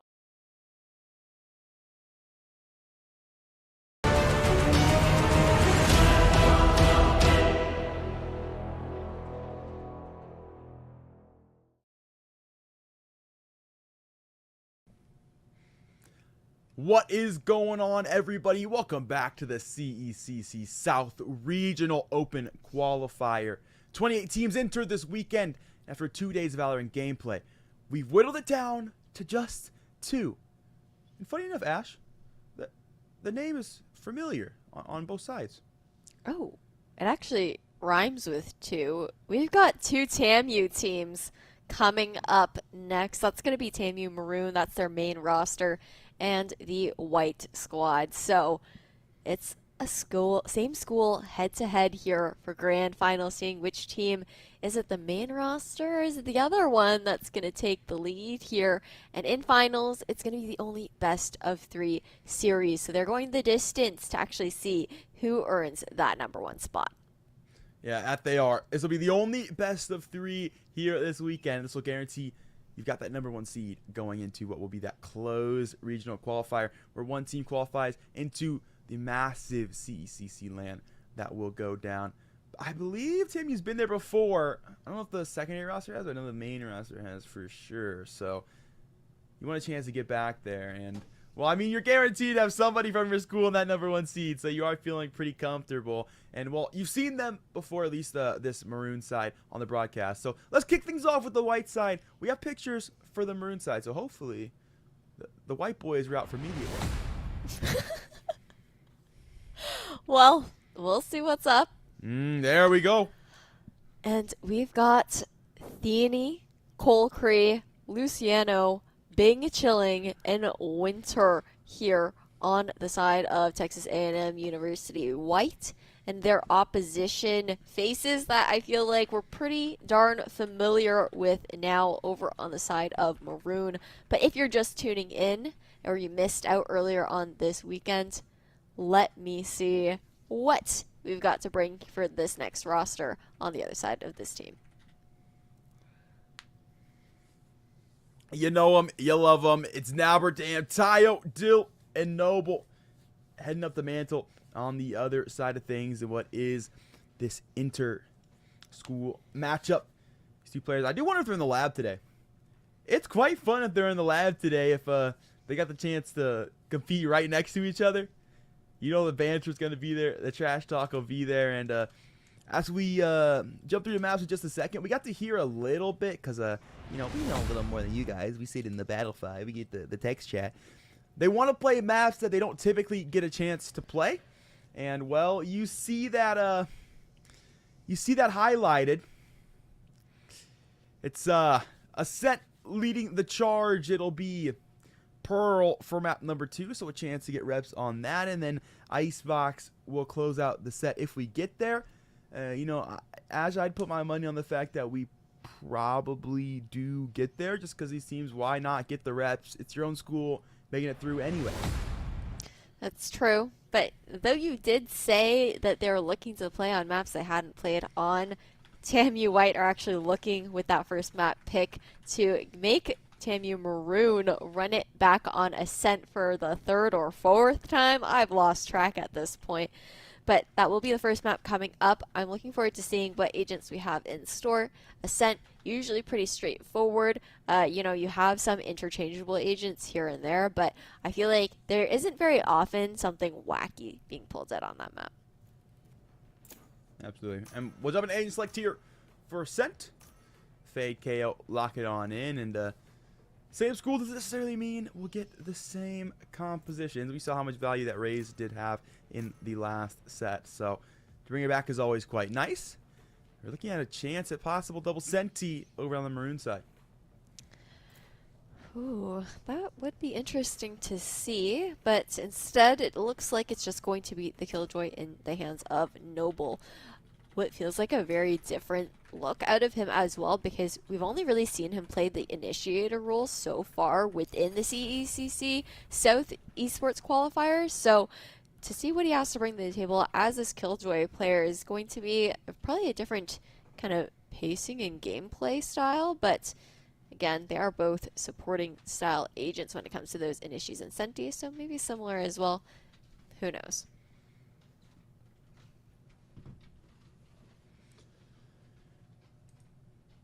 Who knows? Who could tell you? I'm going to ask you this, Ash. Before this one kicks off. Now, you haven't seen the white side. So, don't let that be a cop-out answer. In this school v school matchup, what side wins?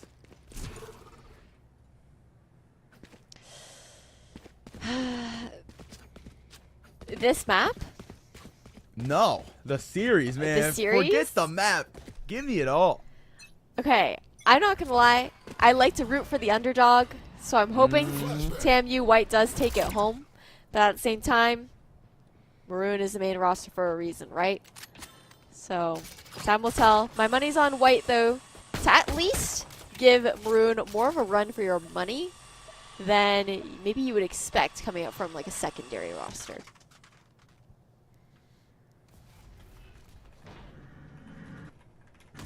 Yeah, I mean, they both get here in the first place. They both are pretty high seeded. Could be a situation where maybe they're secondary just because they had extra players. Perhaps. You know what I mean? It could be even Stevens across the board. Who knows? The other thing is that today, TAMU Maroon are playing with 2 players that we didn't see yesterday. I'm not sure which ones are really the main players, which ones are more so the subs, so that could also make a bit of a difference here in this matchup, considering the fact that both teams are so familiar with each other. The world's largest roster pool. Noble sitting so close to this dark cover. Hear these footsteps cross behind, and then good to pick up one.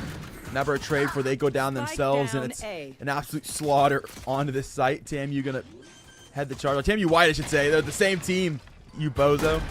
Teleport's gone. Will win out in terms of the numbers. They'll have the extra member here for their post plant.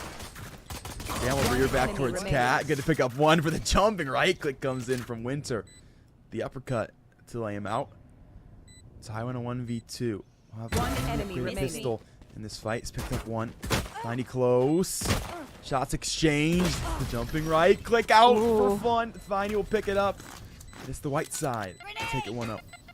That's a classic diff right there. It's like, you really can't do that with any other gun. And the difference that it makes with the movement and the ability to just jump around, trust in the RNG, is what allows them to take that round home. Now, buying up also to Spectres across the board for this team. It's going to be Dill, the only one to... Okay, no. Tao's going to go for the upgraded pistol as well in the Sheriff. We've seen how Maroon can lock onto heads in that individual prowess, so that could make a difference here, but got a spread default so far coming out from TAMU White.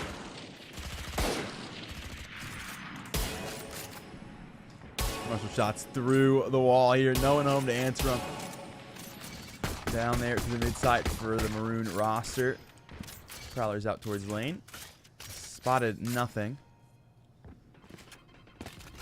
On the white side will start to pull back on this default. Haven't got any contact just yet. Rotating away now. You actually see a really heavy lean towards A. Mid completely open as far as arches goes here for Maroon. And a triple stack in tree. Tamu White did favor the tree side on that push in the pistol. This time, not daring to go through those close quarters instead. Looking more towards a main. A nice stall so far from Maroon, though, with the fragment and the 0 point. Turret to keep an eye on the choke point while things do go through. Paranoia to come out to make an easy execution. 30 seconds left. Easy execution. Lead to what is a post-plant situation. Colcree will grab Nabbit from another advantage as well, and Noble trade that one back the other direction. Maybe even Stevens going into this retake. Scott going to play this one pretty quickly. They're already set as that plant does just go down. Winter holding deep B May with a Marshall. It's picked up one.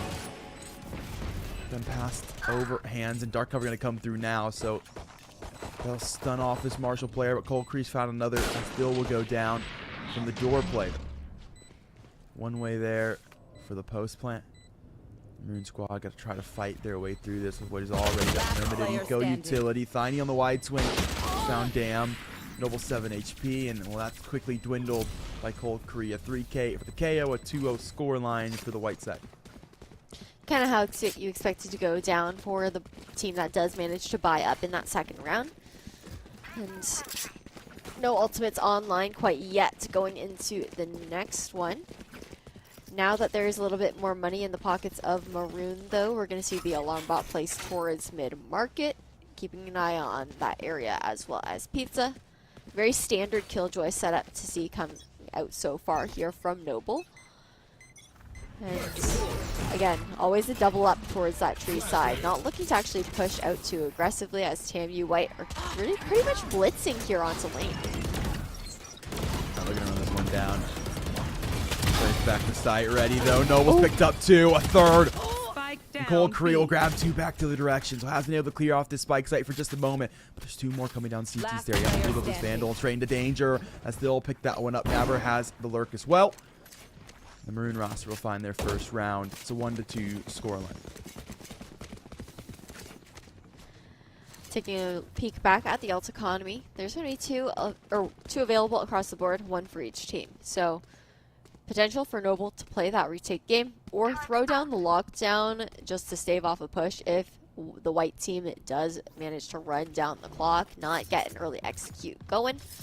Meanwhile, on the side of that team, they also have that null command. So this is going to be the time to actually look for that Killjoy, try to keep her from using that utility. But if you look at the positioning of Noble right now, he's playing back in spawn towards mid just to try and counter that in case they are looking to push through B main, but that's just not the case quite yet. He's got bomb out towards Archway. We'll bring it back now. Still work the pivot onto Cat. Gonna be a one-way, holding them back for now. They do have plenty of initiator control utility to push past this if they opt for it. Still a full minute in this round. Patience going to be there. Let's see if the lurk can find over towards B. The damage. Force a Prowler out from the fade. Here's the cue to go. Paranoia has found nothing over towards Generator, but that dark cover has solidified their push out through Cat side. And they'll command guaranteeing that the Maroon roster will play off. Or give them the space, the plan that they have. Face your fear! One enemy remaining. Ooh, lurk coming out big there for Winter, able to take down two, and all of a sudden we're seeing the complete shutdown of retake possibility from Maroon. The white keeping a tight hold on their post plant. That means that Maroon is going to be put into this kind of awkward position with the money once again. And we're seeing it, or not once again, but for the first time here in this particular matchup. And we're going to actually see a hero rifle into the hands of Dam this time. Playing towards A, but once again, Tamu White stacked outside of B. Haunt broke. Additional utility going to come through from that fade. So the white side are playing themselves into B main. It's just the mid-market fade actually holding on to this site, so there is that chance to make their way in. Prowler out, spotted nothing log, it spotted nothing lane. Do they push this one forward is the question. Bing's picked up Tayo. It's a new player mid-market instead. It'll be Dill. Back into this angle.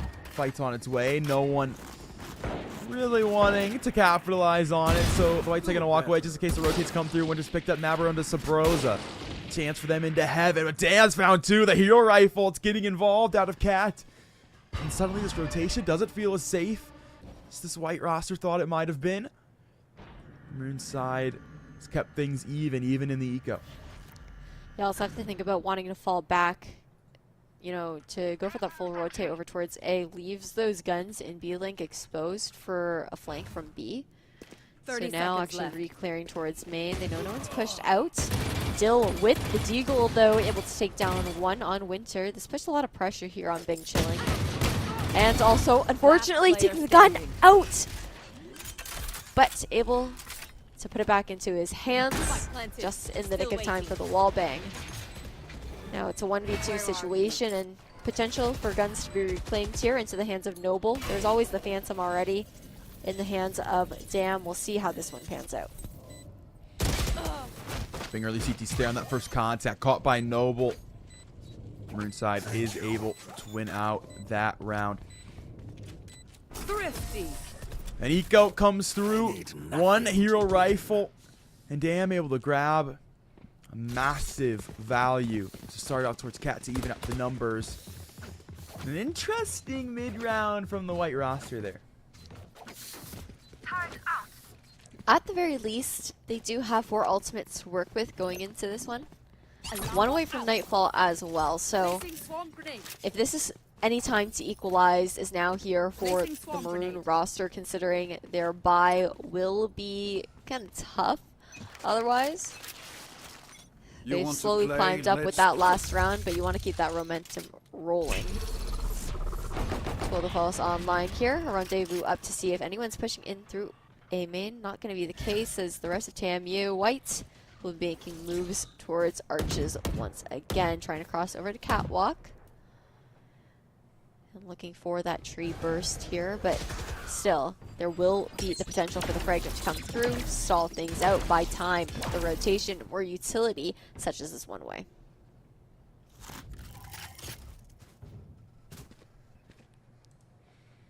Walking to mid. The Killjoy. Tiny will break the alarm bot. Can't break the nano swarm, so not able to occupy that space. 0 point will be dodged. This roster. One way on its way, and a little stack up over towards A right now. Dam's on the upper side of this box. And everybody coming Cat. Dill will be suppressed, so no dash out of this one. Caught by the paranoia, but has gotten out of dodge. Navar's picked up 2 before they fall. It's Dam and Dill to do the rest of the work. 3-3 the score line. Both Texas A&M rosters are tied up. TMU White really respects the one-ways that Dam tends to throw down towards tree. That's 2 in a row, completely stalling them out, just to the point where they were like, okay, we're going to actually have to start executing towards site. We just got to push through this thing. Otherwise, we're not going to have any time on the clock to clear out site and initiate the spike. Now, TMU White pushed into an eco here. And they do have a showstopper in hand. Could be a Hail Mary as far as getting that damage done in an AoE fashion. But so far, the Odin actually stalls out any push towards B main. TMU White kind of struggling to claim space other than this A-lurk.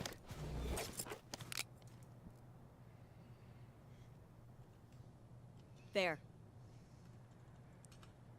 Alarm bot back. Go with accordingly. That pop flash will be on its way. Nothing found off it with definite damage going to be there. Noble will pick up Tiny now. And once again, the White roster can't get their way. Mid. Oh no! Jump off from Luciano straight into trouble. Dill has that one. Noble and Tayo will finish the last 2. And look at those assists. The KO with assists, the Killjoy with assists. So much util value on the anti-eco. This is what we've seen though before from the Maroon team.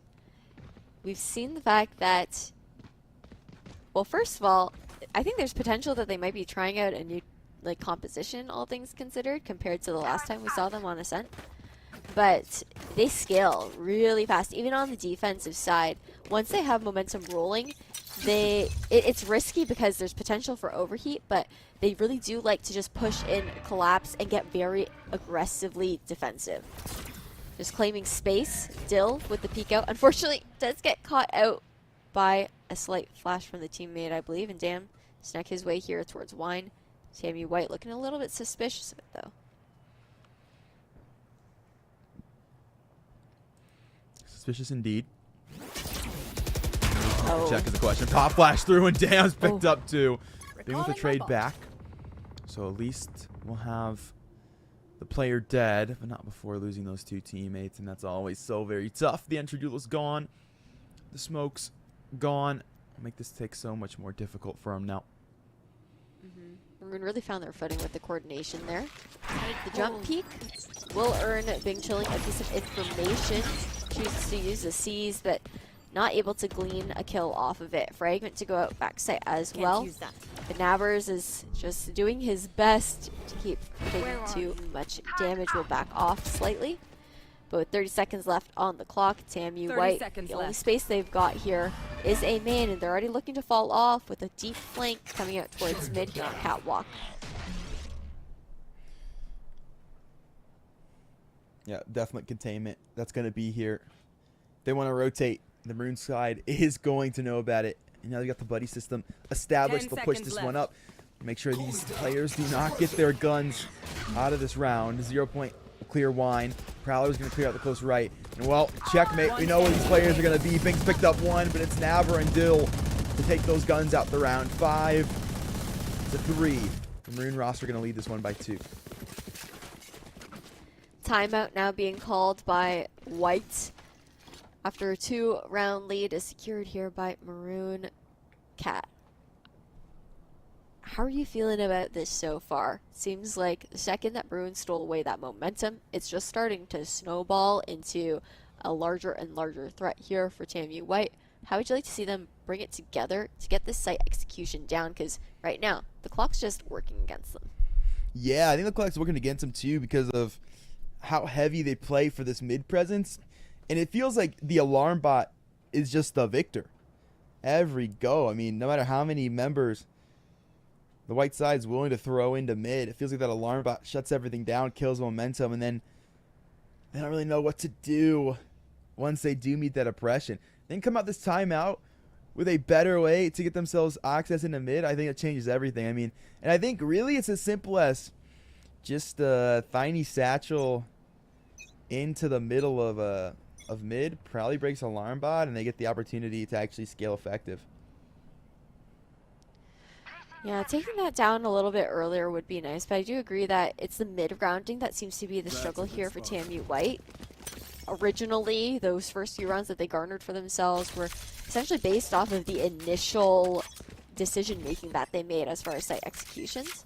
But now that Tamu Maroon has the utility in hand, able to actually slow that down, now we're seeing, for the first time, a really bursty execute here on an eco round as Theone does satchel over towards site. Unfortunately, the paint shells does get stopped out by the door, and White, they're actually looking to take this space here in tree.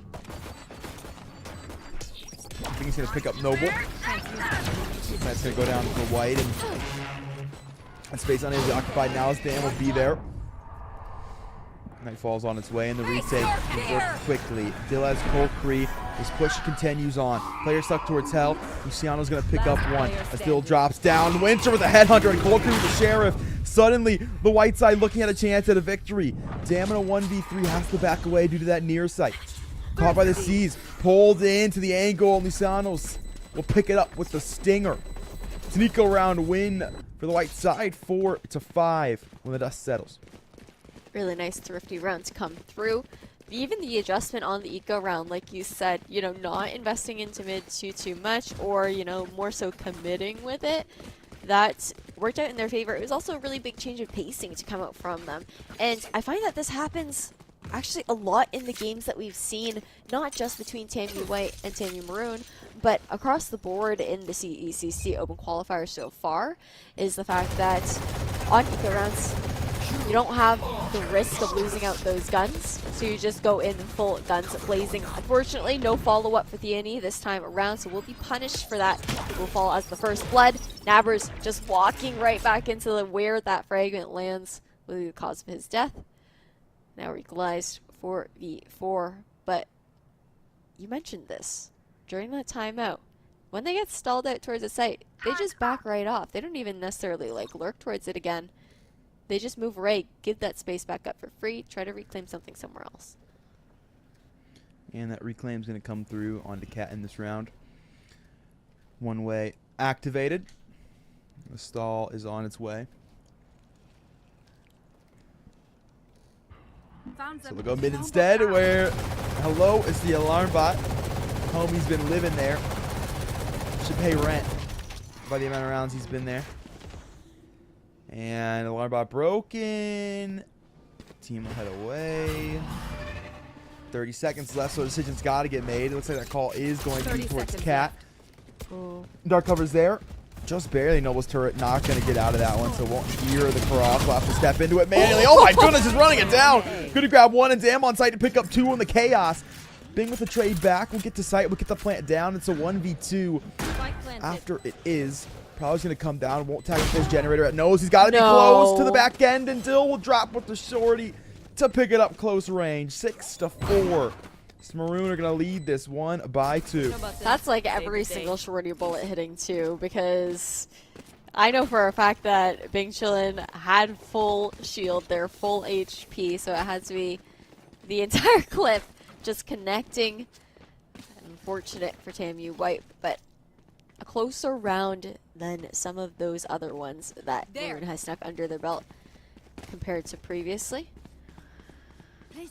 Once again, the threat of the Odin is something that the white team has had difficulty in B mains thus far. You know, you don't want to take that poke damage, and if you just try to run through it, you usually can just get melted considering how quick the spray is. Info given, consider that the knife will connect, and it's actually falling off from the angle now. So using the Prowler to scale up is well done here for TAMU White. Try to get past that wallbang angle, but the crossfire is looking pretty nasty at the moment. They need to step out of mid-market with the showstopper. AoE damage, but not enough to kill. Noble barely escapes with their life and straight into the paint shell. But then he still finishes out at the end of the day. Dill at the back of Boathouse. The operators picked up one. They have that hold down towards lane, and White don't even know if they want it anymore. Hoping that Luciano can find something mid-market, but he can't. Ty will pick that one up, and Dam has a frag from Scaffold as well. So the two additional options have both been shut down. That leaves the white roster now in chaos here in the middle of this round. Split now as well. We're going to see Bing Chilling try to regroup here towards tiles, but they heard the threat of the op and just completely backed off. A lot of respect, I find, is kind of the downfall of TAMU White. Meanwhile, in their eco rounds, they play a lot more disrespectfully, and that's what's panning out for them. So that's the other thing. When you know the roster as well, if you know how they play, the nerves can definitely get under your belt, but this push through CT is going to afford them a pick up. However, Dill quick to CT is going to grab that 3K for himself, taking that 7-4. We've got one more round left in this half. Round before the switch. I love the way you put that in the middle of the round, and I think you could not be more correct. This team, they just feel nervous in the gun rounds. I feel like they don't think they're going to have the opportunity to win out gunfights. It's the reason they're not able to win them. Or they don't feel like they have the opportunity to win out when it comes to the side execute. And it's the reason they can't win those executes. Got a little juggle going on for Dill. Circus application. He's got himself a secondary weapon. So we'll start the operator into mid. And we'll have the ability to switch to the Vandal later if it does come around to it. For now, it'll be a split default for TAMU White. Weigh their options.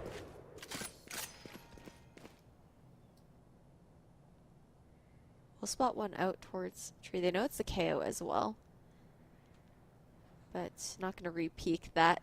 No wanting to risk giving Winter a free pickup, as Dill keeps a diligent eye on arches. And no explosiveness this time towards A. And they've actually made their way over towards the B site now. Considering the fact that they were very explosive with their last eco run. You actually see Tyler's playing very far back, anticipating the Nightfall to come through. Just looking to spray down completely with the help of the Haunt. Only able to find one mark though.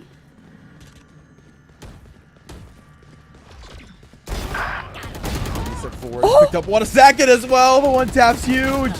The 3K for the Rays, looking for more now to mid-market. Paint Shell's going to come through to try to guarantee this frag. Gets the dash out of Dill, but he'll stay alive.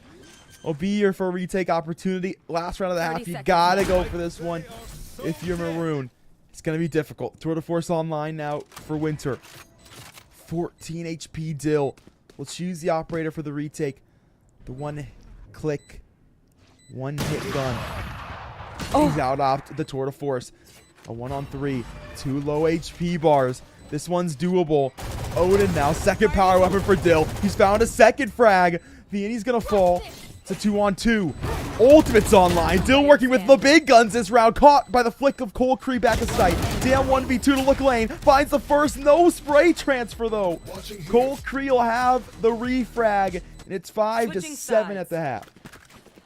Really nice double swing to close out the round. Exactly what they needed on the side of Maroon to secure that last one. And again, 7-5, despite it being a 2-round lead. Deceptive half, considering that if TAMU White manages to get the pistol, they likely are going to be tying things up. I would be interested though is, I'm curious to see how TAMU White handles the defensive side, as we saw timidness in those gun rounds coming out from them. Now that Maroon is in control of that kind of pacing as far as how they want to attack, TAMU White, they're the ones who have to play more responsibly. Are they going to be playing most of the retake, or are they going to be holding their ground? Can't use that.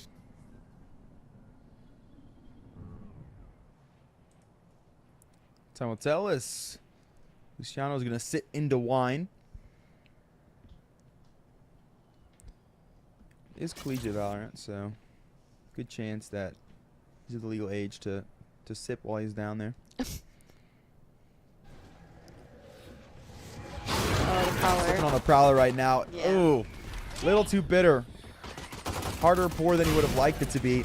Is able to get out of dodge. Fortunately, Finey's will be there with the paint shells to make it possible to get out of that one with the Shrouded Step. So Noble going to be the one to fall instead. The Omen's back to safety. The Maroon roster down a man for the rest of the round.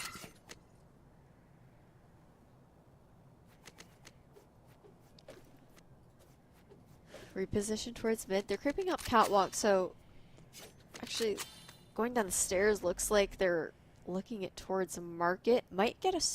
No, never mind. No smoke down. They're just going to have to shoot down that trip, but 30 seconds left means that wherever they're choosing to execute, it's going to have to be quick, because if it's B, you want to overwhelm this one player if possible. But as long as he plays passively in towards B main, might have a huge reflank, and as I say that, yep, Winter with that pickup on Dill. Things are looking like they're going awry here for TAMU Maroon as the spike is initiated here on the B site. Last player standing. Tayo close lane, tucked under. Got all the work to do. Is caught Luciano on the Shrouded Step, but has been immediately refragged. Whiteside going to grab themselves the pistol and are now one within tying things up at 7. On my mark. But again, Cat, the jitters came out when the guns came out. So, pistol rounds, the buy-up round of round 2 looked comfy for TAMU White. They were able to secure that in the first half, but my concern is always going to lie in those rifling rounds. So, on the side of TAMU Maroon, they're actually not going to be cheeky. No buy-up here, considering the spike was initiated. But, actually no. We are going to have one. Never mind. You know, I'm going to stop making those guesses. And I feel like I need a slap on the wrist now every single time that I do. It's okay. We got a little tech pause, so if it's long enough, we'll all forget that you said anything. Thanks. And then it doesn't matter. I appreciate that. But you're welcome. Oh, yeah. Thank you, thank you. Interesting enough, we're actually seeing a shotgun being pulled out here by Luciano. And it's a judge. Normally you may see like a Bucky come out or whatnot. Actually investing fully into that one here. I believe elected for it instead of maybe a Shrouded Step. I didn't quite catch the abilities at the end. No, okay. 4 went the Paranoia. So that near sight's not going to be available. And I feel like Luciano has gotten quite a bit of value out of it. It can be huge on any retake situation. Also really big stall potential. But as I say that, Tammy Maroon, they're making their way back towards B. Hearing the Boombot trying to tuck it out.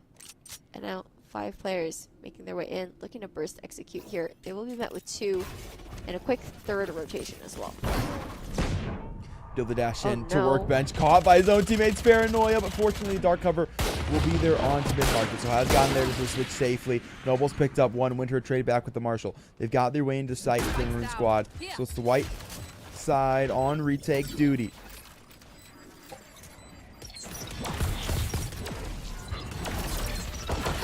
Going to come on its way now out towards CT, caught by the Haunt. Winter will go down to Dan. Luciano will trade back with the Judge.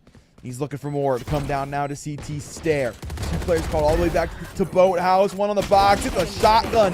That's a sniper. Luciano's going to pick up 1 and Cold Creed down. CT for the last 2. Bulldogs out and on the prowl. It'll be 7-7. Things are all tied up, but man, was it pricey. Yeah, Maroon did a lot of damage as far as taking guns out of their hands, shields off on everyone as well, so the bonus for TMU White isn't going to be nearly as strong. It looks like Luciano is just maybe going to be opting for a Judge for the majority of this defender side, as that will be reinvested in. Meanwhile, everyone else is going for that half buy. But on this buy round here for TMU Maroon, we do see that Tao is 1 away from the Nightfall, so that's the investment that I want to see going into this round to ensure they can win this one out, especially with the bonus being so weak here for the white team. Luciano holding the back of this B side, Bucky in hand. See what shenanigans they're able to get up to. The Judge was valuable last go around. There's 1 secured. There's more on the way. Do they turn for the second player? They do. A second. Luciano. Dill will finally grab the trade. Another to go with it. Big Chilling walking into danger. B main will be taken down. Thini quick refrag. And that's a rifle secured. A 1v1. A low HP raise though. And Dill has it. A 3K. A clean 1 tap to close the round. 8-7. The Maroon roster elite.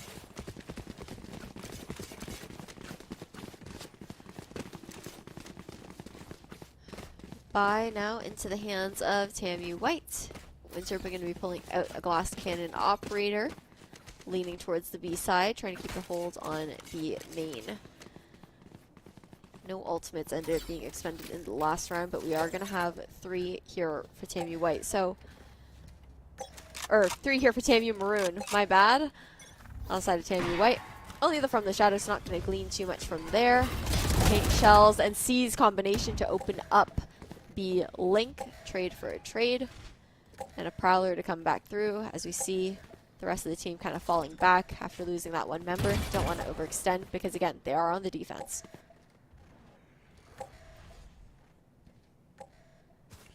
Omen will Shrouded Step out of danger. CT, or Cat, excuse me. There's an A in between the 2 letters. Then we'll grab Cold 3, and team is going to look at the 2-prong A. Potentially, Fragment has started it out. I've given them the spacing. The lockdown will guarantee they've got all that guard in control. Still Maroon going to weigh the option. 0 point to guarantee that player has indeed backed up. And they'll take the space now. The cross going to come through. The A site open. The plant will make its way down. And they'll have that lurk potential out towards me.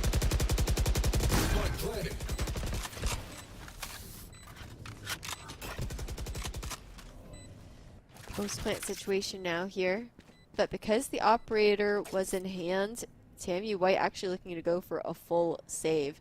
Rifles as well. Luciano maybe looking to catch 1 off on a cross if they are hunting for the guns, but TMU Maroon will just be holding. I think they're expecting the white team to still go for the retake, but the signal is given when the market door closes, and Noble, who has crept up here towards B Link, makes the call that it's okay to the rest of the team to fall off the site.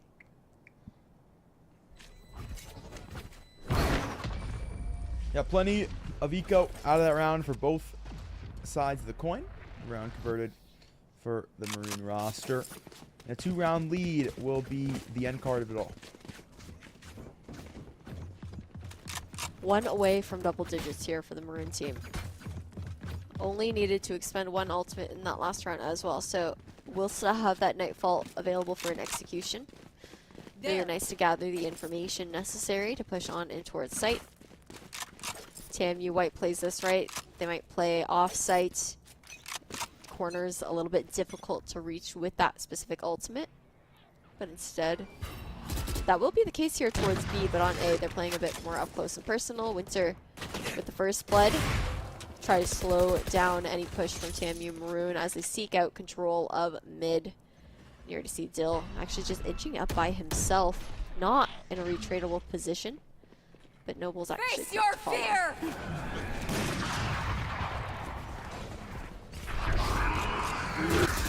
Step in through mid-market for Dill. We'll get this two-prong execute going. Dash forward towards lane. It's just one player to the back of the boathouse. CT side cut off for now. Dan, he's been spotted. Judge in hand. It's these shotguns back boathouse. The white roster loves it. To jump in with the Judge. Just picked up one on the raise. Dill with that quick trade. Plant's going to go down to the back of the site. There's a numbers advantage now for the retake. Noble hiding towards it. Look how tentative they are on this pushback, and I think maybe we're just waiting for the util to come out, but Haunt and Knife being thrown in very similar locations makes it very difficult as Noble cleans up with the 3K to take them to double digits here for Maroon. But back to what I was saying, the Haunt and the 0-point Cat thrown in very similar locations. Didn't get too much information off of it, and Noble in the end just went huge. Absolutely. The spray transfer, immaculate. And the reset, the recoil to grab the last frag, CT as well. Calm, cool, and collected. It leads that 3-round gap. Now, money low for the white side. Let's see what shenanigans they can get up to. Another shotgun has found its way into this round. They just keep on coming. Cover going out. So do those players out B main. Dan's picked up too early. It's going to open up spacing as Bing will fall as well. Everybody B site. Out of the round. It's wide open for Maroon. Will take themselves a plant. If we even get there, the kill's coming too fast as Sayo's grabbed Luciano. Cole Cree, the only one left, and knowing that there is someone hiding towards bottom of mid. Tio, regardless, gonna close things out in a flawless fashion here. We already knew that's how the cookie was gonna crumble for this round, though, considering it was an eco, and Maroon scaled so quickly off those kills. So 11-7, we're gonna see a timeout being called by TMU White. What adjustments do you think can come through? You know, the pistol and that buy-up round went really well. They were both 1-0 on retakes as well, but thus far, they've been really struggling to slow down any push coming out from the Maroon side. Man, I feel like they've made the adjustment already. It just hasn't been working. I mean, they played pretty far to the back of the site. I will say, on the back of B site, just playing one player typically. And that player usually has a shotgun, so I don't know if that really counts in terms of not playing close contact. Yeah. But that last round, they switched things up a bit. They worked at close contact instead, and they just get absolutely decimated. So I don't think... Not good. I was going to say sometimes it just comes down to the gunfights.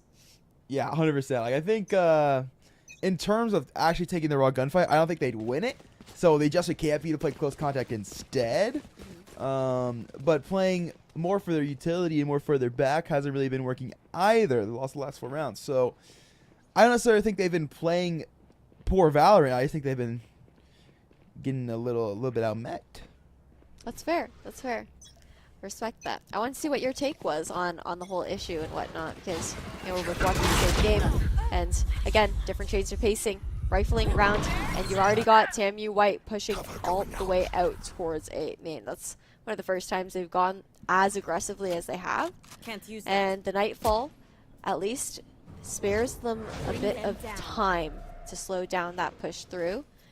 Allows TAMU White to recollect themselves after the chaos in a lobby. The 0 point went out once again.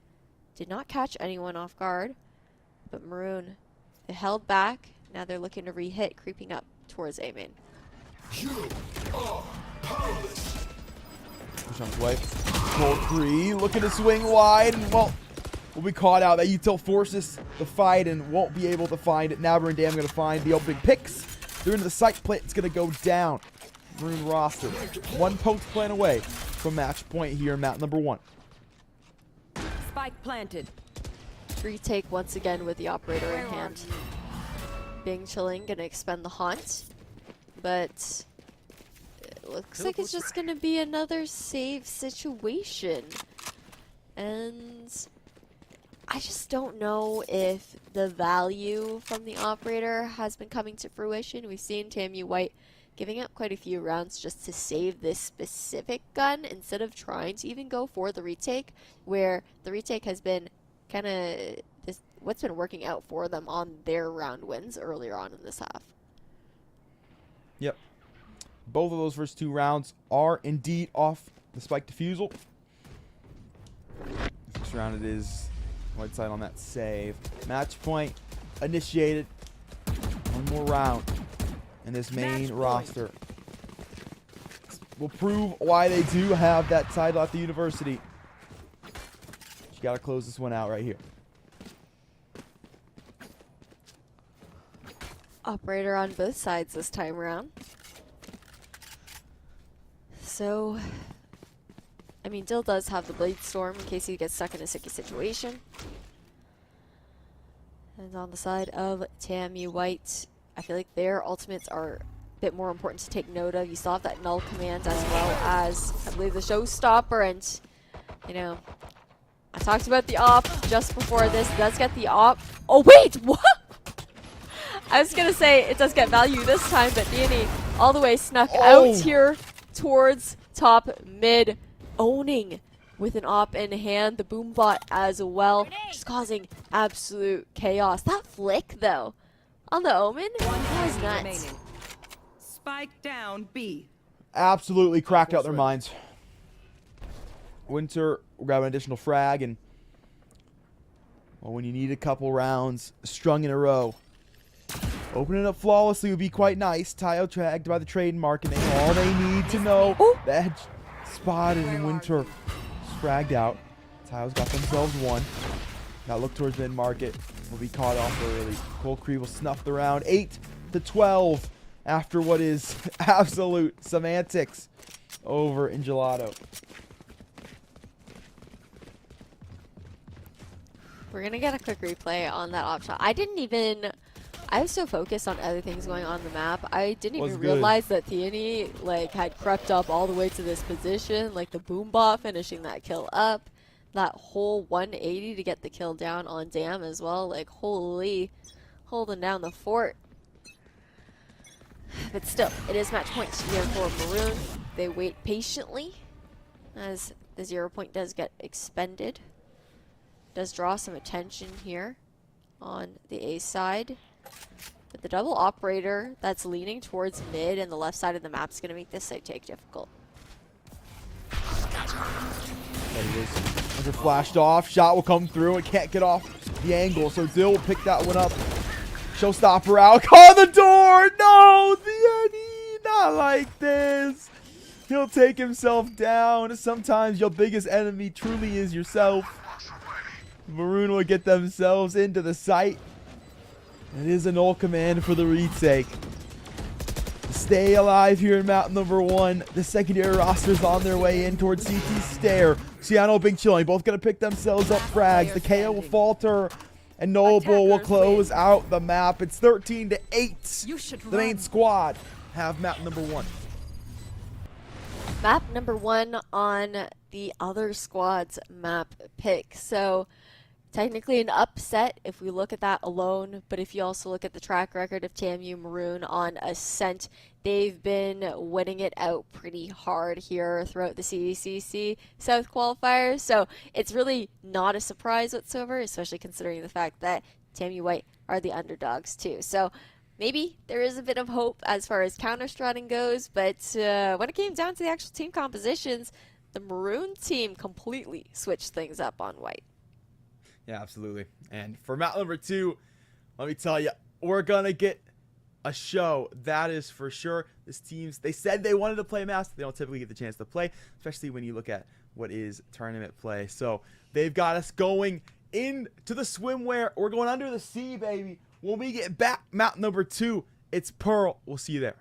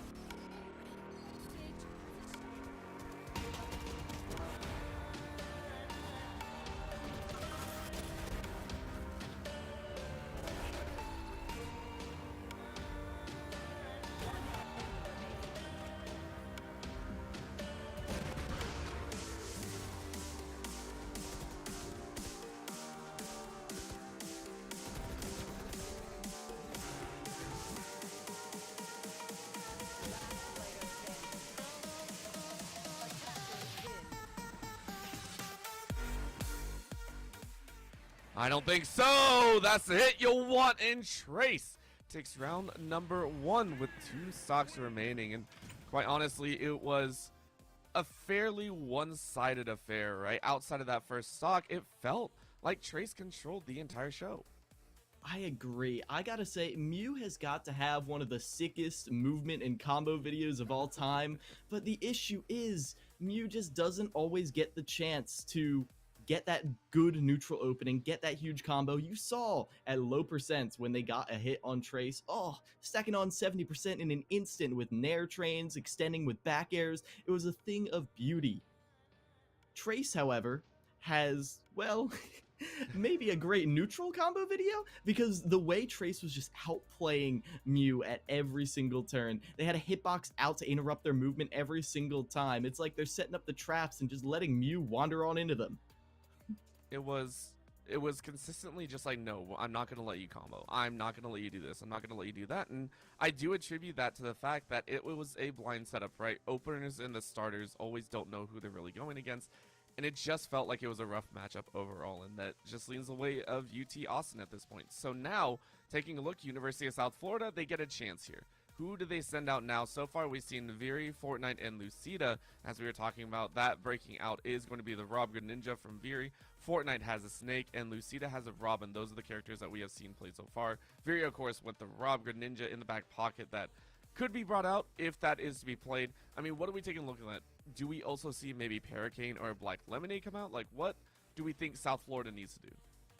Now, I do think Game & Watch is a fairly decent matchup against this Steve. However, we haven't seen Paracane on paper, and that's the thing.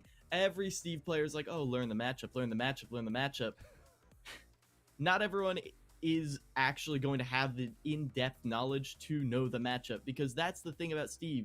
If you do not know how your character in specifics beats this character, Steve is going to have the upper hand.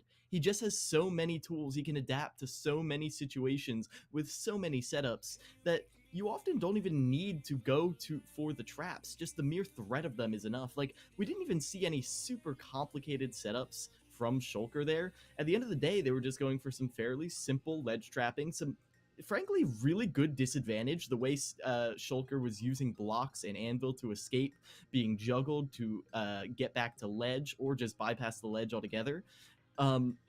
So how are you going to extend those combos against Shulker's really good disadvantage, and how are you going to finish off those kills? That is the task that falls before Lucida now as we get into the next game.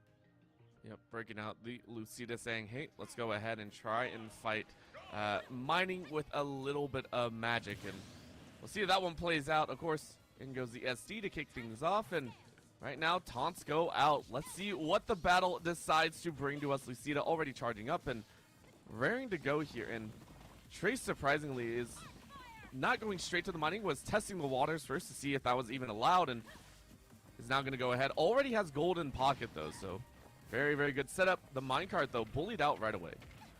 Oh, but now Lucida being juggled, not able to get the platform extension, and yet Trace is able to keep up the pressure, knowing how to make their opponent sweat, sending Lucida far off stage, trying to block him off, setting up that anvil, but unfortunately, Lucida is able to get to the ledge. A nice little combination, able to grab the sword just in time, and with the minecart in between, it's, hey, look, let's go ahead and get a little bit of brutal action. The iron has been set, but a nice bolt comes out. Lucida, the neutral, is able to set neutral B. Sets again, trying to hold that shield and baiting it out as much as possible. That's going to be up on the top platform, but Trace able to dodge out most of the rebuttal damage on the back end.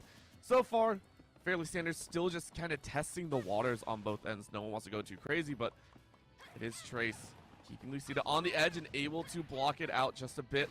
Another double. Ooh, I like that. And up, and then a swing Lucida, keeping everyone on their toes. Yeah, Lucida is being forced to expend resources to deal with the minecarts, and the issue is Lucida doesn't recover them quite as fast as Trace does, but there with the Levin sword falling down, able to catch Trace in their movement. Still 3 stocks on Lucida. This is doable. You can see here Trace starting to get that combo game going and starting to get a little bit of a juggle, right? Saying, hey, I can get some hits in too. I can absolutely do the same to you if I really want to. I want to get those diamonds first. Still already has the diamond pickaxe and might get the anvil. Does not pick it up. Very nice dodge by Lucida, withering down that that stake in the shield, but immediate grab out, and it's gonna keep Trace on the edge. No confirms just yet though, and that's quite surprising. Trace is really keeping this stock just to try and mine up as many as possible. Yeah, right here. Ooh, the Levin sword.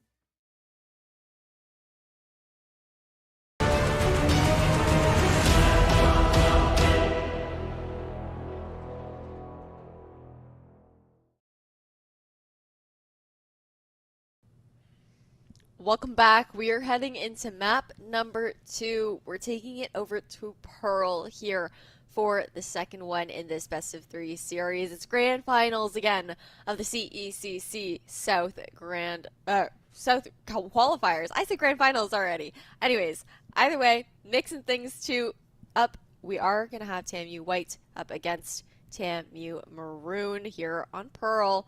And this is Maroon's map pick this time around. We haven't seen Pearl yet, actually, so far in this tournament. Nah, Pearl has been pretty consistently, except -1 series, the first or second ban. So the first ban for one team or the other in these best of ones. There was one showing where it was the choice between Fracture or Pearl, but that was against 2 of the top teams in the country. So a couple shenanigans played for them over there. But we haven't got seen on broadcast, and well, now we've got the chance. Pearl's an interesting one. It has been out long enough for teams to have the chance to have scrimmed it. The only thing is, I mean, you get a pretty long off season in collegiate, and we are just getting back to the start of the season. So it's minimal prep time, it's minimal scrim time for these rosters to actually have gotten work on it, at least back at school. A couple of these top teams like Texas A&M possibly scrimmed over the summer. If that's the case, then maybe they have a little bit more comp experience. It's possible. But as we get into it, it's going to be a mirror matchup here for the second one. Everything's on the line as well, considering the fact that it is map number 2. Maroon has that advantage having that first map under their belt. So this is TAMU White, where if they want to take it the distance to a third map, they're going to have to upset this map pick. Yeah, that they are. It'll be looks your to be a agent. mirror match waiting for the damn lock-in, but I wouldn't be shocked if it went any other way. Double controller has just been so much more effective on Pearl. Respectfully, how do you feel about the lack of a duelist here? I really like, to be honest, the Neon on Pearl. I think she just flies down double door in a way that no one else can do. Can occupy so much space so quickly. And then with that sewer flank, there's so much potential to backline on the attacking side. So we won't get any of that instance. Do you like that comp? Do you prefer the extra util? What's up? I think it really comes down to play style. I think that you're right. Neon, in my opinion, is the strongest duelist on this map, especially because of the way it's structured. Rotations for both sides are extremely long, and Neon can just cut down on that time. But as far as just having this mirror matchup goes, going that double controller, double initiator, I feel like you have the fact that KO can kind of play as a pseudo duelist with the pop flashes alongside of his team. You're really gonna have to go for those trades more instead of for solo plays. But Chamber also gets a lot of value too. That B main area, super long choke point, very open as well, very friendly to the rendezvous on either side. We'll get into this one. The decision going to be who plays the map better Where are you? and who plays the game better. Comp's the exact same going into this one for these teams. Haunt has so much information. These players running it up A main. My gosh, occupies that space so quickly, and it'll be the trade-off. Maroon team goes mid, they go art, and they walk their way down into A regardless. The move towards flank here, stalled by the Nebula. 0 point to suppress, but Dill, he can't suppress the gun play. The bolt's gonna come through, has one, traded out by Thine. Noble and Dam gonna get involved. Still trying to find their way down towards Link, and Dam will force the issue. Is finally off of that brute force. Put them on to the site, put the spike down. Winter to step forward into trouble, and he'll fall as well. A 3K for the Astra, a 1-0 score line for the main squad. Really quick round to start things off there on the pistol. I mean, you saw that aggression coming out from TAMU White over towards A main. You can see that there may be some pings going through, as they might expect the same thing to come out, but maybe with the full force of the entire team.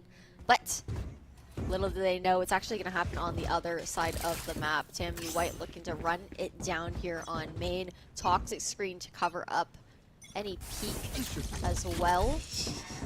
They're making a mad dash up. The question is do they get the timing? Because by now, Maroon is going to hear this push. And they'll know about it. Trademark will be there. Noble, it's time to play. One is all she wrote. Cold Cree will have the trade. A Spectre secured for the White roster, and still plenty of resources.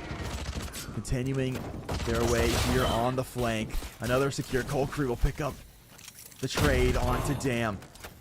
A chance to grab another rifle. Trying to give the Spectre to his teammate, who gets his head absolutely blown off. In the meantime, Snakebite's going to be there. Big Chilling forced to swing into Navert, who finds a second frag. And Tayo will close the round. It's 2-0 for the Maroon side. I'm not gonna lie, I really related to Bing Chilling in that moment when he was really sitting in that corner. Snakebite goes down. He's just looking at his teammate. He's like, bro, I don't know what to tell you, but you're about to be in a 1vx situation. That's tough, and I think this is a lot of what we're gonna see also on this map. The choke points, aside from B main, all very small for the most part, and there's util for days. So yep. It's just going to be util dumps, to be honest, with these two compositions, especially with the pacing that they're going at. There's not really any staggering of it so far. Yeah, this is what's gonna make this. That's what's gonna make this matchup so interesting. That's how creative you can still get with util on this map. It is Taku screen in general. This initial cutoff that's gonna come through makes it so difficult for the team to push their way forward. You see, they try to pop flash forward. Noble can't connect on it, and Cold Cree certainly can. From the back of spawn, additional toxic screen will cut the site into two different segments. Gonna push past that one wall and then try to get to the back of the side as well. Big Chilling's gonna pick up Naber. So that space they hope to take out to double door has been in vain. No lurk opportunity for the Maroon roster. And they're more than known about here down B long. Still trying to creep up though.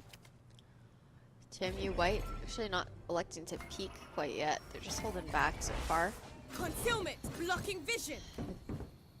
The Whites. Okay, I was gonna say the toxic screen was coming up. They're just gonna funnel in though. But again, I mean, we do have a Vandal in the hands of Dill now.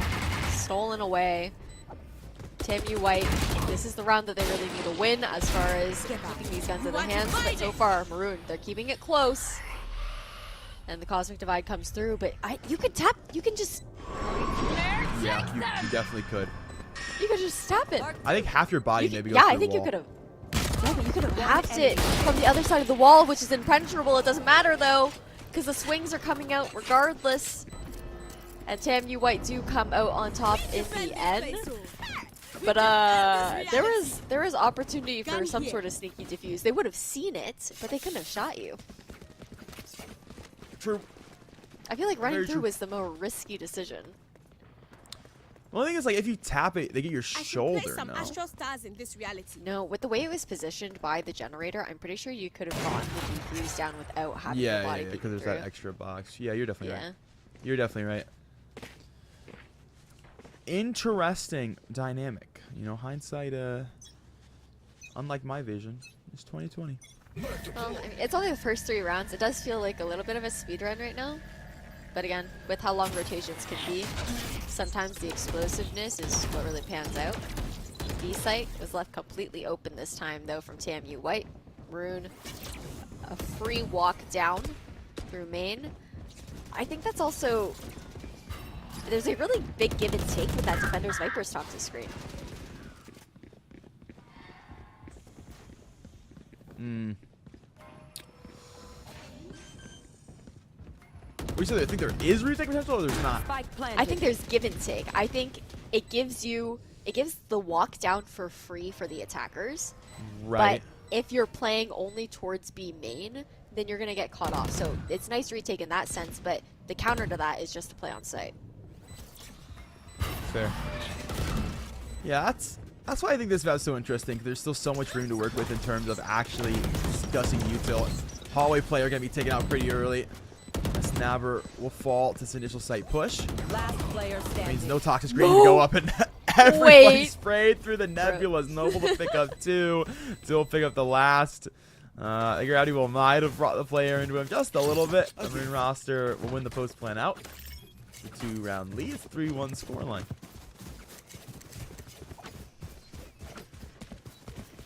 Back onto an eco round here for TMU White. Actually going to see a Bucky in hand for Luciano. We'll be playing towards A, but TMU Maroon knowing that they have the advantage as far as economy goes. The weapons will reign supreme. They're looking to push down that long angle. But little do they know they're going to be met with 3 players.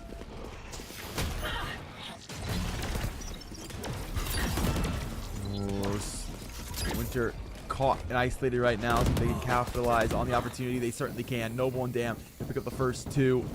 Getting to the back of the site. Be screened off for now. Hans caught nothing. They can push their way towards that site. Prowlers come through. Bing will be known about. Will dodge any sort of spray coming through this toxic screen. They're also throwing the Viper's pit into what is their anti-eco. No shenanigans allowed for this white side. Chilling with the isolate 1. Unfortunately can't find it out. Vandal will come out on top this time. Dill, though, is going to fall The prey shenanigans to are back Bucky. anyway. _1 Suddenly, enemy it's remaining. 2v2 situation. TMU White converting this run to their favor. The smoke to come out. Dam a little bit too far for the spray down. Does manage to stick half here on Luciano's part. But 16 HP and a dream. The spray down does try to come through and manages to clutch it up with a 3K here for Dam. 4-1 now from Maroon. That was the closest anti-eco. Only Dam makes that alive. 0.7 seconds the difference between the defuse coming through and not.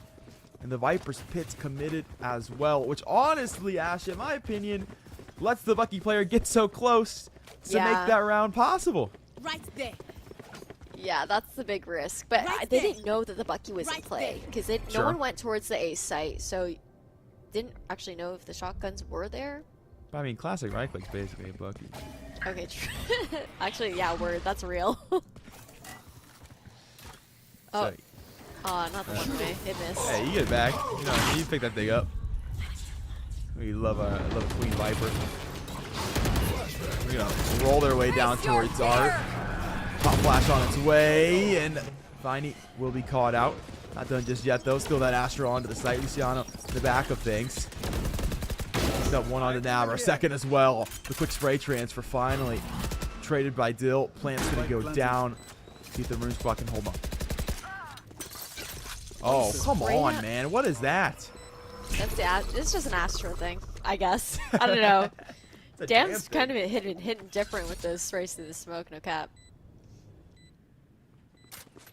No, that is absolutely ridiculous. And White's not even going to look for this retake now.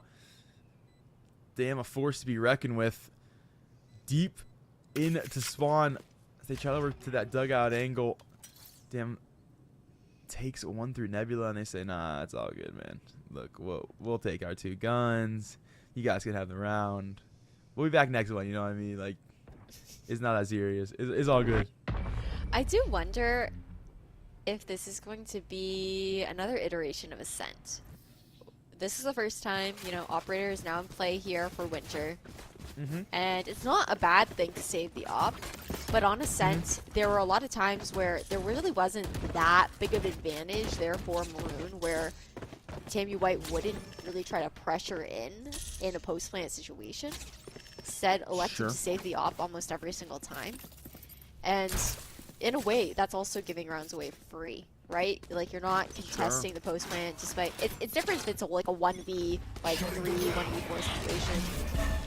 But even sometimes with only 1 player difference, as I say that, eco round to come through for Tammy White. They're pushing out once again, this time towards mid. Ooh. DNA shots will ring true here on Noble. And again, equalized here, 3-3. Tammy White, it's their eco rounds that always go so well for them.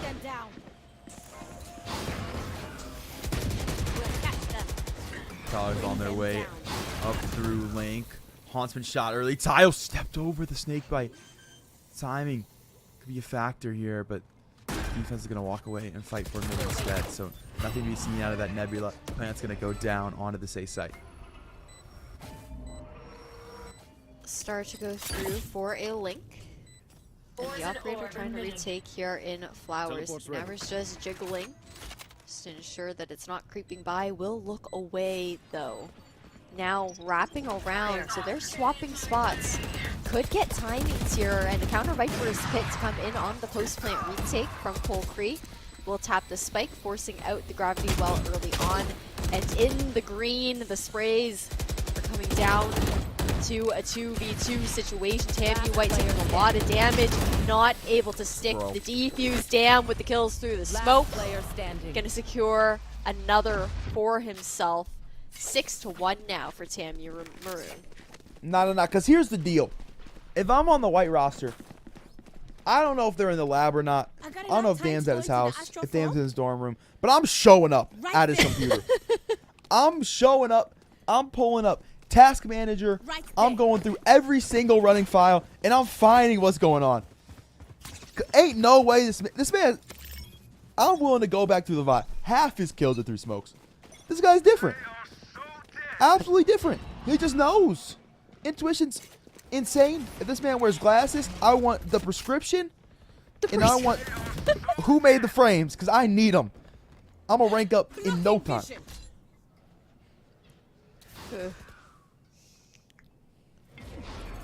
Well, speaking of ranking up, we are seeing some scaling up here from the Maroon team. They've pushed up towards B Link. There is a cut off here in mid connector, but playing very passive right now inside Tammy White down in the mid area. They are pushed up on the A side, so there's a lot of info to be given there. The read is towards mid and B. The flashbang to come through is going to secure Noble a kill with the... Man, he pulled out the classic and just went for it instead of the Vandal. Everyone grabs another for his troubles. Valkyrie gonna fall. Downey. 2 picks now. He needs to win this round though. 3K, but ooh, almost the lineup. Still will save him from the danger. It's 7-1. The Maroon squad dominated here on Pearl. A valiant effort from Thieni in the retake situation, but I should probably play some stars in the unfortunately, astral plane. one man against the world, and now a timeout to be called here by Tammy White. The thing is, the white team has been adjusting on defense. Same thing as on Ascent. It's not like they're not making changes. It's not like they're, you know, playing the same stale angles and Maroon is just, you know, whatever. But this Maroon team, they scale so hard off of momentum. It's the snowball effect once again here on the attacking side. Yeah, so we'll see what additional adjustment comes out of this timeout.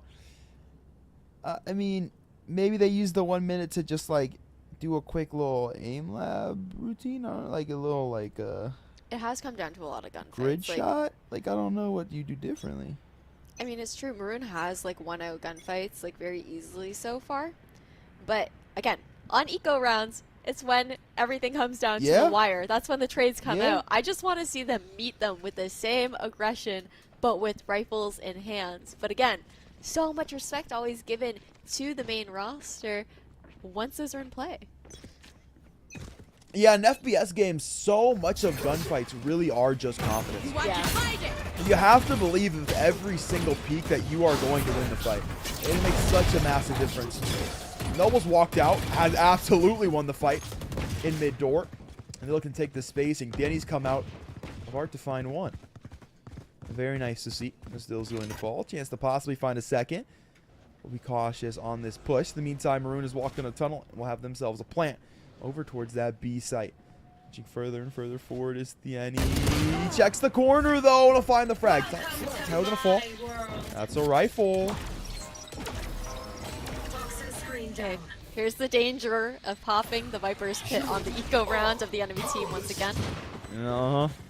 It gives them the opportunity to push back in close and personal. Noble is watching the cross and managed to get 3, but does still have vision. So they know where the other team is at the moment, as long as they're not in the Viper's pit. Tap does come through. Maverick sees one on the left. Will flick to the right to get that pick down on Cole Cree.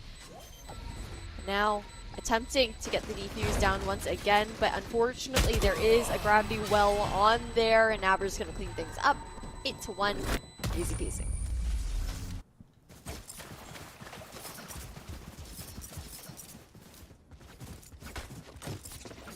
All right, now we get to see the value of that timeout. Down into an eco. Doesn't tell us what we want to know. This round certainly will. Can they recover the half just a bit? They win 3 more rounds. I mean, okay, you got it 8-4. You got it somewhat close. Much better chance for the attacking side.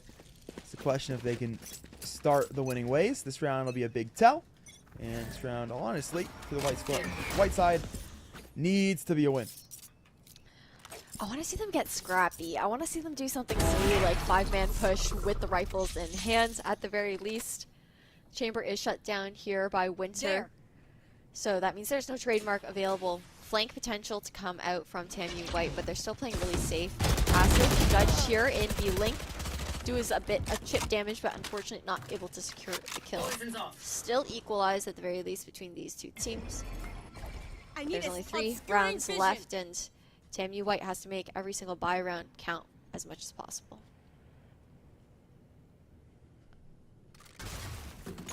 Double walk up out of the double doors into mid. There's a lurking Astra though, who's caught the timing of their lives. Dam's picked up Luciano. Didn't know about the second though. Stuck on the astral form, throwing stars, caught lacking. Thieni will pick that one up. It's a freebie. And good timing for it as well. White postured right now for the A site. Winner's going to pick up Naber. Noble to step in. He'll fall to Colcree. And that just leaves Tayo, who's got 1 trade. Can't quite find the Opper. Steps forward. We get that DK'd HP back. Going to have the plant down. 2 players isolated. Chances for 1v1. Caught out by the fragment. Winter whiffs the shot. Tile can step forward. Coming back, looking for this player down towards link. They'll come to the back of the site. The swing on its way. But Vianney going to secure the round. Out the timeout. Into the gun round. Weidel find their second. Despite not winning it out, Tao couldn't have played that any better as far as trying to isolate those 1v1s. It's really unfortunate.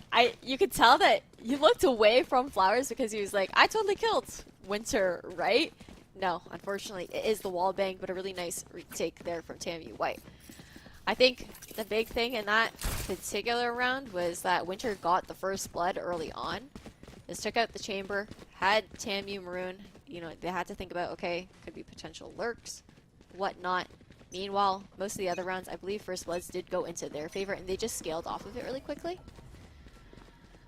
But as we keep going on, this time, Operator, moving over towards the main, will be pushed off by the Prowler, able to rendezvous out at the very least and live another day. Spike down mid.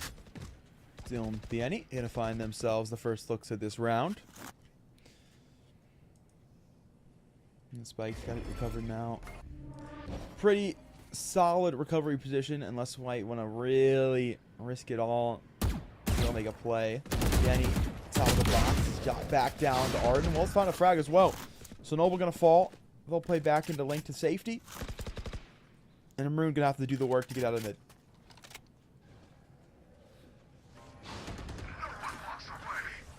Null command now popped here by Tammy White. Vianney trying to just stall out any potential util usage here in B Link. Luciano good for 1, but will get refragged. Tammy White, though, they do have advantage as far as time and members. Just looking down to run down the clock. 30 seconds left. Plant seems to be going down for free in front of the generator. Nightfall to come out from Tara as he pushes through. A counter 1, though, will find him out. And Tammy White, they're looking to pinch on this retake. Yeah, waiting for that chamber to come around towards spawn. Flank on its way right now. Winter to step forward. Glop to go tower. Just look towards tunnel. Will they know about it is the question. One enemy remaining. Fall. Tayo has taken Bing Chilling, and it's all up to Winter now. A 1-on-2. Top shot Wobbings, found nothing. Gonna drop down with a headhunter. A player behind him and in front. Time running shorter and shorter. The knife out for Tayo, but damn will find it first. 9-2. The Maroon roster will lead this one by 7.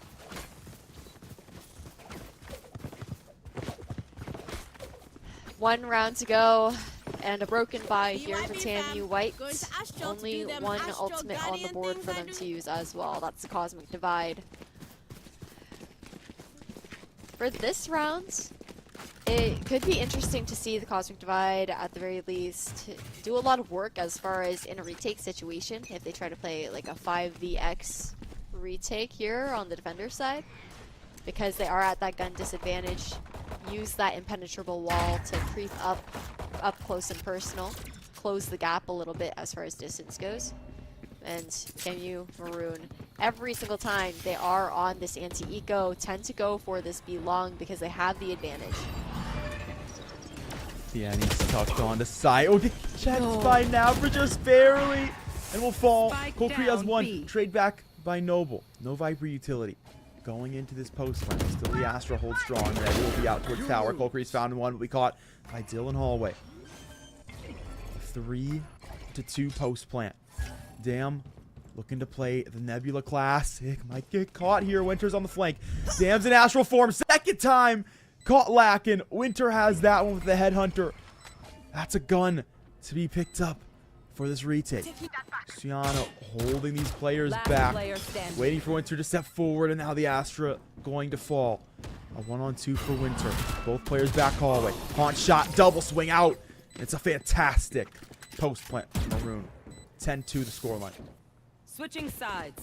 Hey, same scoreline on his head. At the half, that's how they ended it out. It was 10-2 there for Maroon. Was different sides though that they did end up on. So we did see that TMU White, when swapping sides, really tried to give the Maroon team a run for their money. And they did a pretty good job as far as, you know, trying to bring things a little bit closer. And now we're going to see if they fare a bit better on the attack here on Pearl. We're looking to actually default it to kick off this pistol round.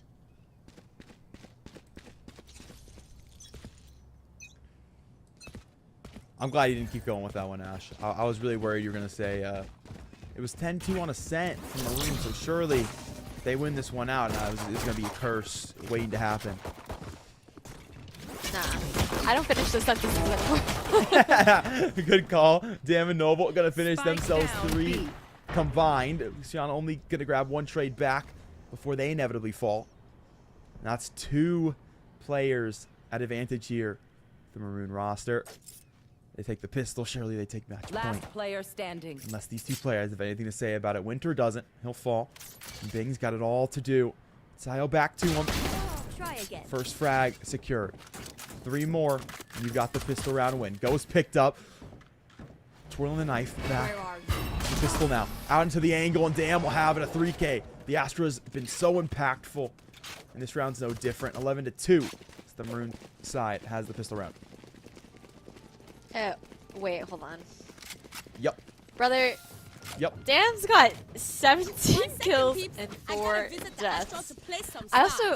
I feel like if we had known how many kills through this smoke he was gonna get, I would have started like some sort of like counter just to see how many of those have actually just like not even seeing somebody. But yeah, on this buy up, we're gonna see Tammy White actually trying to counter it a little bit with the sheriffs in hand, stave off that match point if possible, without completely breaking the bank. Oh, okay. Dual adjustment on the headshot angle. Winter. No more. Crispy indeed. He's fried up. The White roster going to look to continue this scaling, but at a much more cautious pace. Still fragmented out of hallway. Waiting for it to fade to hunt back in, and Noble will make sure Thany fades out the round. Pop flash to come out this toxic trade. He's looking to go. Dill will come out with them. They'll find themselves 2 more frags, and Colt Crease traded quickly by none other than the Damn. 12-2 the score line. Maroon will take themselves 4 guns into the match point round.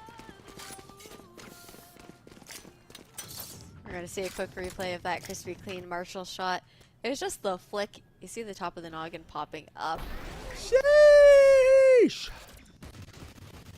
And this flash is huge as well, but a very clean run so far. Tammy White, because they have forced up into those shares in the previous rounds without being able to convert it in their favor, aren't actually going to have rifles going on here. They're looking to just 5-man brute force it through a main stalled out so far by that toxic screen. And Naber actually peeking through it, the crossfire down, but equalizing once again. I feel like every single time Tammy White is on eco, you see that 3-3 score line. Noble getting spammed through the smoke says, I'm going to pop flash this anyway, and is able to win the fight.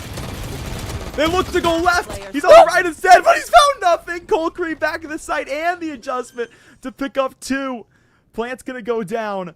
And who other than Damn 1v2. 1 player low. Spotted the first, and he's got it through the toxic screen. Add 1 to the count. Both going to be full HP here. Nebula forward. And Damn, the drop of the Nebula, and the shot is there. He pulls it back. And he lets them know. Teammates bantering to finish out the game. It's 13-2. The Maroon roster proving why they are the #1 squad at the school. Recovering the stars there was just so well done by Dam. You would think, okay, maybe he's covering it out so he can push a little bit closer in, but it is all bait regardless. Now securing this defuse. It's a clutch round here for Dan's closing out. Nothing more than just having that top frag, the carry for this particular match to end it all. Phenomenal showing. And a kill through the smoke to open up that retake for him all on his lonesome.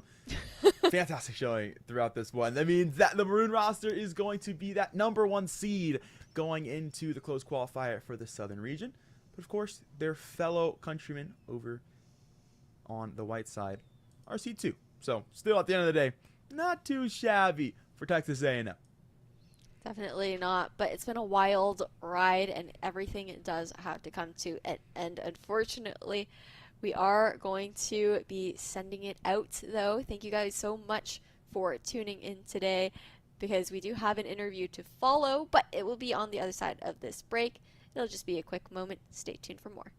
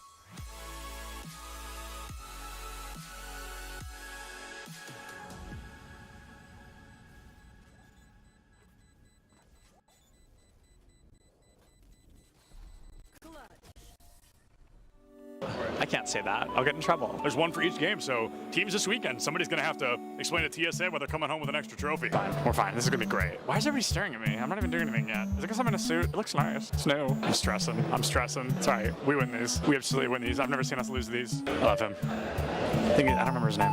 What is going on, everybody? And oh, we're ready? I'll start over. Okay. What's going on, everybody? We are here at the Collegiate Esports Commissioners Cup 2022 in Atlanta, Georgia. The players are just now entering the arena for day one. A lot of them had the opportunity to be here yesterday to get jerseys, to get familiar with the area, and to get to know one another. But today, the friendly gloves have to come off, and they are all here. Earlier, I was talking to these guys. This mannequin, when they didn't have anything else set up, I could see it from all the way down there, and I thought it was a person. And I stood there for like 5 minutes, and I was like, why is he standing like that? And I thought it was like a smooth criminal. I thought somebody was giving us like a Michael Jackson impression, and then it was a mannequin. I was really embarrassed to admit that. Oh my God, that's a lot of people. Hold on, let's go over this window. Let's go over this window. It just keeps going. There's so many people outside. There are so many people outside. We're gonna interview people when they come in. I don't really want to go outside. It looks like it's gonna rain, and the suit is new. So, oh, there's Doc Haskell. Hi, Doc. How are you? He brings a full notebook with him and like writes notes down. It was pretty insane. He had it yesterday. He's gonna be coming through this metal detector right here. I don't know his name though, but I recognize his hair. Jen. You're Jen. All right, we're gonna interview Jen, who's supporting Kennesaw. I'm gonna ask you a couple of very simple questions. Okay. Are we ready? All right, great. College. I really like Georgia College's color scheme. It's just red, white, and blue, I think, but I think they did it in a really clever way. Mineral area wearing hoodies, even though it is 75 degrees outside here in Atlanta, Georgia. Absolute legends. If only Nick could hear you. Nick, come back. If he's over 100 feet away, he can't. You were whispering something, and he started smiling. I'm like, are you whispering? Oh yeah, because he's got his headphone in if we're close enough. But Bless you. Gesundheit. Gesundheit again. You're welcome. I'm gonna go find him. Oh, there he is. Oh my. Oh, okay. Real stuff is starting. Real stuff. Competitive integrity needs to be upheld. We gotta get out of here. Yeah, I don't want to get in trouble. I get really embarrassed when I get yelled at. 30 is Okay. Wow, it's not 10:30 yet. It's only barely 10. Woo! All right, it's gonna be a long. Hey, what's up? Surprise interview. Join me over here. We have a cool backdrop. What are we here for? Rocket League. Awesome. I'm not going to ask what school you go to because unless you swapped hoodies, that seems pretty clear. Nope. You know, I got my jersey on with my name on it. Oh, you do? Show us your jersey. Look at John T. Turbo here. Yeah, That's not his name. I just keep calling him that. Yeah. His name is John, but my name is John Turbesi. Yeah, That's not John T. Turbo. Yeah, I get the message that I'm going to Nebraska where I met you. Oh, that's so crazy. So context, if we're probably never going to use this, but I want to talk about it. Turbo and I met at a LAN like over a year ago. That's so crazy. What is going on, everybody, and welcome back to the Collegiate Esports Commissioners Cup. I am Seb Dillons, joined by a man I have interviewed probably well over 10 times. It's going to be my good friend Neb, here from Bay State Overwatch team. Neb looked at me before he started his last series, and he said, we are not dropping a map for the rest of the day. And so far, he has lived up to that title. But Neb, is there anybody you're thinking, we've got to get them out of the way, we've got to take them down? No. No? Just looking at it, each fight's its own, every game, going into it, just taking it as it comes? I have the confidence right now that we're not going to drop a single map. I love Neb because not only is he confident, but he's correct. Bay State is one of the best Overwatch teams I've ever seen. So it's always good to hear. I love the confidence, and I love Bay State, so I hope they do a great job this weekend. So what qualifier, did you win a qualifier to get here? At-large bid. We're looking at Rocket League, we're thinking high odds, low odds, where do we think we're walking away? I think pretty high. I think we're doing pretty good. Is there anybody that you're looking at, you're like, please do not let us go up against them unless we absolutely have to? I mean, really, everybody's good competition, so. And sorry, what was your name? Ethan. Ethan from Mineral area. Yep. Very exciting. Well, Ethan, good luck. Thank you. We'll see you soon. What kind of pass? A player pass? Let me get you a lanyard. No, you actually have to like tape it to your chest, like really awkwardly with masking tape. Okay. And it's gonna fall off. Yeah. It's gonna be uncomfortable, I promise. That's a guarantee. Okay, cut that, I'm gonna sneeze. Okay, good. I'm great, everything's good. Who do we interview? Who should we interview? I don't know, I'm just here. I need caffeine. That's why we're here, right? This is why a lot of people are trying to figure out, how do we replicate what you guys are doing? How do they do what you guys are doing to a degree, or why are you guys doing what you're doing to a degree? But to kind of, I think, focus in then a little bit more, I want to talk about gameplay a little bit before we jump into business and all of the other stuff. Jensen, this one's for you, right? I want to talk a little bit about this because to someone like me who's traditionally a League of Legends fan and all that, I know that you've been a coach that's been all over the world. You've worked with a lot of different professional teams and different regions. My question, I think a lot of people want to know, how did you end up at Maryville and why a North American collegiate college? What was the draw, or what brought you here? How did you get to this point? When I first came to NA, I worked with Immortals, with the academy team, and I realized that there's a lot of cultural challenges that exist that's very unique to NA and esports, right? Where there's this very interesting intersection, because unlike traditional sports, in esports, players, they don't start training under a structure or a system or a coach. From a very early age, which is what happens if you want to pick up any other sport, right? Like you start going to community events or whatsoever, and then you start developing your skills and your literacy of the game from the age of 6 or 7, and you're very used to working in a team environment, a coaching environment. But in esports and for League of Legends, a lot of times players, they go through they go up, they climb the ranks in solo queue where everything is basically self-taught, and then all of a sudden they need to be placed into a team environment. And I realized that this is something that the Asian teams got right, where they had these B teams. They have the B houses in Korea and Taiwan. You would spend almost close to a year just being a understudy or training partner for the team before you even join an academy team in the first place. And in China, they have like these massive B team systems with like lots of players in them. The moment you hit a certain rank on the ladder, they fly you in. You are then boot camping for a month there at the facility, and depending on how well you do, they then decide whether to retain you on as a training partner or as a trainee in whatever capacity, given how well you perform in those scenarios. So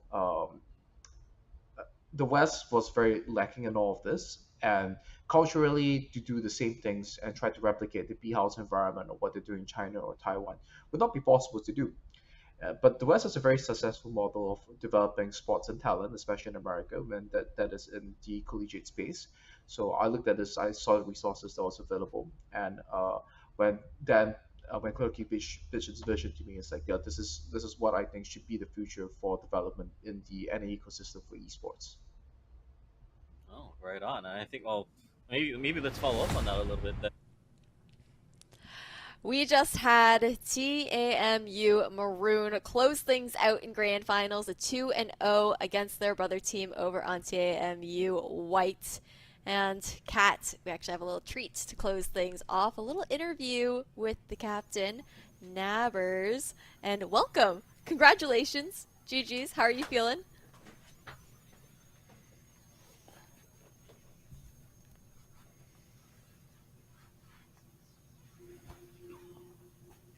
We have so much talent here at TAMU that we can run the Southern Qualifier and get us both in the grand finals. It's a great feeling.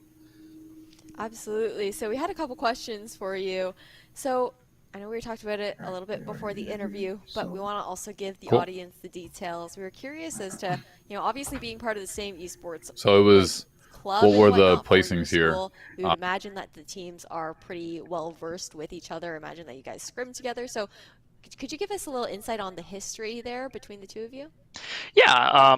Well, so the hopes for this roster, these rosters at the start of this year, was to make Maroon and White as close in skill level as possible, so we could be internal scrim partners, cover strats with each other, basically just have it be so close that if one of us gets knocked out early from a bracket demon, the other one can hopefully bring it through and bring it home for us. And so we've been doing a lot of internal scrims, and most of the time, unfortunately, I've had to have like my subs play. An aggro and Liz's Kitten, and White's been beating us pretty heavily on a lot of maps. Like last time we scrimmed Ascent, they beat us 16-8. So going into this, it was kind of like it was gonna be like a coin flip. Who's gonna bring it home? Who's gonna win Ascent? But we pulled through. Had my main roster here today, and we secured it. Yeah, you guys definitely rolled with that momentum. Speaking of momentum, on Pearl, I felt like we saw that scale up really, really quickly for you guys, especially starting out on the attack first. So, curiosity, Kat and I have talked about it because for collegiate teams, not all teams stick together throughout the summer as far as, getting those scrims through, practicing out, and that's when Pearl came out. So, is that something you guys have been working on for during the off season as well, or was it just something that you kind of just picked up throughout there, and this is like a new map that you were trying out just for an official? Once Pearl actually came out and was released, and Maroon's been looking at it pretty heavily. We've been wanting to make sure that we're ahead of the curve, not behind it, because with new maps, it's very, especially in BO3s, you can force a new map if a team has a very target ban. And so we wanted to make sure that we were ahead of the curve. So we got a couple scrims in, one of which was actually against Winthrop, which was our semifinals match, I believe. Yeah. So we wanted to make sure that we had enough practice on it and make sure that we were proficient enough in it that we could comfortably bring it out in games, and I guess we were able to. Yeah, definitely able to. I want to talk to you less about the games, more about the wins and the significance of them. I want to start in the group stage run for you guys. You had a decider matchup, so losing that first round and then making it through regardless. In that decider matchup, a 13-10 win against UH Premier, the #1 seed going into this event. What does that win mean for your roster? To be honest, it's a little bit it's a heartthrob victory because A&M's very close knit with U of H. A lot of their players we love and we respect them a lot, like Eric Appleson, Coy. A lot of those players we actively queue with them in ranked, or we just talk to them a lot. Me personally, I talk to Eric, and so going up against them first round was very bitter. We were hoping to see them in grand finals because in BO1s it's very difficult to just distinguish who's the better team because Sure. most BO1s are ending on Ascent. We've played Ascent almost every single game in this tournament, and so having just BO1s against especially really good teams like U of H, who had just maybe a really bad bracket run, being sleepy, being tired, it was very unfortunate. But as for the win itself, we always love beating U of H. It's always fun. There it is. Yeah, very, very well put. And with a win here in the grand finals against that brother team, it's put you #1 seed going into what's going to be that closed qualifier for a chance at the CECC LAN. Does that make you feel confident, or is there more work to be done, jobs not finished? Definitely more work to be done. A lot of rounds, if you go back and watch it, were purely won by the skin of our teeth, by the raw fundamentals of my players. So we got to hit the drawing board a little bit more, bring it home, make it more concise in the victory instead of, a 16-14 against Georgia Tech. That was a very scary game when it got that close. Yeah, very close overtimes on both sides of the coin getting into what were the semifinal matchups. And I'll ask you, if you can make it through, if you can win out not this open but the closed qualifier afterwards, what will qualification to the CECC LAN mean to you? What will it mean to the roster? For the roster, it's just going to be another day on the block. I'm the new kid on the block. Everybody who's on the team as of right now has gone to the Atlanta LAN. They've gone there. They know what it's like. They've won Georgetown. They know what a LAN setting's like. They're ready for it. They're going to play their hearts out. But for me, this is my proving ground. I want to be able to show that under my command that Maroon can really push forward and get through these qualifiers and just show that, we're a force to be reckoned with from here on out. Well, we welcome you into the captain's chair, and it's been an amazing showing so far. We're really looking to see how far you guys are able to take it as the season does go on. But this does come to the close of our interview. We really appreciate you taking the time to give this background information, answer these questions from us. But before we do go, I just wanted to know, is there anybody you want to give thanks to, shout out before we end off right now? Definitely my teammates. My teammates, they give me a lot of, what's a family-friendly word? A lot of flack. Yeah, they give me a lot of flack. They like joking around with me. But at the end of the day, when I need something done, when I need someone to clutch up, when I need someone to show who they are and prove it to the rest of us, there's nobody else in the world I would ever want to play with. Damn. Well, congratulations, and looking forward to seeing how you guys fare out in the closed qualifiers. Going to be that top seed, but that is the end of the interview for it now. So for now, we will say goodbye to Nabbers and hopefully see you next time around on a streamed game. And Kat, this is taking it home. It's the end of the stream. It's been a long weekend so far. So Kat, lovely to have you on the desk with me. You guys should go follow him over at Catinator3K on Twitter. I'm Ash, or also known on Twitter as AshCasts. But that's the end of the line for us. It's been an amazing series so far. But before we do send it off, Polyhype has a couple goodbyes to say. We'll see you guys next time.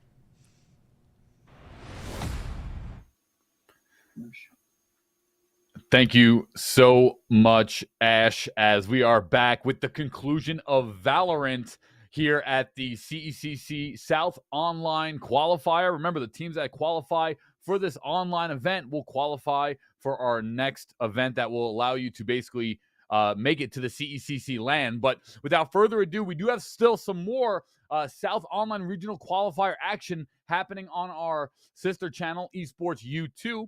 That'll be going down with some Super Smash Brothers Ultimate. So if you're into the FGC and fighting games, make sure to head on over to Esports U2 for the conclusion of some of this collegiate Smash Brothers action. But just to take a round out here at VALORANT, let's take a look at the playing field.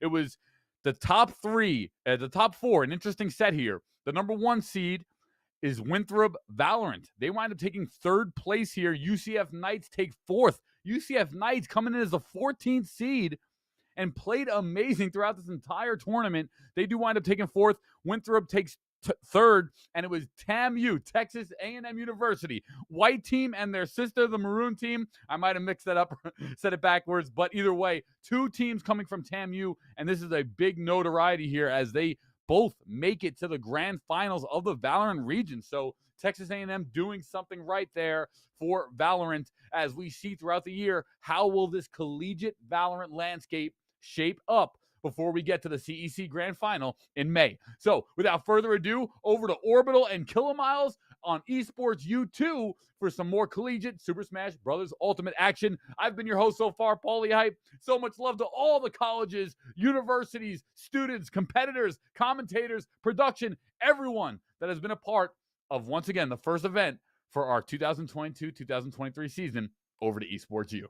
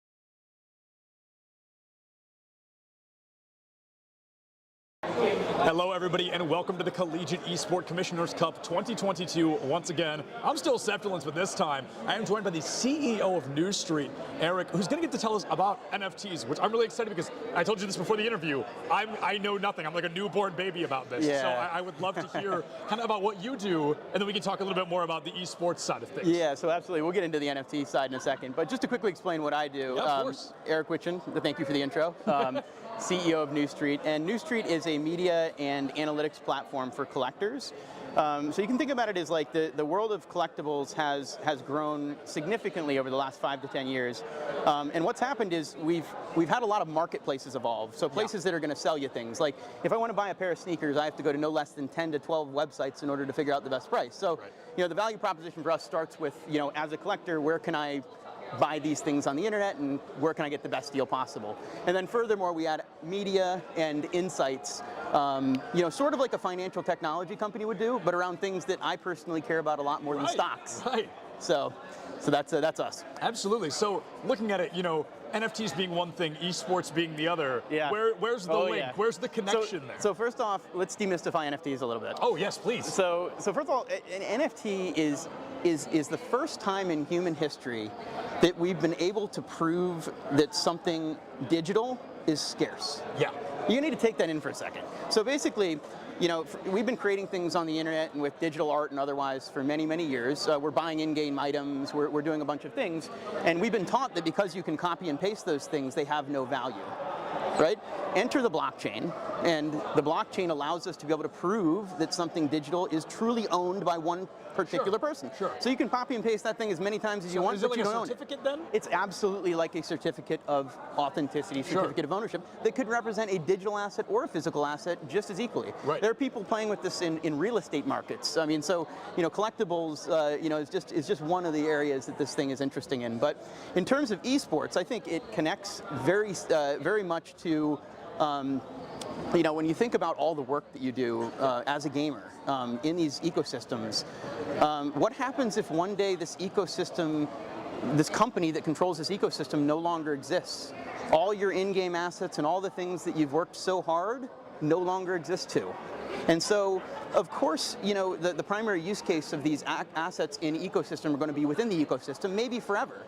But it'd be really nice to be able to pull them out of the ecosystem, own them separately, and so if those companies are foregone, you know, go by the wayside someday, you still have these things to say, hey, I used to play this game, it was a lot of fun, and so that's really where I think the value comes in. Okay, so that's preservation of value, so to speak. Yeah, so that's a great kind of segue into the other part. You've got all these positives, so people that are looking at it, they're kind of shaking their head a little bit. They're like, oh, this is going to be damaging, this can be harmful. Of course. What is kind of the counterpoint to that, I guess? Of course. The counterpoint is that I think the misperception is these NFT games are coming to take gaming away from gamers, or the fun out of games. Wow. And the fact of the matter is that's like a lot of the current NFT gaming is more of a replacement for casino gambling than it is for anything else. Sure. I mean, these are not meant to be competitive with the game